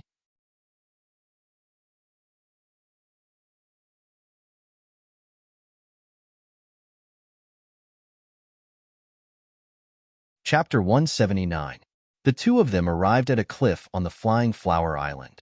There were jagged rocks there, and below them was the surging waves of the ocean. When the waves crashed onto the rocks, they would instantly shatter into thousands of snowflakes. There was nothing in the surroundings except for the boundless sea, the sky, and the new moon. Ran summoned the sword that was bound to him, then turned to ask Chu Wanning, why can't Shizun use a sword? It's not that I can't. Chu Wanning said, it's just that I'm not good at it. What do you mean you're not good at? Chu Wanning waved his sleeves, his expression a bit more arrogant, but his ears were red. I can only fly close to the ground. Ran was a bit surprised. Flying a sword 1 inch above the ground or 100 meters above the ground consumed the same amount of spiritual energy. Since Chu Wanning could fly close to the ground, there was no reason why he couldn't fly high. He said, Shizun, why don't you try? I'll see. Chu Wanning didn't summon his sword, but instead said indifferently, I'm not willing to use a sword normally because I feel that weapons should be respected. It's not appropriate to step on them. Immerse didn't know why he suddenly explained, but he still nodded. Shizun is right. But we can't just lie on the sword, or hang on it and fly. Chu Wanning was at a loss for words, but when he looked up, he saw that man smiling at him under the moonlight. He couldn't help but feel angry. Normally, if there's an emergency, I'll use the soaring dragon barrier to fly. Immerse was startled. That little dragon? It can become bigger, Chu Wanning said, seeming to have saved some face, but he soon felt a bit embarrassed. But when it came to the fire at the Confucian Wind sect, it was completely useless. It's afraid of fire. Immerse suddenly understood. So Shizun wants to learn how to use a sword, because you want to, in case of emergencies. Immerse did not utter a word. Lini was billowing with thick smoke and raging flames. How many lives had been devoured by the sea of flames? At that time, Chu Wanning stood on his sword and watched as the mortals below were devoured by the tribulation fire. They were burned to ashes one by one, and not even a single bone was left. However, the dignified, immortal Venerable couldn't do anything. He couldn't ride his sword to carry anyone. How would Chu Wanning feel at that time? No wonder this person who would rather ride a carriage than ride a sword would suddenly make such a request to his disciple. I understand. Don't worry, master. I will teach you well. Hearing him say this, Chu Wanning did not say anything. He lowered his eyes, and no one knew what he was thinking. But in the end, he sighed and raised his hand. Huaisha, summon him. A golden light suddenly condensed, and Immerse once again saw the divine weapon that had only appeared in a life-and-death battle with him in his previous life in this serene sea, sky, and moonlight. Chu Wanning's blade of slaughter, Huaisha. It was a long sword that looked very much like Chu Wanning's sword. In this world, there was probably no second person more suitable than Chu Wanning to be its sword master. Its decorations were dull, and its entire body was flowing with gold. Because the golden light was too dazzling, it was even slightly pale. The light was endless, and very calmly flowed down from the sword, falling into the night like burning fireworks, but also like sliding white sand. This is Huaisha. Chu Wanning looked at it and said, You haven't seen it before. Its evil aura is too strong. I don't use it often. Immerse's mood was complicated. After a while, he nodded and said in a low voice, It's a good sword. The night wind blew gently. Immerse stepped on the body of his sword. With a slight movement of his toes, the sword obediently and slowly rose a few inches from the ground.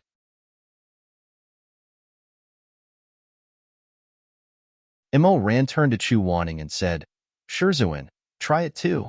Chu Wanning also stood on Huaisha. Huaisha steadily rose a few inches, carrying Chu Wanning in a circle. Isn't this pretty good? Immerse said, Try it a little more. As he spoke, he controlled the sword to fly to a position about 5 feet away. He lowered his head and smiled at Chu Wanning. Come up here. Chu Wanning pursed her lips and silently raised the sand so that it was at the same level as his. Immerse said, No problem, Shizun. Don't you know how to do it?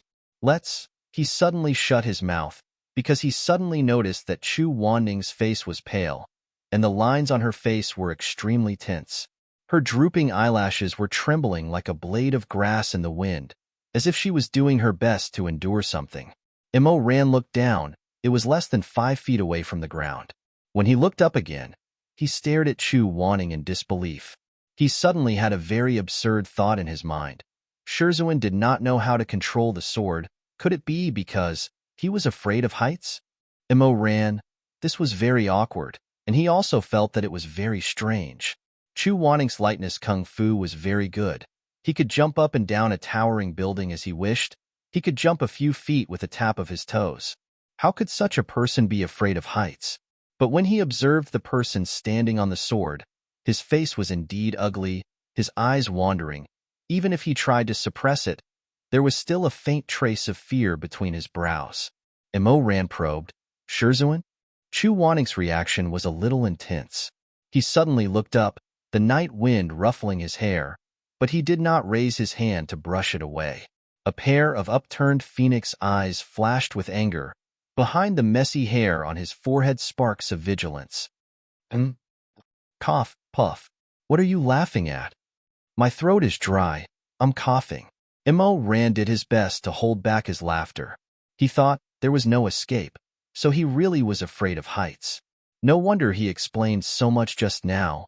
He wanted to leave some face for himself. Since Shizun wanted to leave some face, as a disciple, he naturally had to cooperate with Shizun and give him a way out. Immerse said, the higher you go, the more difficult it is to control the sword.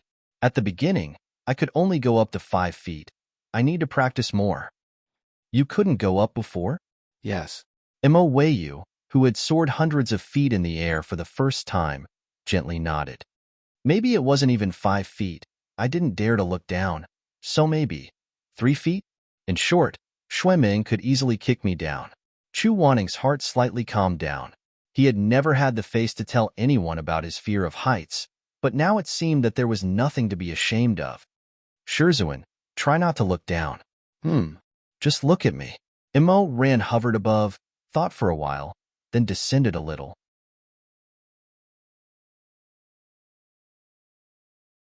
Don't care how much you go up. As long as you think about flying to the same position as me, it's fine. Chu Wanning gritted his teeth and went up a little more. The thin and smooth blade of the sword was stepped on. The originally warm night wind, at this time, to him, became wet and cold like a snake, slithering into his clothes and crawling, hissing and hissing. Don't look down, don't look down. Immerse patiently repeated to him, stretching out his hand. Come here, hold my hand. Chu Wanning studied seriously and said, no need. I can do it myself. Immerse did not force him. He knew Chu Wanning's temper very well. When this person wanted him to do it himself, if it was not a big matter, it was best to let him do as he pleased. A person who was used to being a giant tree was not used to relying on others. Accompanying by his side, standing shoulder to shoulder with him, made him feel free and comfortable. Although he really wanted to turn Chu Wanning into a soft spring water, fiercely knead him into his rough torso, let him break in his arms and dissolve in his blood. Like most men in the world, he would always have some unrealistic and frightening possessiveness towards the people he loved deeply. This was his nature, and also his instinct. The aggressive nature of a male instinct made him long to lock up Chu Wanning, endlessly entangling himself with him day and night, swallowing all of his passion. He longed for him to lie on a warm bed all day long, a golden beast, beautiful and fragrant, not to be seen by a second person other than himself. He longed for him to be under his body for a lifetime, his warm body forever wrapped around him.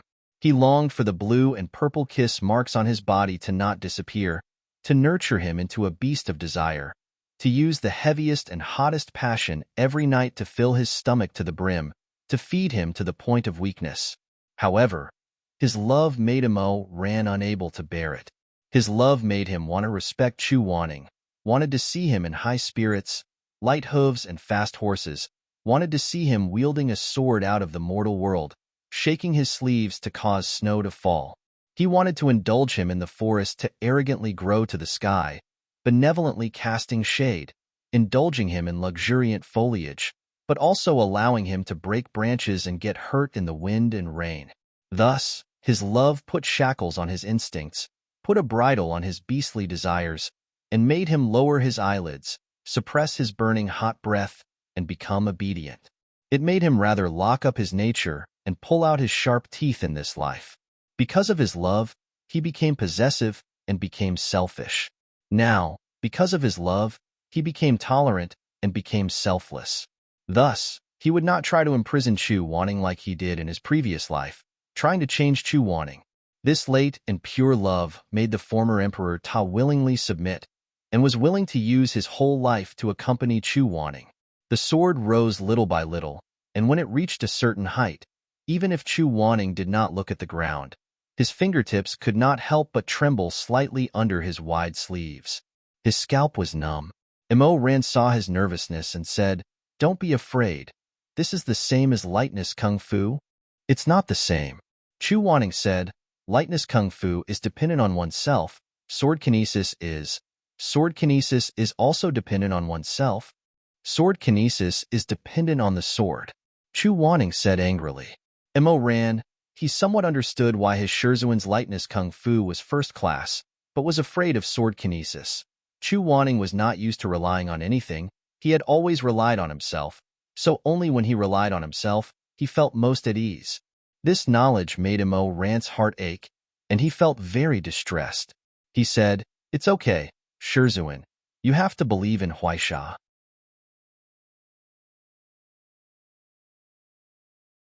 But Chu Wanning's expression was calm, and the anxiety and panic in his eyes could not be hidden. Mo Ran saw that his forehead was oozing with sweat, and his feet were beginning to shake, and thought that this was not good. This could not go on. If Chu Wanning fell from the sword now, the shadow would be even deeper. He said, "Let's go down first." Chu Wanning could not have asked for more, and the two landed on the ground. He paused for a moment, and then asked, "How high did we fly?" Mo Ran deliberately reported more and said, "More than 50 feet." Chu Wanning was indeed shocked, and his eyes widened. "So high?" "Yes." Mo Ran smiled. "Shizuan is so powerful, next time. Even 500 feet will not be a problem." Hearing 500 feet, Chu Wanning's already pale face became even more unsightly. He waved his hand, and did not say anything, and stared blankly at Huaisha. Mo Ran thought for a moment and said, "Shizuan, how about this? I'll take you around first, and then you can get used to it. You don't have to take me. It's not like I haven't done it before." But before, Shizuan didn't look at the ground while riding the sword. This was exactly what he said. Every time he rode on someone's sword, he would do his best to look at that person's back, or some other point, doing his best to think that he was still stable on the ground. Mo Ran summoned his sword again, and deliberately made it wider. He stepped on first, and then turned to Chu Wanning and said gently, come up." Chu Wanning gritted his teeth, but still flew up and landed lightly on the sword's hilt. Mo Ran said, "Stand firm." When he finished speaking, the sword received the order, and in a flash, it flew straight into the clouds. At first, Chu Wanning closed her eyes out of habit, but when she heard Mo Ran's laughter, she was jolted awake. She pulled herself together and looked down. It would have been better if he didn't look, but once he did, Chu Wanning's hair stood on end. Mo Ran, that grandson of his, brought him along and flew towards the depths of the clouds at an extremely fast speed. Flying Flower Island was left far behind, becoming more and more distant. Beside his ears was the sound of the rushing wind. Even his robes were cold from the cold night air.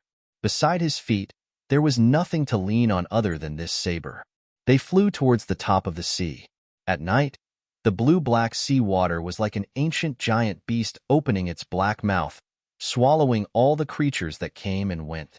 His cold eyelashes trembled slightly, and Chu Wanning subconsciously wanted to close his eyes again. But he heard Mo Ran say behind him, "Don't be afraid, nothing will happen." "I am not afraid." Chu Wanning's face was as white as paper. Mo Ran smiled, "All right, you're not afraid. Then if you feel cold or bored, you can tell me, and I'll bring you back to the island." Chu Wanning did not say anything. He knew that Mo Ran was saving his face.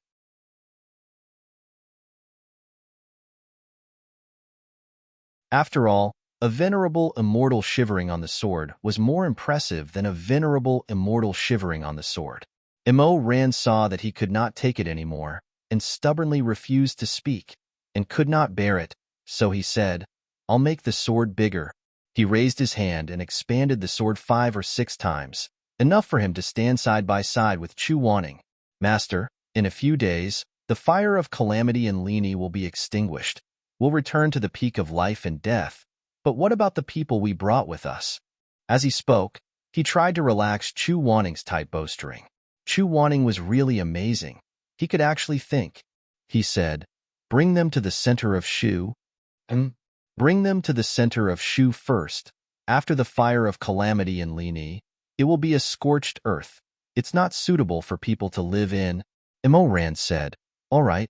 He looked at Chu Wanning's pale face. After a while, he really felt sorry for him, so he asked, "Are we going back?" "Wait a little longer." Ran expanded the sword a few more times. He asked Chu, wanting to sit down. It was much better to sit than to stand. He opened the enchantment. Chu wanting turned his head and asked him, "What are you doing?" "It's just a chilling enchantment." Ran's gaze was very gentle. "It's too high. It'll be cold." Chu wanting let him do as he pleased. The enchantment was of the same origin as his own. It was very similar to that of a begonia flower condensed on the film as the brilliance flowed, but his was golden and Ran's was red. With this layer of translucent enchantment, even though he knew that it had no other effect except for dispelling the cold, he suddenly felt that there was an additional layer of protection around him. Or perhaps it was because looking through this layer of enchantment, the ocean was no longer frighteningly dark. In short, Chu Wanning's tense body gradually relaxed, and his breathing gradually became less stagnant. Ran sat beside him and smiled. "Master, look over there." "What? Do you see it?" Chu Wanning looked in the direction he pointed for a long time, then frowned. "There's nothing but the moon." "It's the moon." Chu Wanning was slightly startled, saying, "What's there to see?" "It's the same looking from the ground." Ran smiled. "This is the first time I've sat with Master to admire the moon." Chu Wanning did not respond. After a while, when Ran thought that he would not say anything, he suddenly said softly, "It's not like we haven't seen it together before." "What?" Ran was a little surprised, turning his head to look at him. The moonlight fell on Chu Wanning's handsome face. His skin was like pure white petals in the cold night, and under the two curtains of thick eyelashes, there seemed to be memories deeper than the ocean in his eyes. "It's been too long. You should have forgotten." Chu Wanning said, "It's nothing." Ran did not know what to say for a moment. He had lived for much longer than Chu Wanning in front of him. Many of the past events were not so sharp, so what Chu Wanning remembered, he did not necessarily hide in his heart. He looked at Chu Wanning's side profile, feeling guilty, but in that guilt, he could not help but feel a trace of sweetness. He could not help but think of that brocade pouch and the words he was about to ask yesterday. Chu Wanning kept their knot of hair, kept many memories. Why? Colored Butterfly Town, Jinqing Pond. When the sky split, he risked his life to save him. Why? Before, he did not dare to make wild guesses, thinking that he was too bold and shameless. But in the past 2 days, every inch of discovery had been fanning the flames of his wild ambition. Why? Master. Blood surged in his chest, surging with excitement. His throat was very thirsty. When he stared at Chu Wanning, his eyes were extremely bright.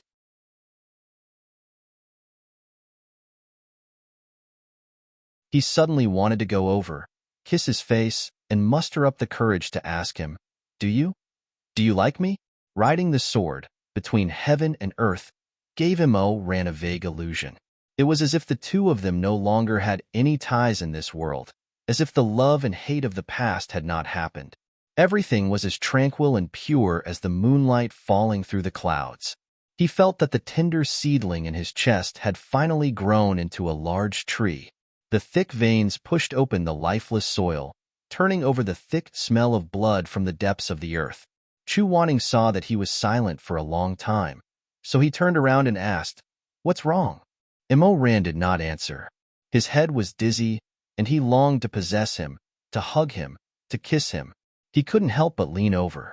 Then, he suddenly realized that after the barrier was opened, although Chu Wanning had slightly recovered, he was still pursing his pale lips, and his complexion was very bad.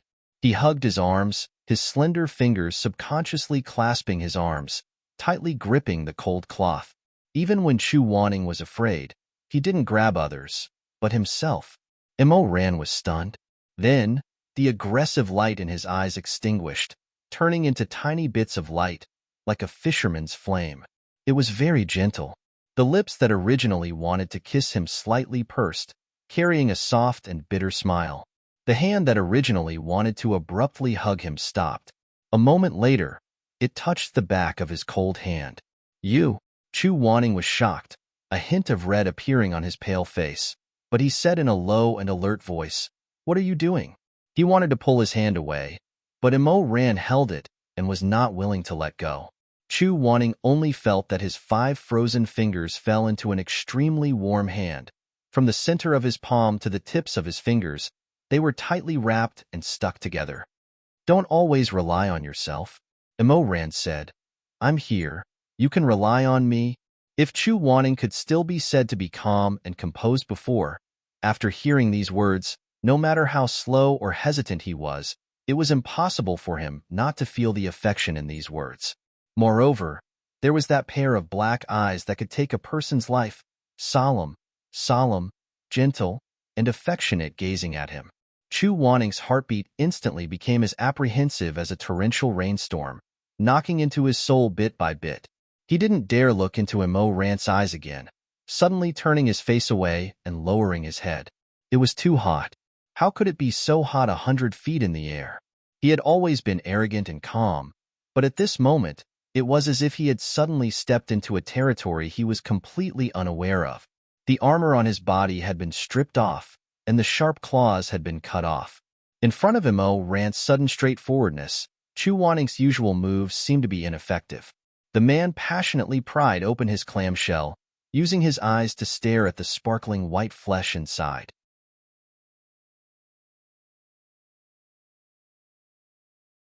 Whether it was the glowing pearls or the fishy sweet clam meat, they were all exposed to the man's eyes. This haughty and calm man had thrown away his helmet and armor, and was suddenly overcome with panic and helplessness. What to do? What should he say? He realized that his hand was still tightly held by Immerse, tightly pressed together. He didn't know what to do, anxious and nervous, the rims of his eyes turning slightly red.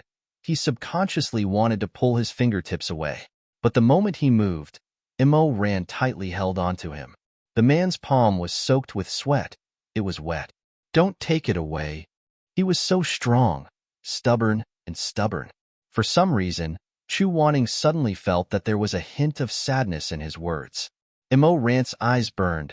He stared at him for a long time, then said in a low and hoarse voice, Chu Wanting, what did you call me? It's my fault. At this moment, Chu Wanting's body was even tighter than before, and his heart was beating faster than when he was riding the sword at the beginning. He was not used to it, too not used to it.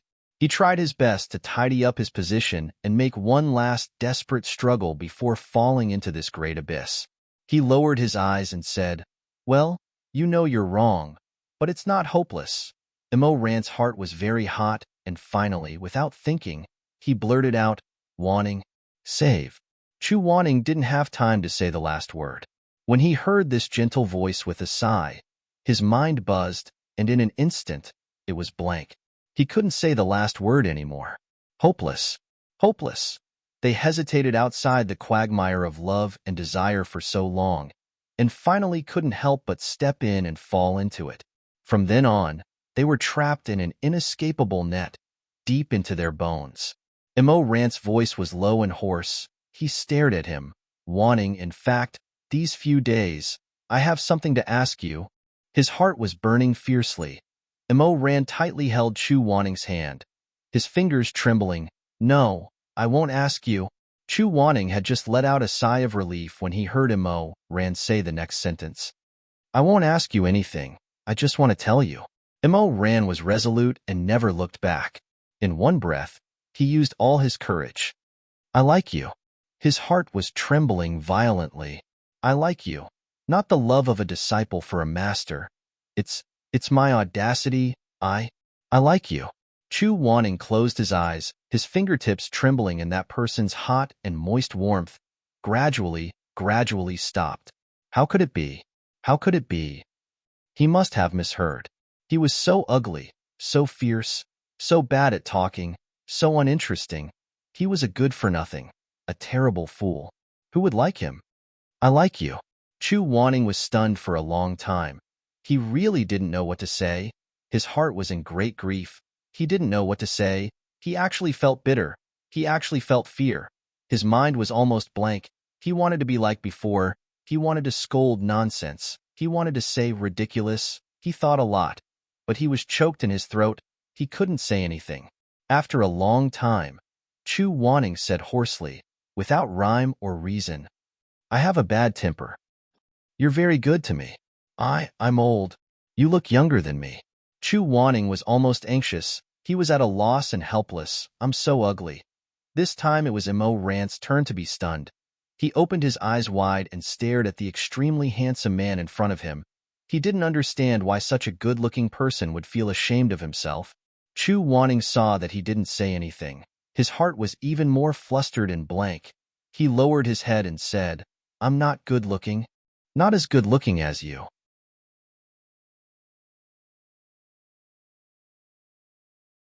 He silently muttered like this. Suddenly his cheek was touched by a warm hand. He heard Imo Rant's sigh. It was actually gentler than tonight's moonlight. Are you willing to look at my eyes?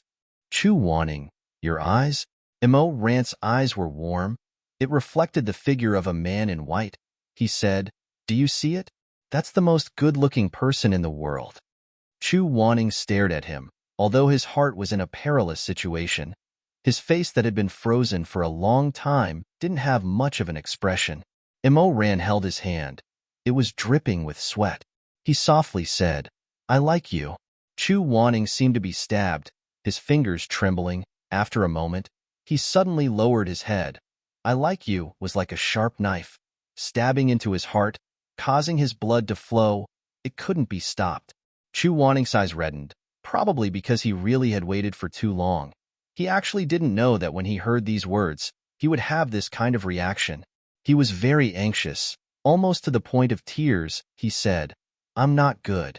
I've never been liked by anyone. I've never been liked by anyone. There's never been anyone who felt happy, proud, and precious because they had me. 32 years. No one has ever liked me. When Imo Ran heard these words, he looked at the man in front of him who was lowering his head, not even willing to raise his face, suddenly felt so much pain. So much pain. It was so painful that it cracked his heart and crushed his bones. That was his treasure, but it had been covered in dust for almost half of his life. He was in so much pain that he didn't know what to say. He didn't know how to say it. In the end, he could only clumsily hold Chu Wanning's hand tightly. He repeatedly said, There is, someone likes you. I like you. Someone wants you. Someone wants you. Don't feel so inferior. Don't be so stupid. Don't make your best self sound worthless. Fool. Fool Chu Wanning. I like you. After a long time, Imo Ran asked him, Then what about you? What? Imo Ran lowered his eyes, his eyelashes fluttering. I'm so stupid, so insensible, so unreliable. I've also done many unforgivable things. He paused, then said in a small voice, Will you like me? Chu Wanning had already raised his face, but when he heard him say this, he suddenly met that pair of soft black eyes and actually panicked. He didn't know where he got the strength, but he suddenly pulled his hand away and turned his face away. He didn't nod, but he also didn't shake his head. There was no affirmation, nor denial. But Imo Ran clearly saw that Chu Wanning's ears had turned red, all the way to his beautiful neck. That brocade pouch. Don't say it, Chu Wanning suddenly said in a muffled voice. This time his whole face was red. Don't say it. Imo Ran looked at Chu Wanning's unwilling, embarrassed, angry, and confused appearance. Light and shadow moved in his eyes, the moonlight lingering. He sat over, stretched out his hand again, and caught Chu Wanning's fingertips. Chu Wanning was trembling. Imo Ran's fingers were also lightly trembling.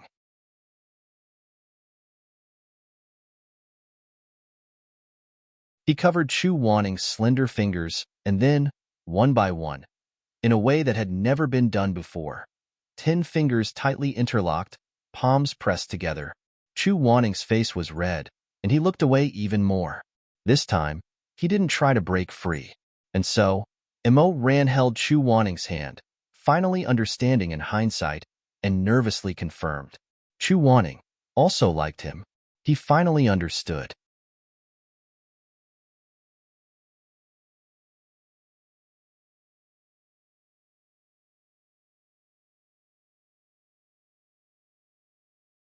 Chapter 180. For Chu Wanning, this was the first time he had interlocked his fingers with Imo Ran's palm. He felt that it was enough, too much. Fortunately, Imo Ran did not do anything else. Otherwise, he could have jumped down from 100 feet high and escaped. How lucky. For Ran, this was the nth time he had interlocked his fingers with Chu Wanning's palm. He felt that it was not enough, too little. Fortunately, he did not do anything else. Otherwise, he would want to kiss and ask for more. This was not good. But even so, Ran could still feel that Chu Wanning seemed to be running away. That day when they landed from the sword, Chu Wanning turned and ran without saying anything. After running for 2 steps, he felt that he was in a hurry and immediately slowed down. After slowing down for 2 steps, he heard Ran following behind him. Feeling embarrassed, he started to walk again. Ran watched him take big strides. His heart was itching and aching, hot and soft.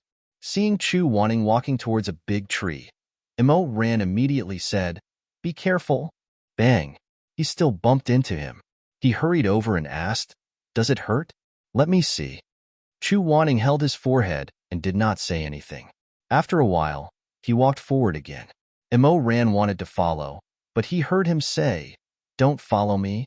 I need to go back and rest. Stand there and feel the wind for a while. Come in when it's cold." Did the wind get cold? Ran smiled. How could it be cold? Holding your hand, this night, my heart was warm. But he still listened and did not continue to follow. He stood under the cold moonlight and watched Chu Wanning walk away until he disappeared behind the wall. Then he walked to the tree that Chu Wanning had accidentally bumped into. After a moment of silence, he put his forehead on the trunk. The bark was rough. He closed his eyes. Chu Wanning, she liked him. Floating flowers and flowing water, an isolated island like spring. The bright moon hung high in the sky, and the clear clouds covered the sun. The tide surged, and the sky and water merged into one. No matter how good the world was, it couldn't compare to the fact that Chu Wanning liked him. Even if he was lacking in words and had a low aptitude, at this moment, his heart was surging with emotions and thoughts. Love could turn a simple and straightforward person like Imowayu into a poet. Chu Wanning liked him. Chu Wanning liked him. He rubbed his forehead against the bark, wanting to calm down, wanting to endure, wanting to cool down, wanting? No, he couldn't do it. He could not remain calm, could not hold back, could not cool down. His closed eyes trembled slightly, tenderness and ecstasy soaked between his eyelashes. The corners of his mouth curled up, the dimples on his cheeks deepened, the sweetness overflowing more and more. Chu Wanning liked him. Liked him. It was the person he was infatuated with, the best person in the world, the person he wanted to hold in his arms for the rest of his life. It was Chu Wanning. It was Chu Wanning. The former Emperor Ta, the current Grandmaster Imo of the cultivation world, was actually in this desolate and uninhabited white sand, leaning against a tree with branches and leaves rustling. His eyes were closed, his head was lowered, his shoulders were slightly trembling, and he laughed out loud. Because Chu Wanning liked him, the wind he smelled was sweet, the sound of waves he heard was sweet. Chu Wanning liked him. He lowered his eyes and laughed, but as he laughed and laughed, he started to cry. He grinned like a madman, his tears flowing. It was so sweet, but his heart was in so much pain. Chu Wanning liked him. Since colorful Butterfly Town, he had been secretly carrying their hair, not brocade pouch.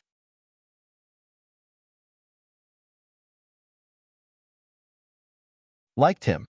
He suddenly wanted to know, from when did Chu Wanning start to stand behind him, silently accompanying him, silently waiting for him to turn around, waiting for him to reach out, waiting for him to turn around, waiting for him to see him.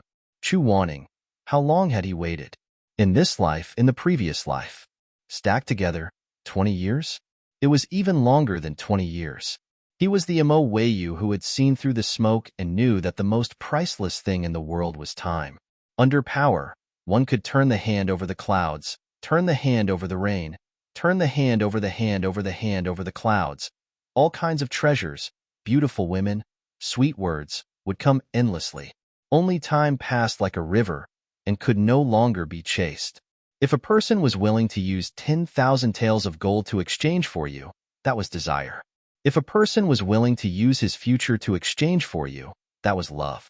And if a person was willing to use 20 years of his life, the best years of his life, to exchange for you, to wait for you. He did not make a sound, did not ask for anything in return, and did not ask for results. That was stupidity. Really, really too stupidity. Mo Rant's throat was dry, bitterness spread to the root of his tongue, surging like a tide. He thought, Chu Wanning, you really are too stupidity. Why? How could this be? How could I, Mo Weiyu, be able to make you like this? You are the best person in the world. But what about me? Hands full of blood. Death is not to be regretted. Thousands of people spit on, never to be reincarnated. I bullied you. I hated you. I let you down. I killed you. You don't know what I have done. You don't know at all. Mo Ran hugged the tree, sobbing into the whistling sea breeze. What did he do? In Chu Wanning's eyes, he chased the back of another person. In Chu Wanning's eyes, he was waiting for the other person to turn back. In the illusion of Jin Chengqi, he personally said to Chu Wanning, Shermei, I like you. He took a knife to cut Chu Wanning's heart. But what about Chu Wanning? He was silent like a rock. Jiang Lushir did not turn. The knife stabbed in his heart. He was like nothing had happened, taking care of him, tolerating him, accompanying him, until death. Until death. He laughed loudly and cried bitterly. He was the only one under the moonlight. No one could see that he was on the verge of going crazy. Chu Wanning, in his 2 lifetimes, had never let Mo Ran know his feelings. The most humble thing this proud and unyielding man had ever done in his life was to fall in love with someone. For that person, he had done everything he could. However, during the long wait, he knew that there would never be a place for him in the other party's eyes. Even though he knew that the other party would not like him, he chose not to disturb them, chose not to alarm them, and did not want to give them any trouble at all. He had chosen to leave behind his last bit of dignity. In his previous life, until his death, he had only said one sentence, I am the one who is unfair to you, and I will not complain in life or death. In this lifetime, she had confessed to him. Chu Wanning was such a good and proud person, but he had said, I'm not good. I've never had anyone like me. Emperor, Mo Weiyu, what did he do? What had they done? Was he blind? Or had he lost his mind? Why couldn't he see through it? Why did he let you down? Chu Wanning lay on the bed. The curtain had already been lowered. He looked at the lights outside that tint through the layers of smoke. His face was very hot, and his heart was beating very fast. However, his thoughts were frozen and flowing very slowly. Compared to the person outside who was unable to experience pure sweetness because of the evil of the spirit, Chu Wanning seemed so simple and clean. He spread his 5 fingers in front of his eyes. When he came back to his senses, he found that he had already used one hand to cover the back of his other hand. His palm and the back of his hand overlapped, just like how Mo Ran had held his hand. When she realized what she was doing, Chu Wanning was stunned. Then, she flew into a rage out of humiliation. She hated herself for being so captivated by that guy's powerful strength and not being able to break free. What a good-for-nothing. He fiercely let go of his hands and used his left hand to slap his right hand. Creak. The door was suddenly pushed open. The night wind stirred up the curtains. Chu Wanning abruptly turned over and closed his eyes, pretending to be asleep. He heard the man enter the room and walk to the bed. His tall figure blocked the weak candlelight. Even through the curtains, he could feel the sudden dimming of the room. Mo Rant's shadow was cast on the bed, oppressing him, making it hard for him to breathe. Shizun, you're already asleep? Mo Rant's voice was very gentle. For some reason, it was a little hoarse, like the bitter saltiness of seawater. Chu Wanning did not answer. Mo Rant stood in the same place for a while. Then, as if he was afraid of waking Chu Wanning, he went back to the place where he slept last night. He obediently made a mattress on the floor and blew out the candlelight. In an instant, the room was plunged into darkness. Because of the absence of the spirit butterflies and begonias, the darkness was even deeper than last night. It made one's senses feel stimulated and oppressed. It made one fear what would happen in the night, but also look forward to what would happen in the night. But Mo Ran did nothing.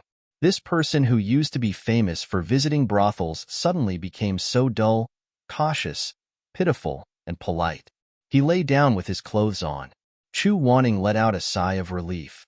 Then, he vaguely felt a little melancholy.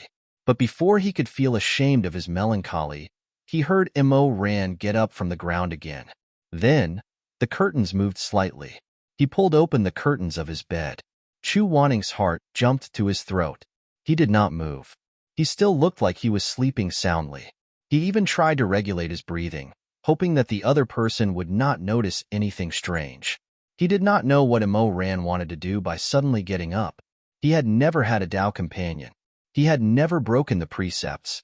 The only knowledge he had about sex came from those inexplicable and absurd dreams. He was like a person who had never been in the water. He feared the turbulent waves more than he desired. He would rather find a small pool of water that only reached his waist and splash a few times. If he suddenly had to face the current head-on, he was afraid that he would drown in the whirlpool. So, he was actually very afraid that Mo Ran would do something else. But he did not know if it was because Mo Ran felt his slight trembling or heard his disappointing and rapid heartbeat. Mo Ran stood quietly for a while. Then, he leaned over. He leaned a little low.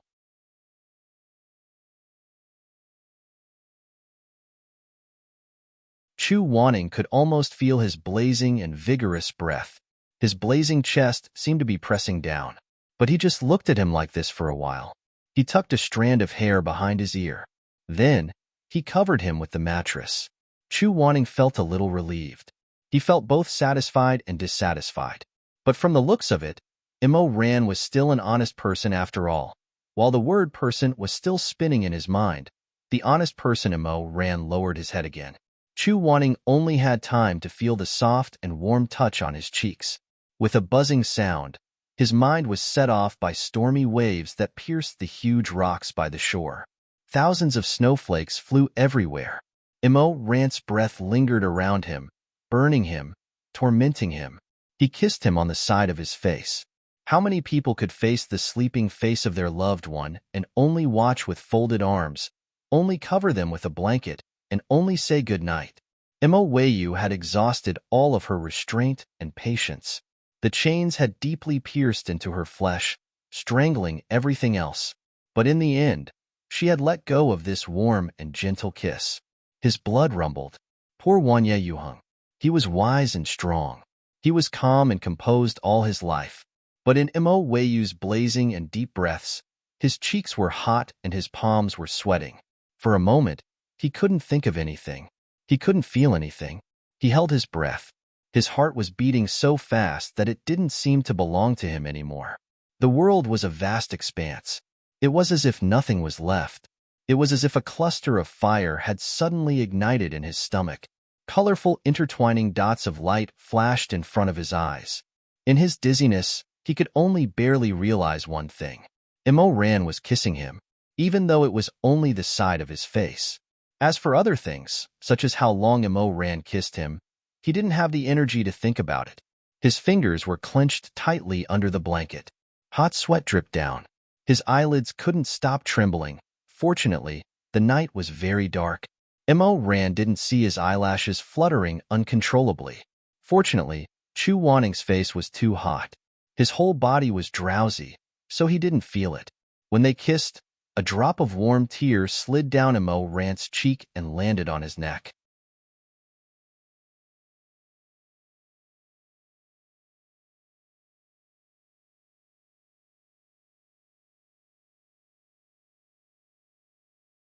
Chapter 181.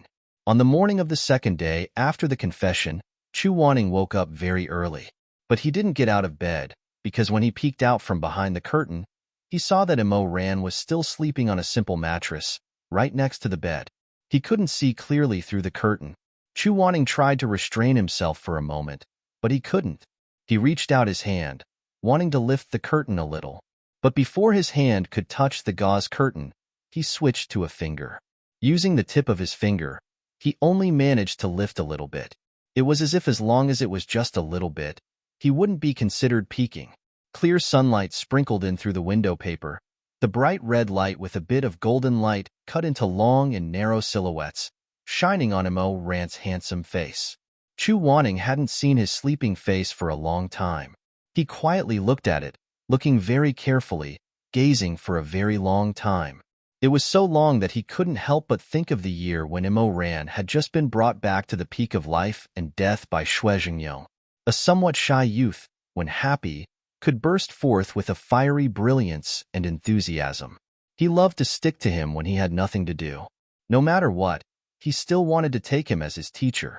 He couldn't be chased away even if he tried. When they met in front of Tong Tian Pagoda, Chu Wanning insisted on not taking him as a disciple because he felt that the sentence, "he looks the most gentle, I like him the most," was simply ridiculous and untrustworthy. Because of this, he ignored Immerse for 14 days.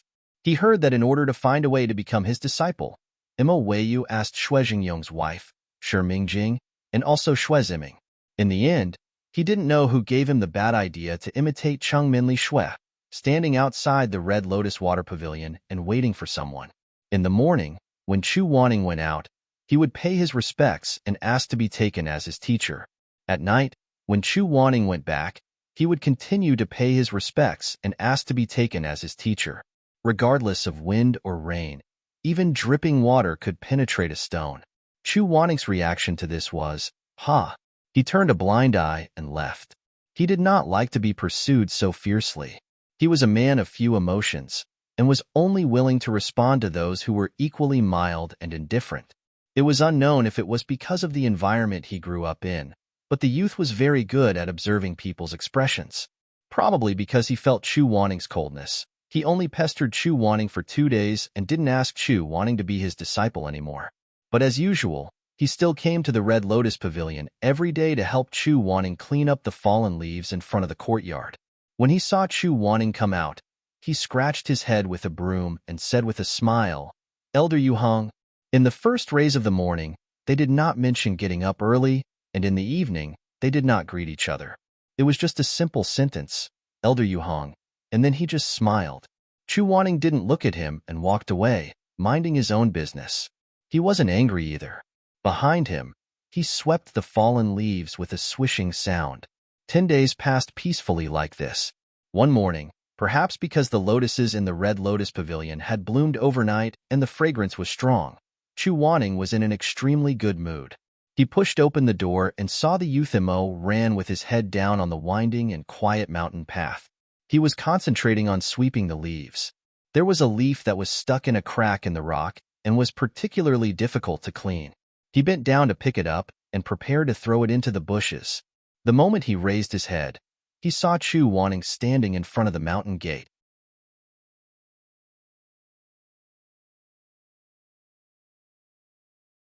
He was stunned for a moment, and then he broke into a smile.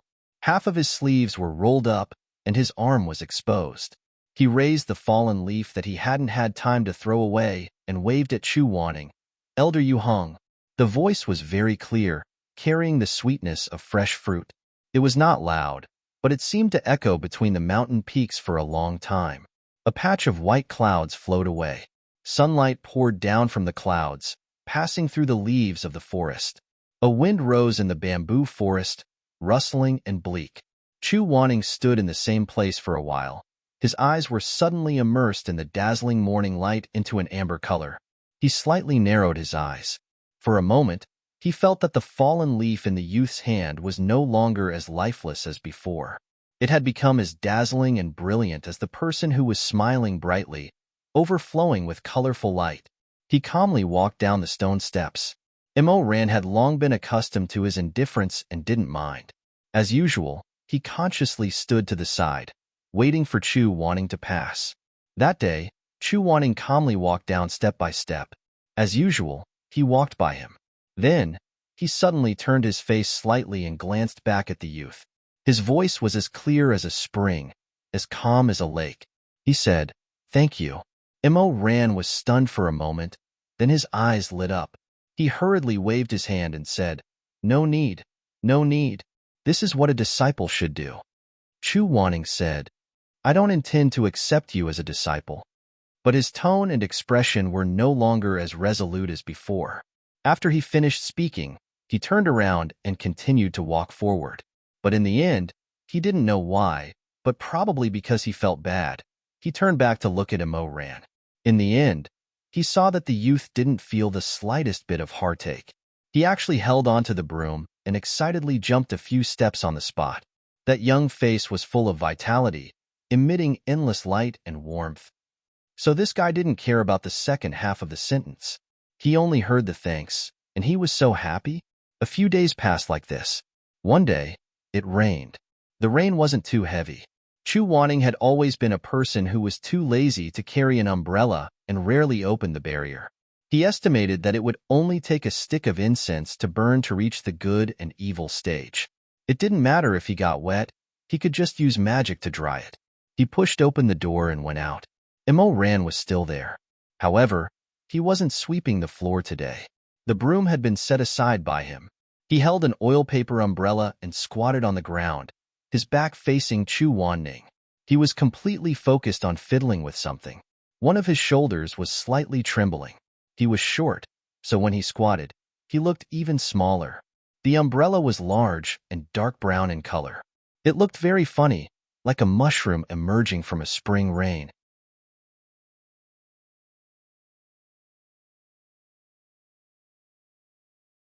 Chu Wanning held back his faint smile and walked behind him.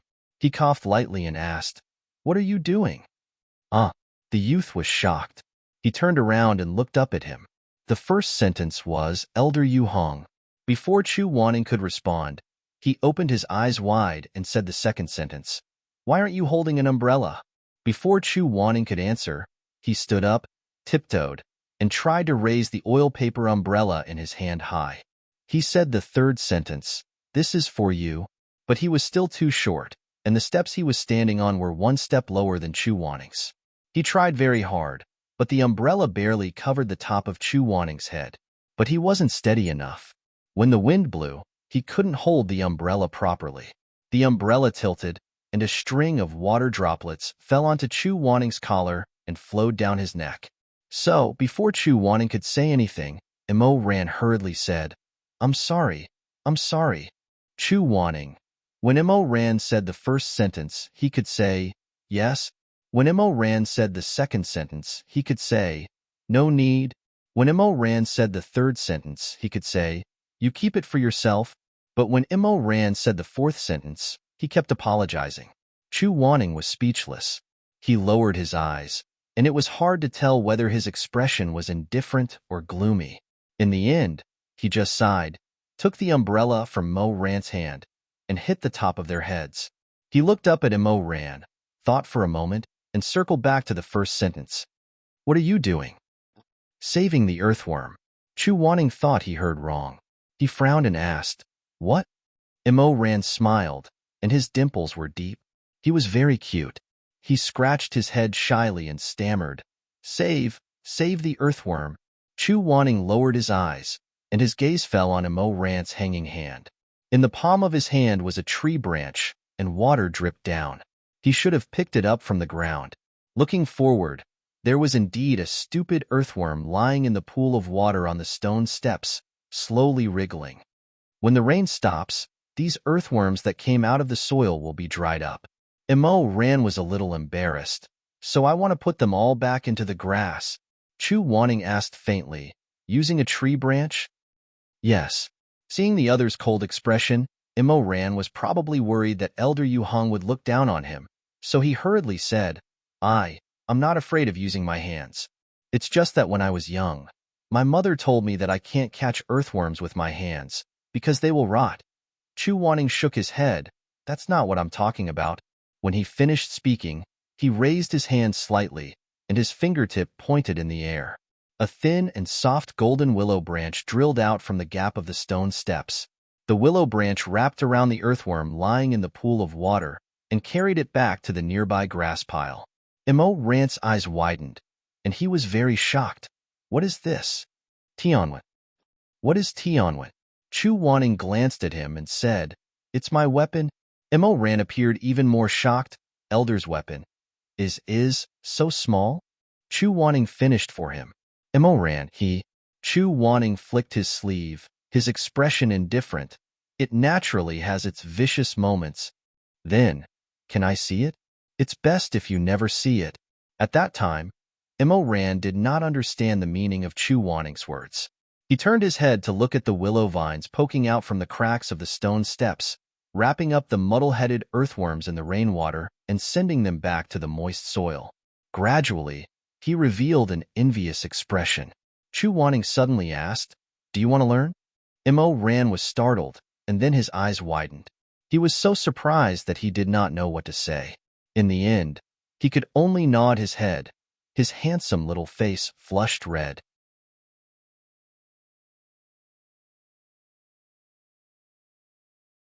Chu Wanning said, "After the morning cultivation tomorrow, go to the bamboo forest behind the good and evil stage. I'll wait for you there." After he finished speaking, his pure white silk shoes stepped on the wet stone steps. Holding the oil paper umbrella, he walked down the mountain. Imo Ran stared blankly at his fluttering figure. After a while, he suddenly understood the meaning of Chu Wanning's words. In an instant, his face flushed even redder, his eyes shining strangely. He no longer cared about the wet ground. He immediately knelt down and kowtowed. His still young voice was full of eagerness and joy. "Yes, Shizun." This time, Chu Wanning did not agree, nor did he stop him. He only stood in place for a moment, and then continued to walk away. The raindrops fell on the umbrella, drop by drop, like a kongho. Only when his figure disappeared did Imo Ran stand up from the ground. It was also at this time that he discovered that at some unknown time, a golden translucent barrier had opened up above his head. The 5-petal flower flowed, blocking the fine wind and rain for him. Chu Wanning remembered that when Shui Jingyong learned of his decision, he was both relieved and surprised. He asked him, "Yuheng, why are you willing to accept him?" At that time, he sat on the high seat of the good and evil stage, his hand holding the oil paper umbrella that Imo Ran gave him. His slender fingers were faintly discernible, rubbing the old and clumsy handle of the umbrella. In the end, he said lightly, "It's convenient for him to save the earthworm." Shui Jingyong exclaimed. His leopard eyes widened, somewhat like a cat. "Save what?" Chu Wanning did not answer. He only lowered his eyes to look at the bamboo umbrella frame. Gradually, there was a hint of a smile in his eyes. In the blink of an eye, so much time had passed. The young man that he accepted as his disciple was pure at first, but later on, he went astray. Fortunately, in the end, the young man grew up to be a proper immortal and did not disappoint him. A little white fingertip poked out of the curtain. Chu Wanning looked at Imo Ran's sleeping face through the gap of the curtain. That young man was now a handsome and tall man. His facial features were more defined than before, and his eyes were full of a steady and mature aura. Just like before, when Imo Ran slept, his brows would always be slightly furrowed. He had been like this since he was young. His 2 rows of eyelashes drooped very low, as if they were about to be pressed down by heavy thoughts to the point that they could no longer be raised. Chu Wanning felt that it was a little funny. He thought to himself, "This person is so young. Where did so many worries come from?" Just as he was thinking about this, he suddenly saw Imo Ran's long curly eyelashes move slightly, and his eyes slowly opened. Chu Wanning's fingers immediately stiffened. He wanted to retract his hand and pretend to be asleep, but Imo Ran was a very strange person.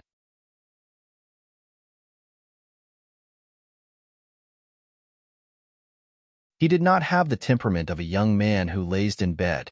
Instead, he had the mannerisms of an older person. In other words, he woke up very quickly, and inexplicably, he seemed to have an extremely sharp intuition for the subtle changes in his sleeping environment, as if he was facing assassination threats all year round, moving step by step as if he was walking on thin ice. Before Chu Wanning had time to withdraw his fingertip from the gap of the curtain, Imo Ran's gaze had already accurately fallen on that fingertip. Chu Wanning. This matter concerned Elder Yu Heng's face and reputation. At this critical moment, Chu Wanning had an idea. He simply turned over and stretched his entire hand out of the curtain, lazily hanging on the side of the bed.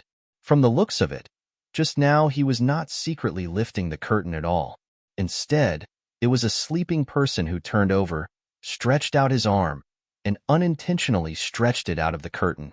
How could Imo Ran think that the serious and rigid Chu Wanning could come up with this kind of idea? He was easily fooled. He was afraid of waking Chu Wanning up, so he quietly got up. But he did not leave immediately. Instead, he grabbed Chu Wanning's exposed wrist and carefully placed it back in between the blankets. After doing this, after a while, Chu Wanning heard the creak of the door opening. Imo Ran went out. Chu Wanning slightly opened his eyes and looked at the hazy light coming in through the door. He was still in a daze for a long time. Perhaps it was because he had never dreamed that he and Imo Ran could be together. He had never even imagined it, so even after a night, he still felt that everything was like a dream. In his impression, Imo Ran was clearly secretly in love with Shi Mingjing. All these years, he stood behind them alone and saw everything clearly. He saw Imo Ran smile brightly at Shi Mingjing, saw Imo Ran cook noodles for Shi Mingjing, saw Imo Ran secretly help Shi Mingjing complete her assignment with a happy expression. He thought that no one knew. In fact, Chu Wanning knew all of this. For this reason, he had been envious, jealous, upset, and unwilling. He also thought that he had been relieved. But how could it be so easy to be relieved? Even if he knew that it was impossible, he still stiffened his neck and refused to look back. He braced himself and was unwilling to leave. All these years, Chu Wanning had asked herself if this kind of waiting that was destined to be fruitless was worth it, and if this kind of stubborn waiting was degrading. But after asking himself countless times, the answer was always undetermined. He, Chu Wanning, was also a heartless person who looked coldly at those infatuated men and resentful women. He could not understand why, when it was so painful, he still forcefully kept his feelings in his arms and refused to throw them away even when he was full of wounds. He did not understand. Only when the fire of not being able to get what he wanted burned his heart could he finally understand.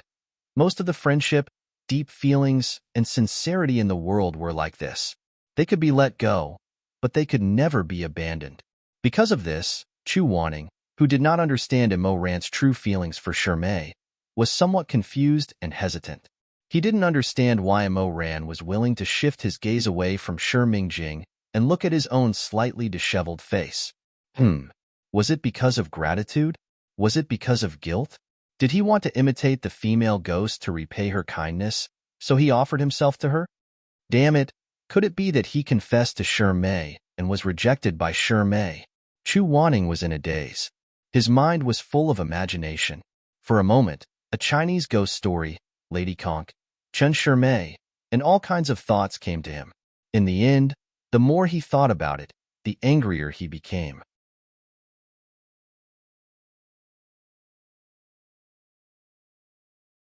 He got up and, while no one was looking, kicked the mattress Imo Ran had slept on last night.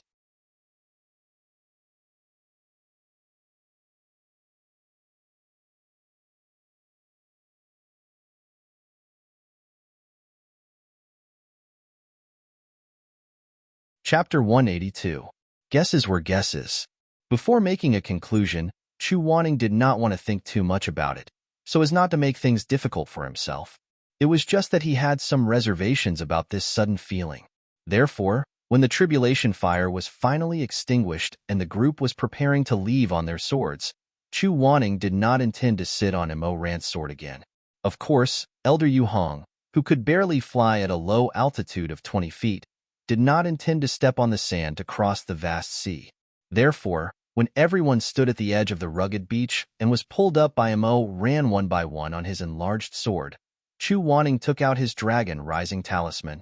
He dripped a drop of blood on his fingertip and touched the dragon's scale. The noisy little paper dragon suddenly came to life in the picture. It soared into the air, somersaulted a few times, and then circled around its master and shouted loudly, "Aya, Chu Wanning, I haven't seen you for many years. I miss you so much. What do you want me to do for you this time? Take me to the other side. Hey, I am the first true monarch at the beginning of the world, the Oregon Dragon. How can I do that kind of work? I won't take you. I won't take you." Under the watchful eyes of the crowd, the palm-sized paper dragon shook its head and wagged its tail. Although its body was weak, its voice was loud and clear. Some children couldn't help but laugh when they heard its words. Chu Wanning's face darkened a lot. He raised his palm and suddenly ignited a golden flame. He said in a low voice, "Burn if you don't take me." The little dragon was so angry that it fell straight onto the beach. It bared its fangs and brandished its claws. "How can there be someone like you? Fierce and unreasonable, heartless and shameless. No wonder every time I see you for so many years, you are always alone." Ran turned around when he heard this. He seemed to want to say something, but after thinking about it, there were so many people around, and Chu Wanning wanted to save face, so he didn't say anything. He just smiled and shook his head. Chu Wanning said angrily, "You talk too much." As he said that, he waved his hand and the ball of fire in his palm was thrown directly at the little dragon on the ground. However, Chu Wanning did not really want to burn it. The fireball was powerful, but it brushed past the dragon's whiskers and fell on the reef of the beach. The little dragon was so scared that it screamed and turned around, patting its fat claws on its whiskers. "Where's my tail? Where's my whiskers? This seat's head. Is it still? Is it still? If you keep blabbering, I won't be here anymore," Chu Wanning said through gritted teeth. A hissing golden radiance gathered in her palm again. "Enlarge." The little dragon wailed for a long time, half true and half false. It was using its claws to wipe away the tears that did not exist. Suddenly, its mung bean eyes caught a glimpse of Chu Wanning's piercing eyes. It couldn't help but shiver. Its whimpering sound suddenly ended with a funny burp. It crawled up from the ground softly. This time, it really looked like a paper dragon. Its body was boneless, and its curly whiskers drooped. It burped again and said with grievance, "Just this once. Don't do it again." "As you wish." Anyway, it said the same thing when he wrote it last time. The paper dragon stretched its four legs, as if it was stretching its muscles and bones. Then, it let out a sharp cry from its throat. A golden light suddenly overflowed from its young and thin body and scattered to the surroundings. The golden light became stronger and stronger, and finally completely swallowed the paper dragon. Roar! Suddenly, the sharp and small cry from the paper dragon's throat turned into a powerful and terrifying roar. In an instant, the golden light flashed with purple lightning and thunder.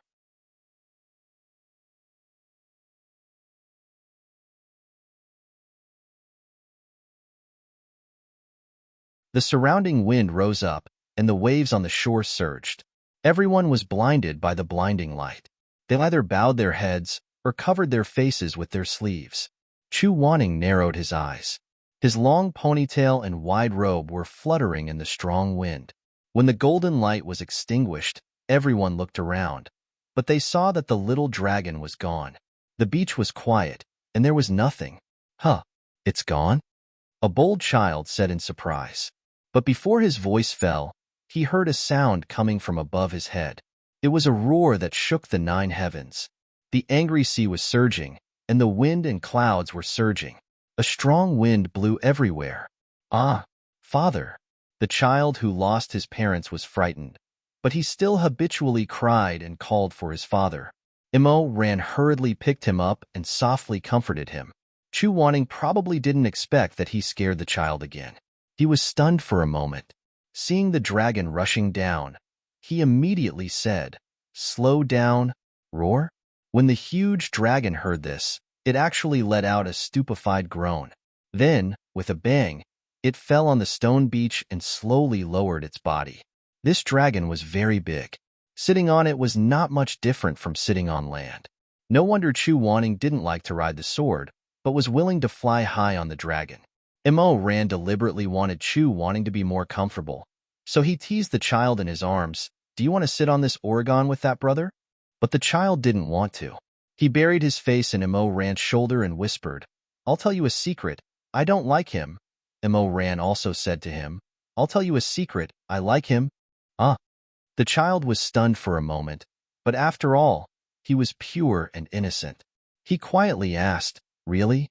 Sure, don't tell others." The child immediately laughed, covered his mouth, and nodded repeatedly. "What are you talking about? Are we still going?" Chu Wanning didn't intend to ride with the crowd, so he glanced at them indifferently. Then, he rode the dragon and rose hundreds of feet in an instant, disappearing into the clouds. Because they were carrying people on the sword, they couldn't fly too fast. They only arrived at Wuchang Town in the middle of Shu in the evening. Chu Wanning landed before them and greeted a few of the big families in the town. Wuchang Town was the town that was most cared for by the peak of life and death. As long as the immortal monarch asked, they would do their best to do it. The disaster victims brought from Lini were all taken care of by the big family heads. The child in Immerse Rant's arms turned back and waved at him reluctantly before leaving. Big brother benefactor, see you later. See you later. Immerse Rant smiled and stood in the afterglow of the setting sun, watching them leave. Chu Wanning was tired of this kind of farewell scene. He stood in place for a while, then turned and left.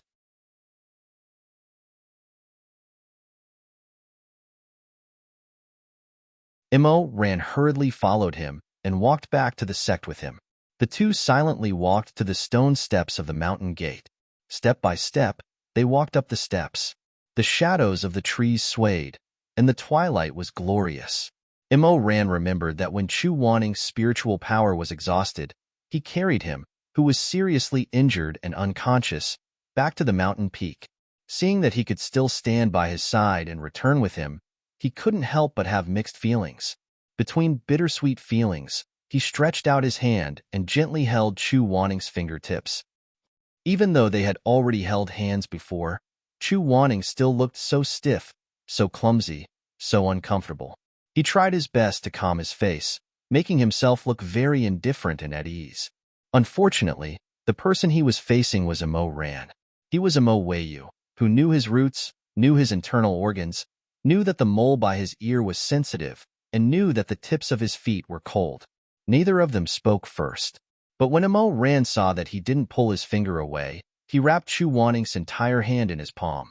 The long stairs, he longed for this road to be longer, so that he could hold his hand a little longer, a little longer. The long stairs, he also longed for this road to be shorter. If it could be shorter, the pain that Chu Wanning, who carried him home, would have been a little less, a little less. Just like that, they walked to the mountain peak. The towering mountain gate was clearly visible. Suddenly, a tall figure draped in a white fox cloak appeared from the shadows of the swaying trees. Before the two could see clearly, they heard that person call out, "Shizun?" Chu Wanning was slightly shocked. He almost immediately pulled his hand out of Immerse Rant's palm and let it hang in his sleeve. He then stood still and raised his head. Shimei walked down the stairs a few steps higher. Under the afterglow of the setting sun, his face was as clear as a lotus flower, bright and beautiful. That burning light made the red clouds in the sky pale in comparison. He was really very handsome. Shimei probably didn't see the two holding hands just now. He seemed very surprised and smiled. "That's great. You're finally back." Immerse Rant didn't expect to suddenly meet him. He was a little embarrassed and asked, "Shimei, are you going out?" "Yes, I was going down the mountain to buy some things for the Great Lord. I didn't expect to see Shizun and Immerse Rant first." A few days ago, the Great Lord received Shizun's message for Haitang, but he didn't see her. He was worried. Chu Wanning said, "Immerse Rant and I are both fine. What about the others in the sect?" "They're all fine," Shimei said. Although the young master was manipulated by He Zi, fortunately, it didn't last long. His heart wasn't damaged. These past few days, Elder Tanlang has been treating him carefully. This morning, he can get out of bed and walk around. Chu Wanning sighed. "That's good." Shimei smiled and glanced at Immerse Rant. Then, he gently lowered his eyes and bowed. "Although I'd like to talk for a while more, if I don't go get the herbs sent by Lo Moon, I'll make the delivery person wait for a long time. I have to go first. Shizun, Immerse Rant, see you tonight." "Yes, you can go," Chu Wanning said. "We'll talk later." When Shimei's robe fluttered and his figure gradually disappeared, Chu Wanning turned his head. Although he could feel that Immerse Rant didn't let go of his hand just now, and that he was the one who pulled away first, he didn't know why he felt resentful. His sharp eyes stared fiercely at Immerse Rant. Then he flicked his sleeves and turned to leave. Immerse Rant. The two arrived at the Core Heart Palace one after another. When they pushed the door open, they were shocked by the scene in front of them. They were speechless.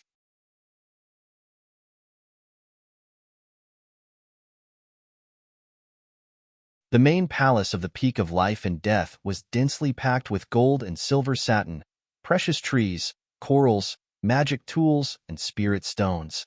They spread all the way from the high seat at the end to the door. Chu Wanning could only open half of the door.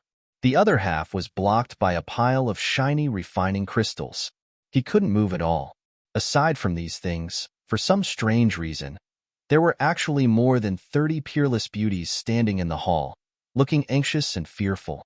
As for Shuizhengyong, he didn't know whether to laugh or cry as he tried to reason with a Fire Phoenix Pavilion disciple wearing a light red robe. No, this is really not okay. You can accept the rest, but please take these singers back and return them to the pavilion master. We really don't listen to songs here, and we don't like to watch dancing either. Thank you. Imoran followed Chu Wanning in. The 30 beauties were standing by the door. Immediately, a strong fragrance of cosmetics assailed his nostrils. He was sensitive to the fragrance of concocted products, so he couldn't help but sneeze 4 or 5 times. Shuizhengyong hurriedly turned around. When he saw the two of them, he was overjoyed. Imoran, Yu Hong, you're finally back. Quick, quick, help me persuade this envoy. Chu Wanning raised his eyebrows slightly. What envoy? Without waiting for Shuizhengyong to answer, the disciple turned around with a face full of smiles and said enthusiastically, I'm the eldest disciple of the Fire Phoenix Pavilion. I'm here on the orders of the Pavilion Master to form an alliance with the Life and Death Summit. Chu Wanning. Of course, forming an alliance couldn't be done lightly. The three of them worked together to persuade that person for a long time before they finally sent him away. Shuizhengyong looked at the envoy's departing figure and sighed heavily. He wiped the fine sweat on his forehead. Do you know? These days, many big and small sects in the cultivation world have sent people here, saying that they want to form an alliance with the Life and Death Summit. I haven't interacted much with them these years. In the past, only the Kunlun Treading Snow Palace was willing to pay attention to us. This time, 3 or 5 of them all came to give us gifts. They suddenly became so enthusiastic that I don't know how to respond. Chu Wanning frowned and asked, What's the situation in the cultivation world these days? Shuizhengyong sighed. 30 years to the east, 30 years to the west. What do you mean? It's a mess. Shuizhengyong said, Su Shuanglin, that lunatic, exposed so many grievances in the memory scroll. Even if we know that it's because of his vengeful heart, what can that change? Needless to say, the Confucian Wind sect has fallen apart. Jiang Dongtang has been torn apart. Lone Moon Yi and the Treading Snow Palace have become enemies. Now, when enemies meet, their eyes are exceptionally red. There's also Wu Bei Temple. When he said this, he suddenly remembered that Master Huizue was Chu Wanning's master.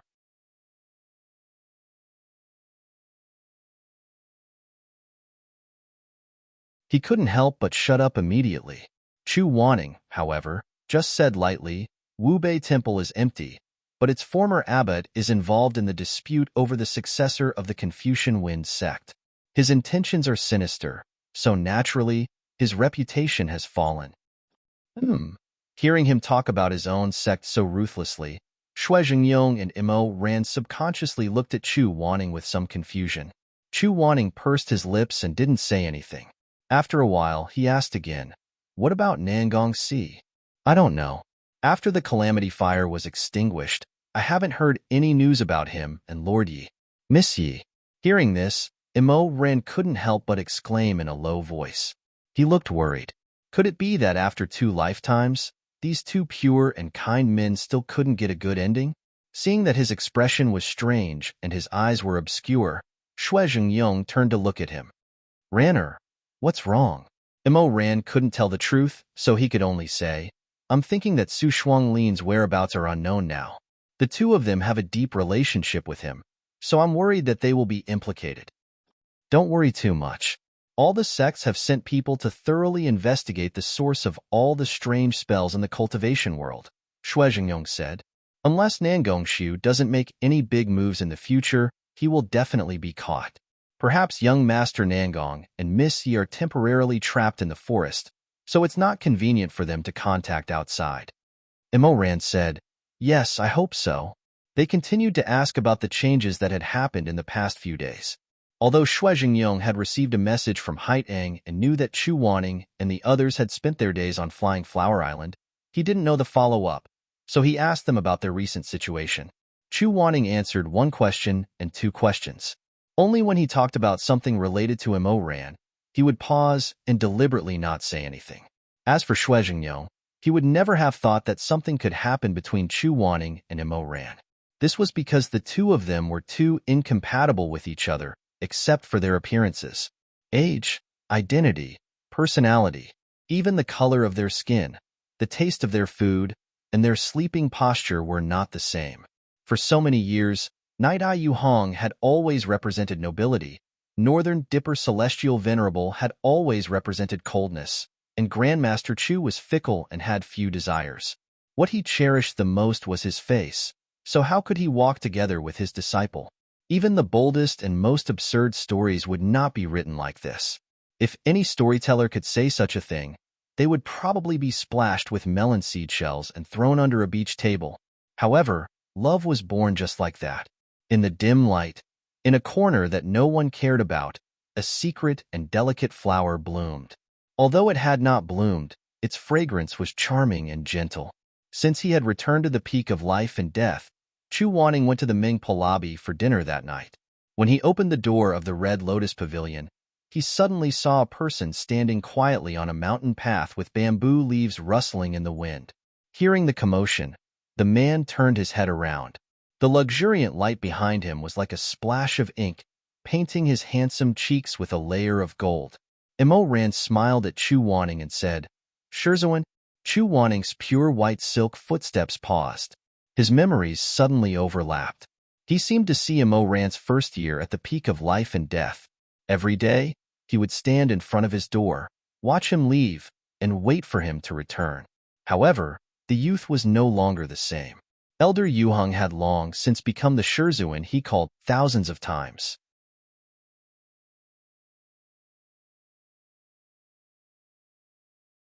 In the respect, there was a trace of restrained eagerness, as well as not-so-restrained gentleness. "What are you doing here?" "Waiting to eat with you." Chu Wanning's gaze fell on the food box in his hand. He said, "I want to go to the Ming Po lobby today. I haven't been there in a long time. I don't want to stay in the pavilion to eat." Imo Ran was slightly stunned. Then he understood. He smiled. Shizun misunderstood. "This food box is empty. I just went to deliver some food to Xueming. He doesn't have a good appetite, so I borrowed a small stove and cooked him a bowl of noodles." He didn't think that Imo Ran would actually deliver food to Xueming. In Chu Wanning's memories, these two people had always been at odds. Although they were cousins, they could fight to the death in less than the time it takes for a stick of incense to burn. He didn't know when it started. Perhaps it was because he missed too much in his 5 years of deep sleep, or perhaps it was because Imo Ran and Xueming were both getting older. In short, without his master noticing, these two people's relationship had long been thawed and gradually eased. Now, although they were far from being brothers, at least when Xueming made a clay figurine, he would remember to make an ugly Imo Ran. And when Xueming was sick, Imo Ran would personally cook a bowl of noodles and deliver it to his bedside. Chu Wanning sighed. "How is he? When I went to see him before, he was still sleeping. He's already awake now. After eating noodles, he wants to come out and walk." With great difficulty, I persuaded him to go back and lie down. Imo Ran said, "The exquisite chess game is not like other games. Even if the person who has been hit by the black pieces doesn't have deep control, he should rest for a period of time." Although Chu Wanning responded, he still had some doubts in his heart. This understatement was unintentional, but the listener took it seriously. He suddenly vaguely felt uncomfortable somewhere. It was as if Imo Ran was too clear about the pros and cons of the exquisite chess game. He was too indifferent about it. "Master?" Chu Wanning came back to his senses. Imo Ran smiled and asked, "What are you thinking about?" "Nothing. He should be overthinking." Imo Ran was now a grandmaster. It was not strange that he had some understanding of the forbidden arts. He changed the topic and said, "Where are we going to eat?" "I don't want to eat outside." "I don't want to eat outside either." Ran rubbed his nose and laughed softly. His voice was gentle. "I just want to eat with you. Anywhere is fine." Chu Wanning would not admit that he was a little moved, but he couldn't help but look at those dark and gentle eyes for a moment. That pair of eyes was sincere and bright, reflecting the multicolored light and his own reflection. It was very simple and very clean. He couldn't think of any reason to refuse such a pair of eyes. In the end, he went with ran to the lively dining hall. Perhaps that thin layer of window paper had finally been pierced through.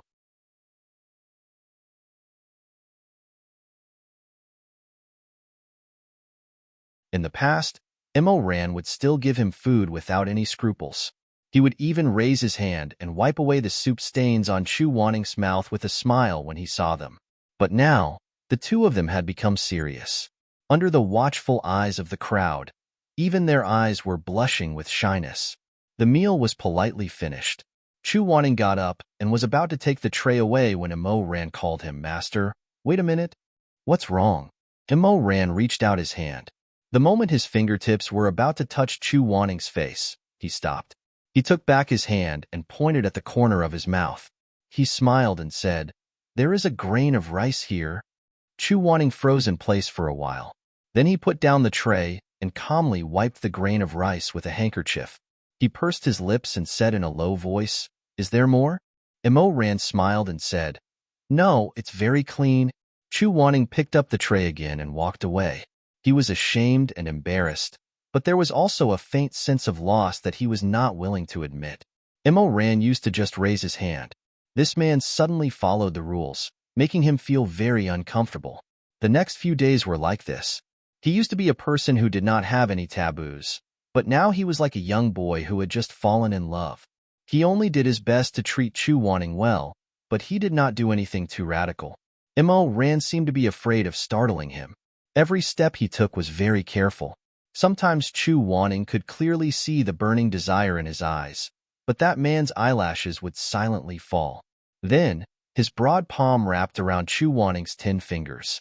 When he looked up again, the desire in his eyes had been completely covered by gentleness. But that gentleness was too much. Sometimes, Chu Wanning would have a vague illusion in her heart. It was as if Ran was dealing with a clay person who was being pieced back together bit by bit. He was afraid that if he made a big move, he would crush him into pieces and powder. Chu Wanning felt that this was not bad. He was calm and unhurried. Although it was exciting to cook oil in the fire in the dream, this kind of thing was enough for a dream. If it came true, he was afraid that he would not be able to bear it. But no matter how much he restrained himself, no matter how obediently he followed the steps of love, there would still be an end. One day, after he finished his dinner as usual, he took a honey peach and was about to leave. Before he could take 2 bites of the peach, his hand was caught. Chu Wanning was shocked. He looked up and saw Ran. He whispered, "What are you doing?"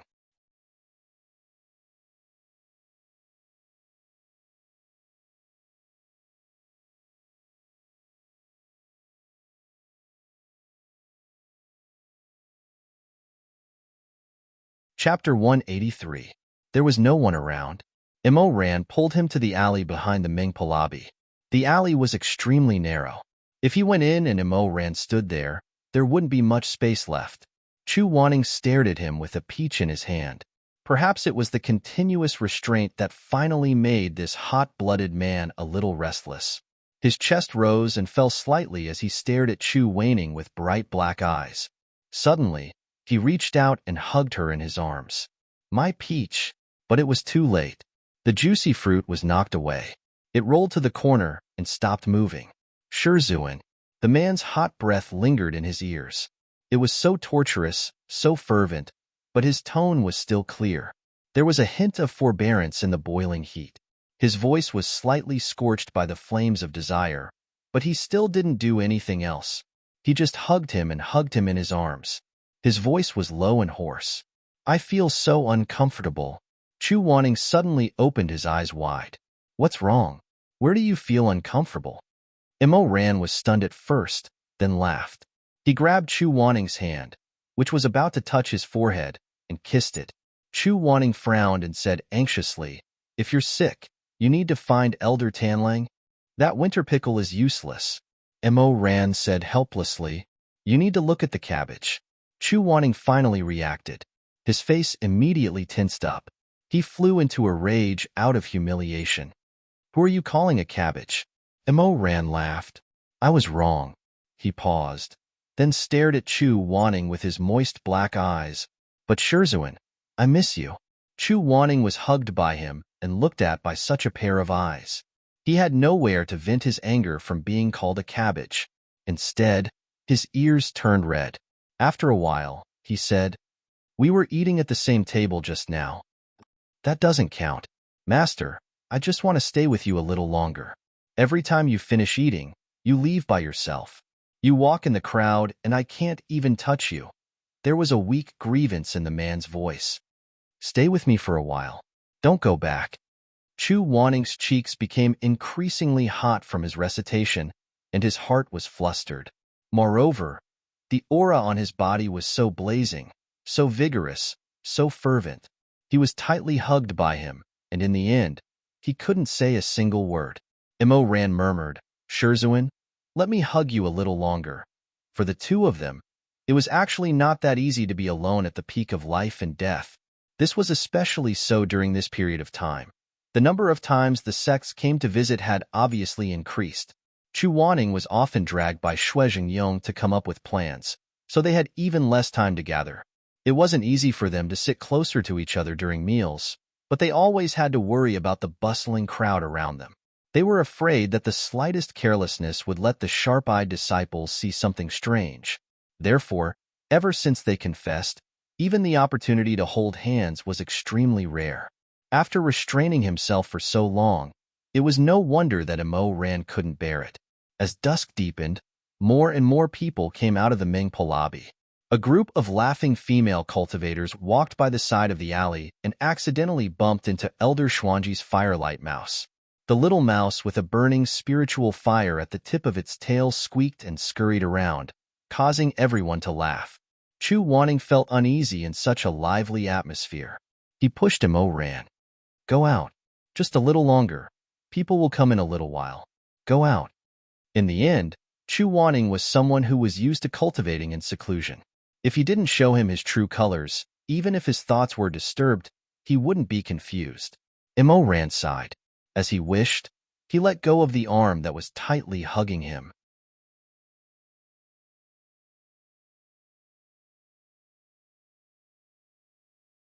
Chu Wanning immediately walked out of the dark and narrow alley, then turned back to look at him. "What are you still doing there?" Mo Ran coughed softly, as if he was a little embarrassed. He said, "Shizun, you can go first. I'll stand here for a while." Chu Wanning was puzzled. Just as he was about to say something, he saw that Mo Ran's handsome tanned face seemed to be a little red.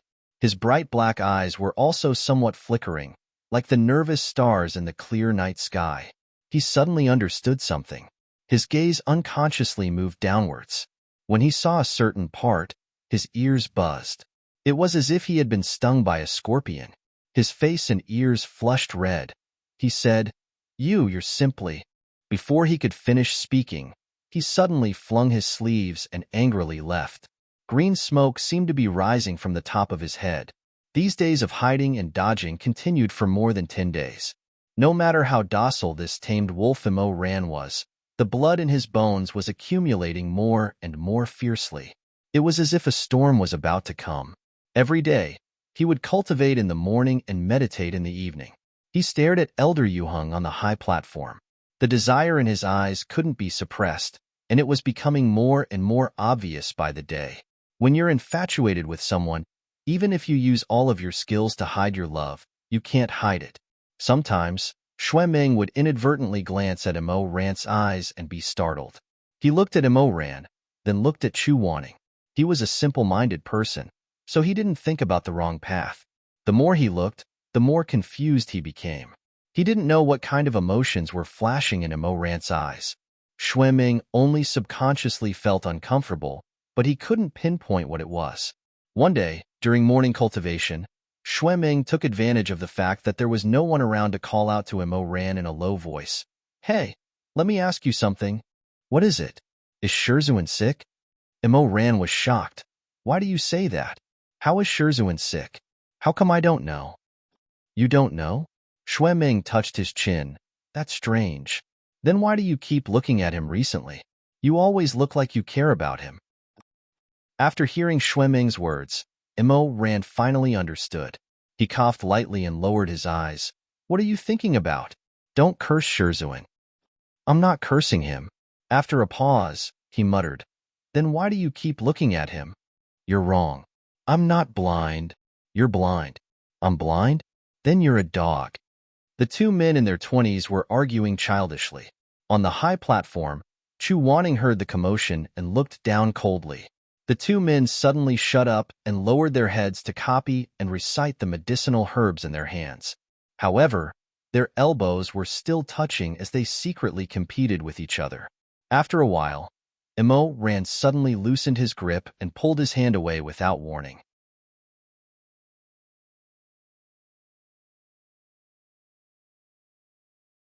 Shui Ming used too much force and suddenly lost the resistance from Ran's side.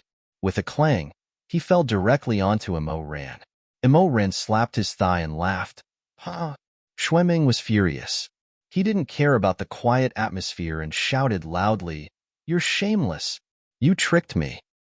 Weiyu, Shui Ziming. Seeing that his disciple was about to make a fool of himself again, Chu Wanning was slightly angry. He raised his phoenix eyes and frowned, saying in a low voice, If you want to quarrel, go outside. Don't disturb everyone's cultivation here. Yes, Shizun. Ran immediately calmed down. Shui Ming also reluctantly stopped talking. However, he was still a little angry. He felt that his fall just now was a little embarrassing. After thinking about it, he cut a small piece of paper and wrote a few big words on it. He rolled it up and threw it at Ran's table. Patter. Unexpectedly, the paper ball was thrown over his head. A slender, white hand picked it up from the open pages of the book. Shermay unfolded the crumpled paper in confusion and glanced at the words written on it. You're staring at me. Do you have any ulterior motives? Do you want Shizun to teach you a unique mental cultivation method? There was also a dog drawn at the bottom of the paper with a heavy black cross. Shermay.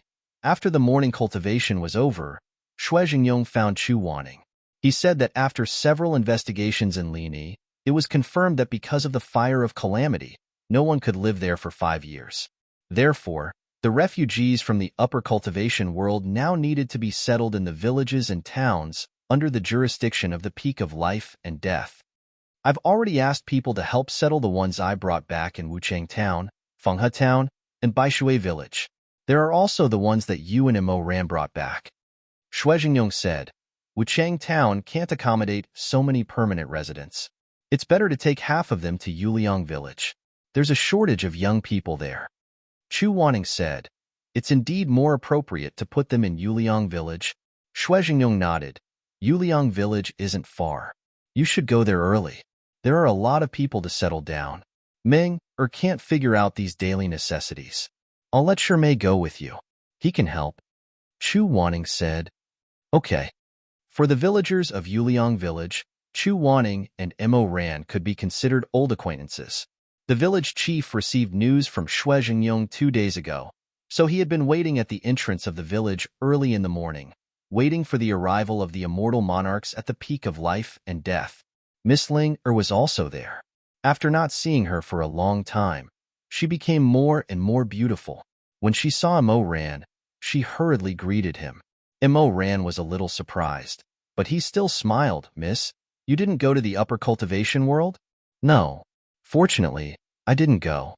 If I went to Lini, I'm afraid I'd lose my life. Ling patted her full chest with lingering fear. I'd better stay in the lower cultivation world first. The village is getting better and better these days.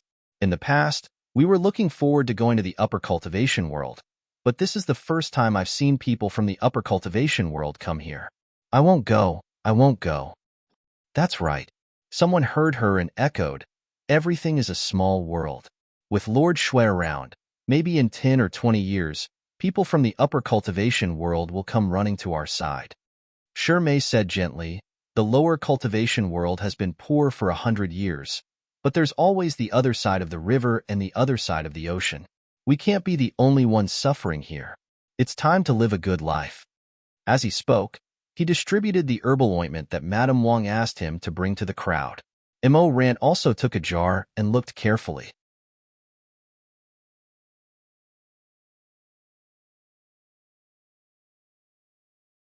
He found that there was actually a snake emblem of Lone Moonyi on it. He couldn't help but be surprised.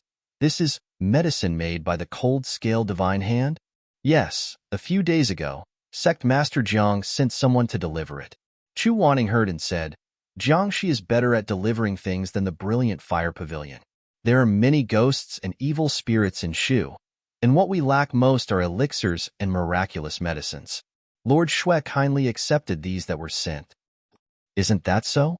Mo Ran murmured, and they're all elixirs refined by the cold scale divine hand. To exaggerate a little, they can even revive the dead and grow flesh on bones. Alas, alas, he didn't say the second half of the sentence. Alas, Jiangshi is really rich. Back in the Xinyuan pavilion, Chu Wanning only bought a few jars of Lianxiangdu, and the asking price was 2.5 million. In the end, Sect Master Jiang waved his hand and gave him a carriage full of Lianxiangdu. Mo Ran silently put the jar of medicine back into the pouch and sighed inwardly. He thought to himself, Confucian Wind Sect is really finished, but the next one to emerge is obviously Lone Moonyi. It won't be the peak of life and death's turn to do anything. It'll probably take another 100 years for the lower cultivation world to rise again. After busying themselves for most of the day, in the evening, the food and clothing of the old Lini residents were all arranged and the houses were cleaned up. The three of them, master and disciple, were ready to leave, but the village head insisted that they stay for dinner.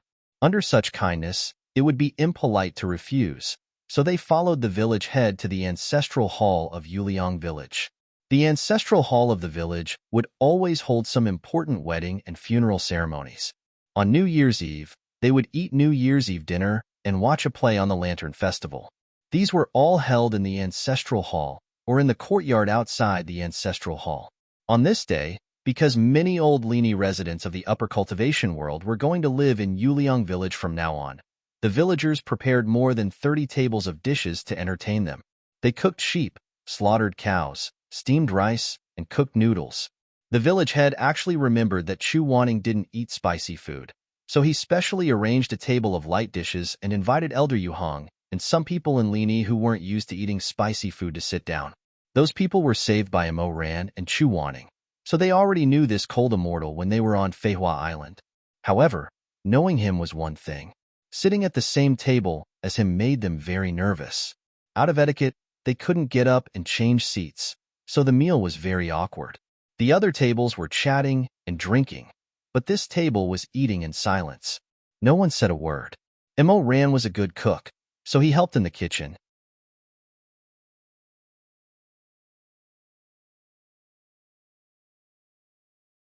When the last dish was served, he came out of the kitchen. His honey-colored face was sweaty, his eyes were bright, his nose was high, and his handsome appearance stood out among the crowd. The soup dumplings are here. The Annie held a large tray full of small steamers and shouted loudly, There are soup dumplings on every table. There are soup dumplings on every table. There are 12 soup dumplings on every table. 6 of them are fresh with shepherd's purse and 6 are fresh with mushroom. Eat them while they're hot. Mo Ran smiled and helped the Annie pass the soup dumplings to each table. Thank you, Immortal Mo. Thank you, Immortal Mo. A child who was familiar with Mo Ran shouted, Thank you, Brother Weiyu. Ling Er's eyes were fixed on him. Although she knew that this person didn't like her and wouldn't like her, she still couldn't help but want to look at him. Humph, it doesn't matter if I look. Thank you, Immortal Mo. When the soup dumplings were delivered to her table, she thanked him softly with red lips. Mo Ran smiled at her. It was a bright smile that didn't hide or have any ambiguity. Ling who wanted to take the opportunity to peek, felt a little embarrassed. She lowered her head shyly. There were 2 tables left. Chu Wanning was at one table, and Shirmei was at the other. The two of them had different tastes, so they didn't sit together. Mo Ran delivered the soup dumplings to Chu Wanning's table first. Chu Wanning frowned and said, "Don't be busy, the food is cold." When he delivered the soup dumplings to Shermei's table, Shermei smiled and said, "Mo Ran is really skillful. Thank you." "Haha, it's okay. I just helped Annie a little," Mo Ran said and turned around. Shermei thought that he was going to get the bowls, so he made some space on the bench and said, "Sit here. I asked for an extra bowl at this table. You don't have to get it." Mo Ran was stunned for a moment. Then he scratched his head and said with a smile, "I'll sit at Shizun's table." "When did you stop eating spicy food?" "Only those who don't eat spicy food go there." "I quit," Mo Ran said. Shermei was silent for a while. His eyes were dark, but he suddenly smiled and said, "I've heard of people quitting drinking and smoking, but I've never heard of anyone quitting chili. Actually, it's not really quitting. If you don't eat for too long, you won't want to eat anymore." Mo Ran waved at Shermei and ran to the kitchen with a smile. "I'm going to get the bowls. Sit down and eat. If you don't eat, the soup dumplings will get cold."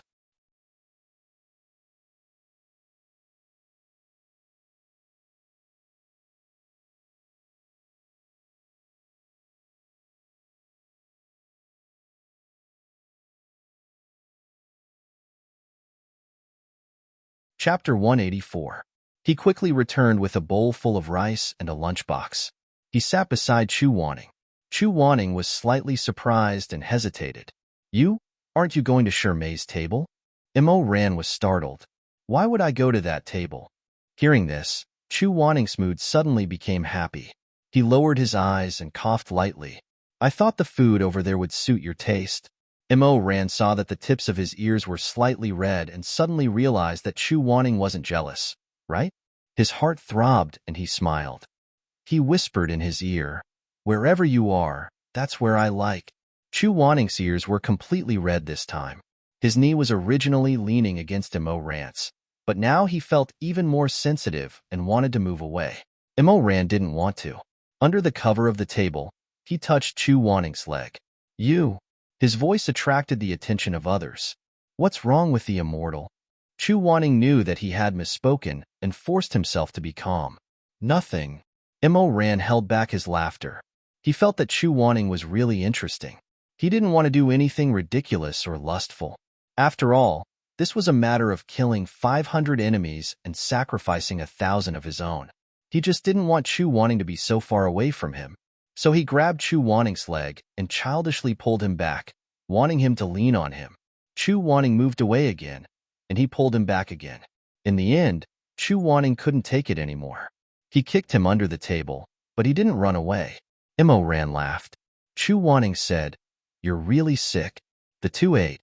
Mo Ran first looked at Chu Wanning's bowl. Sure enough, there were only a few simple vegetables and a piece of tofu. The soup dumplings had already been eaten by the other ignorant children at the table. Mo Ran handed him the small bamboo food box. "What's this?" Mo Ran whispered. "Xiaolong, 6 crab roe and 6 shrimp. I made it especially for you." "Sure, don't make a sound. Eat quickly.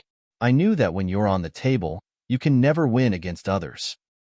It was too obvious that he was the only one at the table. Chu Wanning felt a little embarrassed and didn't want to move.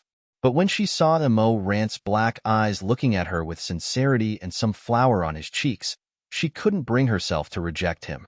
What's more, the words "specially made for you" sounded very tempting. Chu Wanning didn't say anything.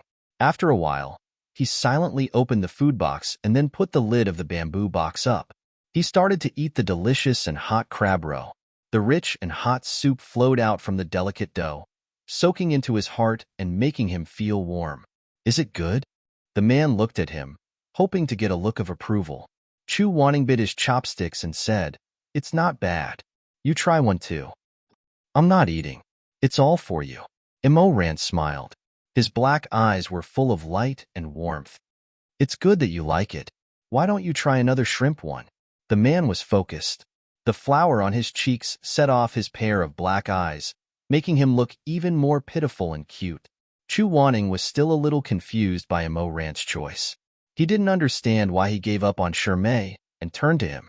But at this moment, Immerse's eyes were too pure and too determined. There was no room for anything else. It was enough to make anyone who was stared at by him feel at ease. After dinner, the village chief invited everyone to watch a play outside the ancestral hall. The stage was set up by the river. The sound of copper cymbals rang out, and the Hu Qin played. On the stage, Wen Shang, Dan Jiao, Sheng Jiao, Painted Face, and Clown Jiao appeared on the stage one after another. The play was lively. Their sleeves danced, and their faces changed. Jiao Air grabbed Kai Feijin's firelock. With a rosin nozzle in his mouth, he raised his head and glared angrily.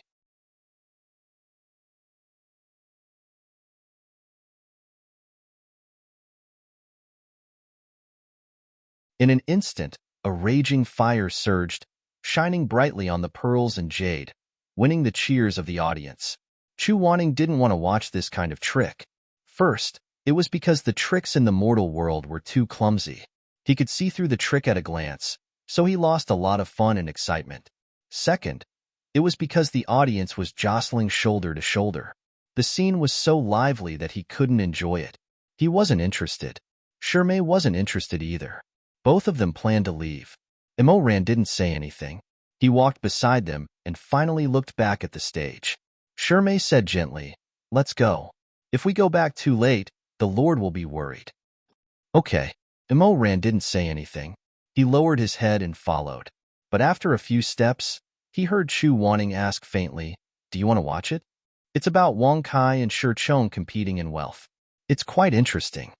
He didn't say that he wanted to watch it, nor did he say that he didn't want to watch it. But Chu Wanning quietly listened to him and said, "Then let's go back and watch it before we leave." Shimei was slightly startled. "Shizun, we've already delayed handing in the appointment by staying for dinner. If we stay to watch the play," Chu Wanning said, "just watch this play. We'll leave after we're done." Shimei was very gentle. He smiled and said, "Okay, I'll listen to Shizun." The three of them returned to the stage and squeezed into the lively crowd. Many of the refugees in Lini had never been to Sichuan before, so they had never watched Sichuan opera. They were shocked by the fluttering sleeves and the dazzling changes of faces. The short children couldn't see the stage. Some were carried by the adults on their necks, while others climbed on the stage and looked around. The king gave me the coral jade tree, the light of treasure. On the stage, Wang Kai and Shi Chong tried their best to cling to the riches and splendor. Their faces and necks were red as they tried to push each other down. 50 miles of purple silk rode home. Who can stop it? Good. Ha ha ha, one more scene. The eyes of the people watching the play were shining. The children had pastries stuffed in their mouths. They freed their hands and clapped with the adults. This was not the upper cultivation realm, where there were all kinds of manners and manners. No one sat there foolishly and watched the show. They took a sip of jasmine tea, while the attendants massaged their backs and the maidservants fanned their hands. The cold air below the stage forced the performers on the stage to lose interest in singing. It was dull, and the song, "Farewell, My Concubine," sounded like a tortoise parting with a cricket. These people were simple and unsophisticated, but they were in full swing. They were all standing and clapping, standing on their tiptoes and shouting. It was very boorish and lively. Chu Wanning stood in the middle of the wave, not knowing how to deal with it.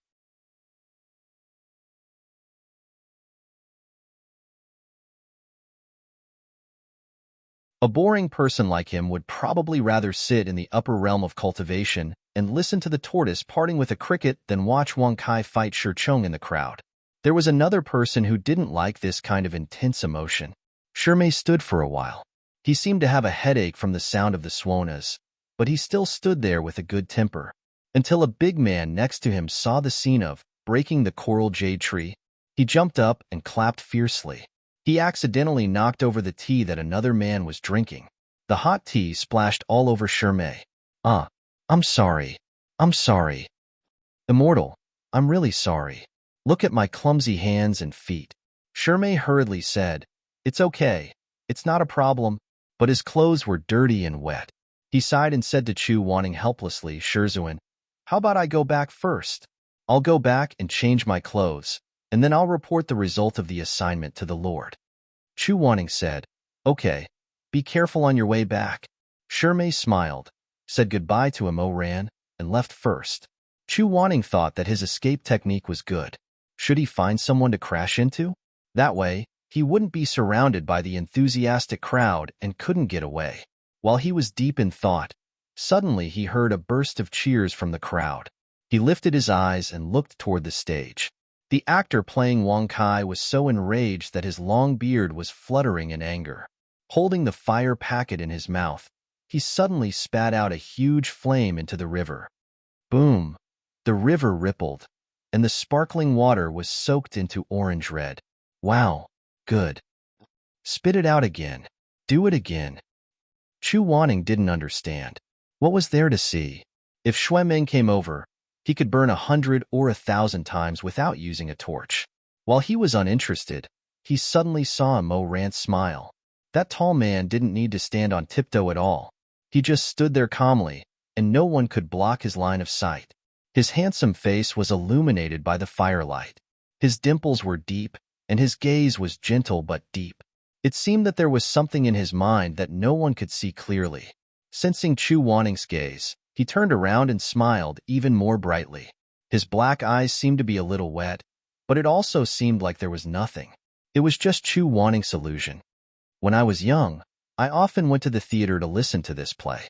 Every time, I would be chased away by the manager before the play was over. Mo Rant's tone was casual and calm. This is the first time I've listened to the whole play. Shizun, did you like it? Chu Wanning looked into his eyes and finally said, Yes, it was not bad. Mo Rant's smile bloomed. The night seemed to have brightened up. On the stage, there was a faint chanting. It started and ended, and started again. Black eyebrows like smoke, indigo feathers rustling. The king is exhausted. The lowly concubine is still alive. Oh, farewell, my concubine. Mo Rand turned around and smiled. Let's go. You're satisfied now that you've finished watching the Battle of Wealth. Let's go back. Let's watch a while more. It's not that boring. There's no harm in watching a few more plays. Mo Rand raised his eyebrows slightly, as if he was pleasantly surprised. Then he smiled brightly. All right. Farewell, my concubine. Jinshan Temple, Judgment of the Double Nail, sitting in the tower, killing pity. One play after another, no one left. As the time went by, people became more and more cheerful and energetic. An old man was reciting along with the yen woman on the stage. Good words keep people warm in winter, but bad words hurt people in June. At the most intense part of the play, Song Jiang suddenly killed people, winning the applause of the whole audience. The applause even covered the singing of the performers on the stage.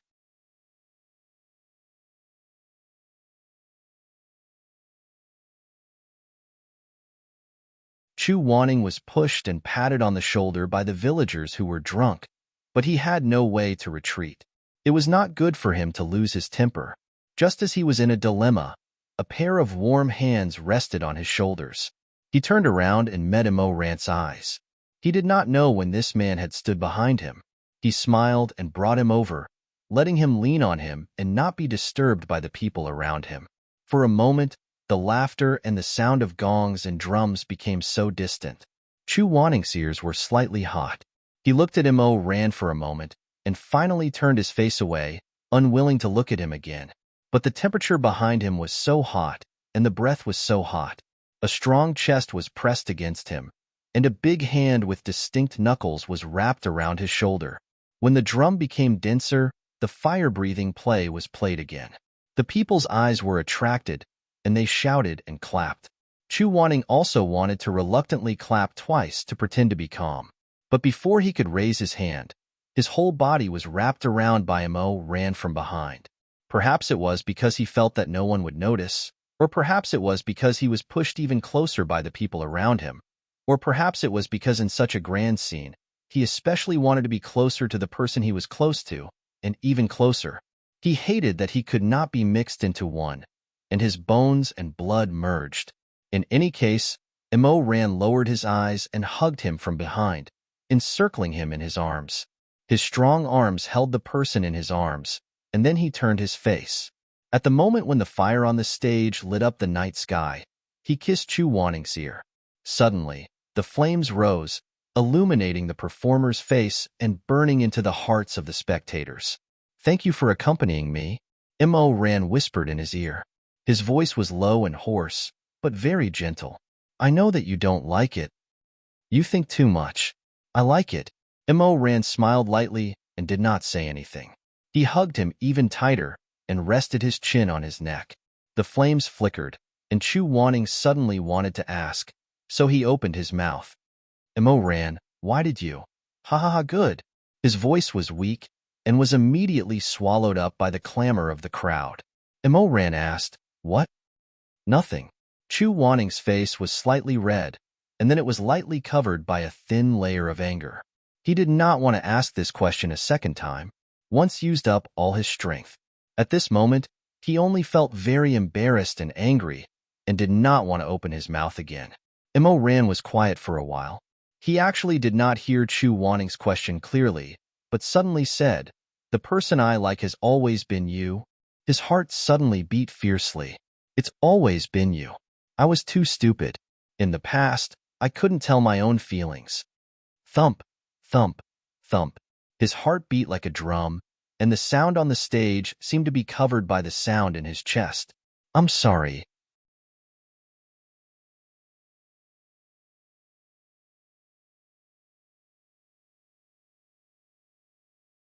"I made you wait for a long time." His eyes were dazzled by the fireworks, and his ears were buzzing. He could not hear anything clearly, and the world was spinning. He did not know whether his feet were on the ground or in the clouds. Only the person behind him was real. The wind used to have no color and no trace, but now it had become the lingering smell of Immerse that lingered at the tip of his nose. Chu Wanning actually did not want to hear too much explanation. All he wanted was a word of affirmation from the person he loved. Now that he suddenly received this affirmation, he could no longer see his surroundings clearly. In his dizziness, he felt that everything was multicolored. He couldn't think, couldn't move, and was immersed in this intense surge of oil paint. In the end, he lost his five senses. You're tuning in to the Romance Rendezvous YouTube channel. We're so grateful for your support, and don't forget to subscribe to join us on this incredible journey through captivating stories. Your generosity through donations truly makes a world of difference, as it's the primary source of revenue that allows me to expand and enhance this channel for you. Thank you from the bottom of my heart for being a part of this adventure.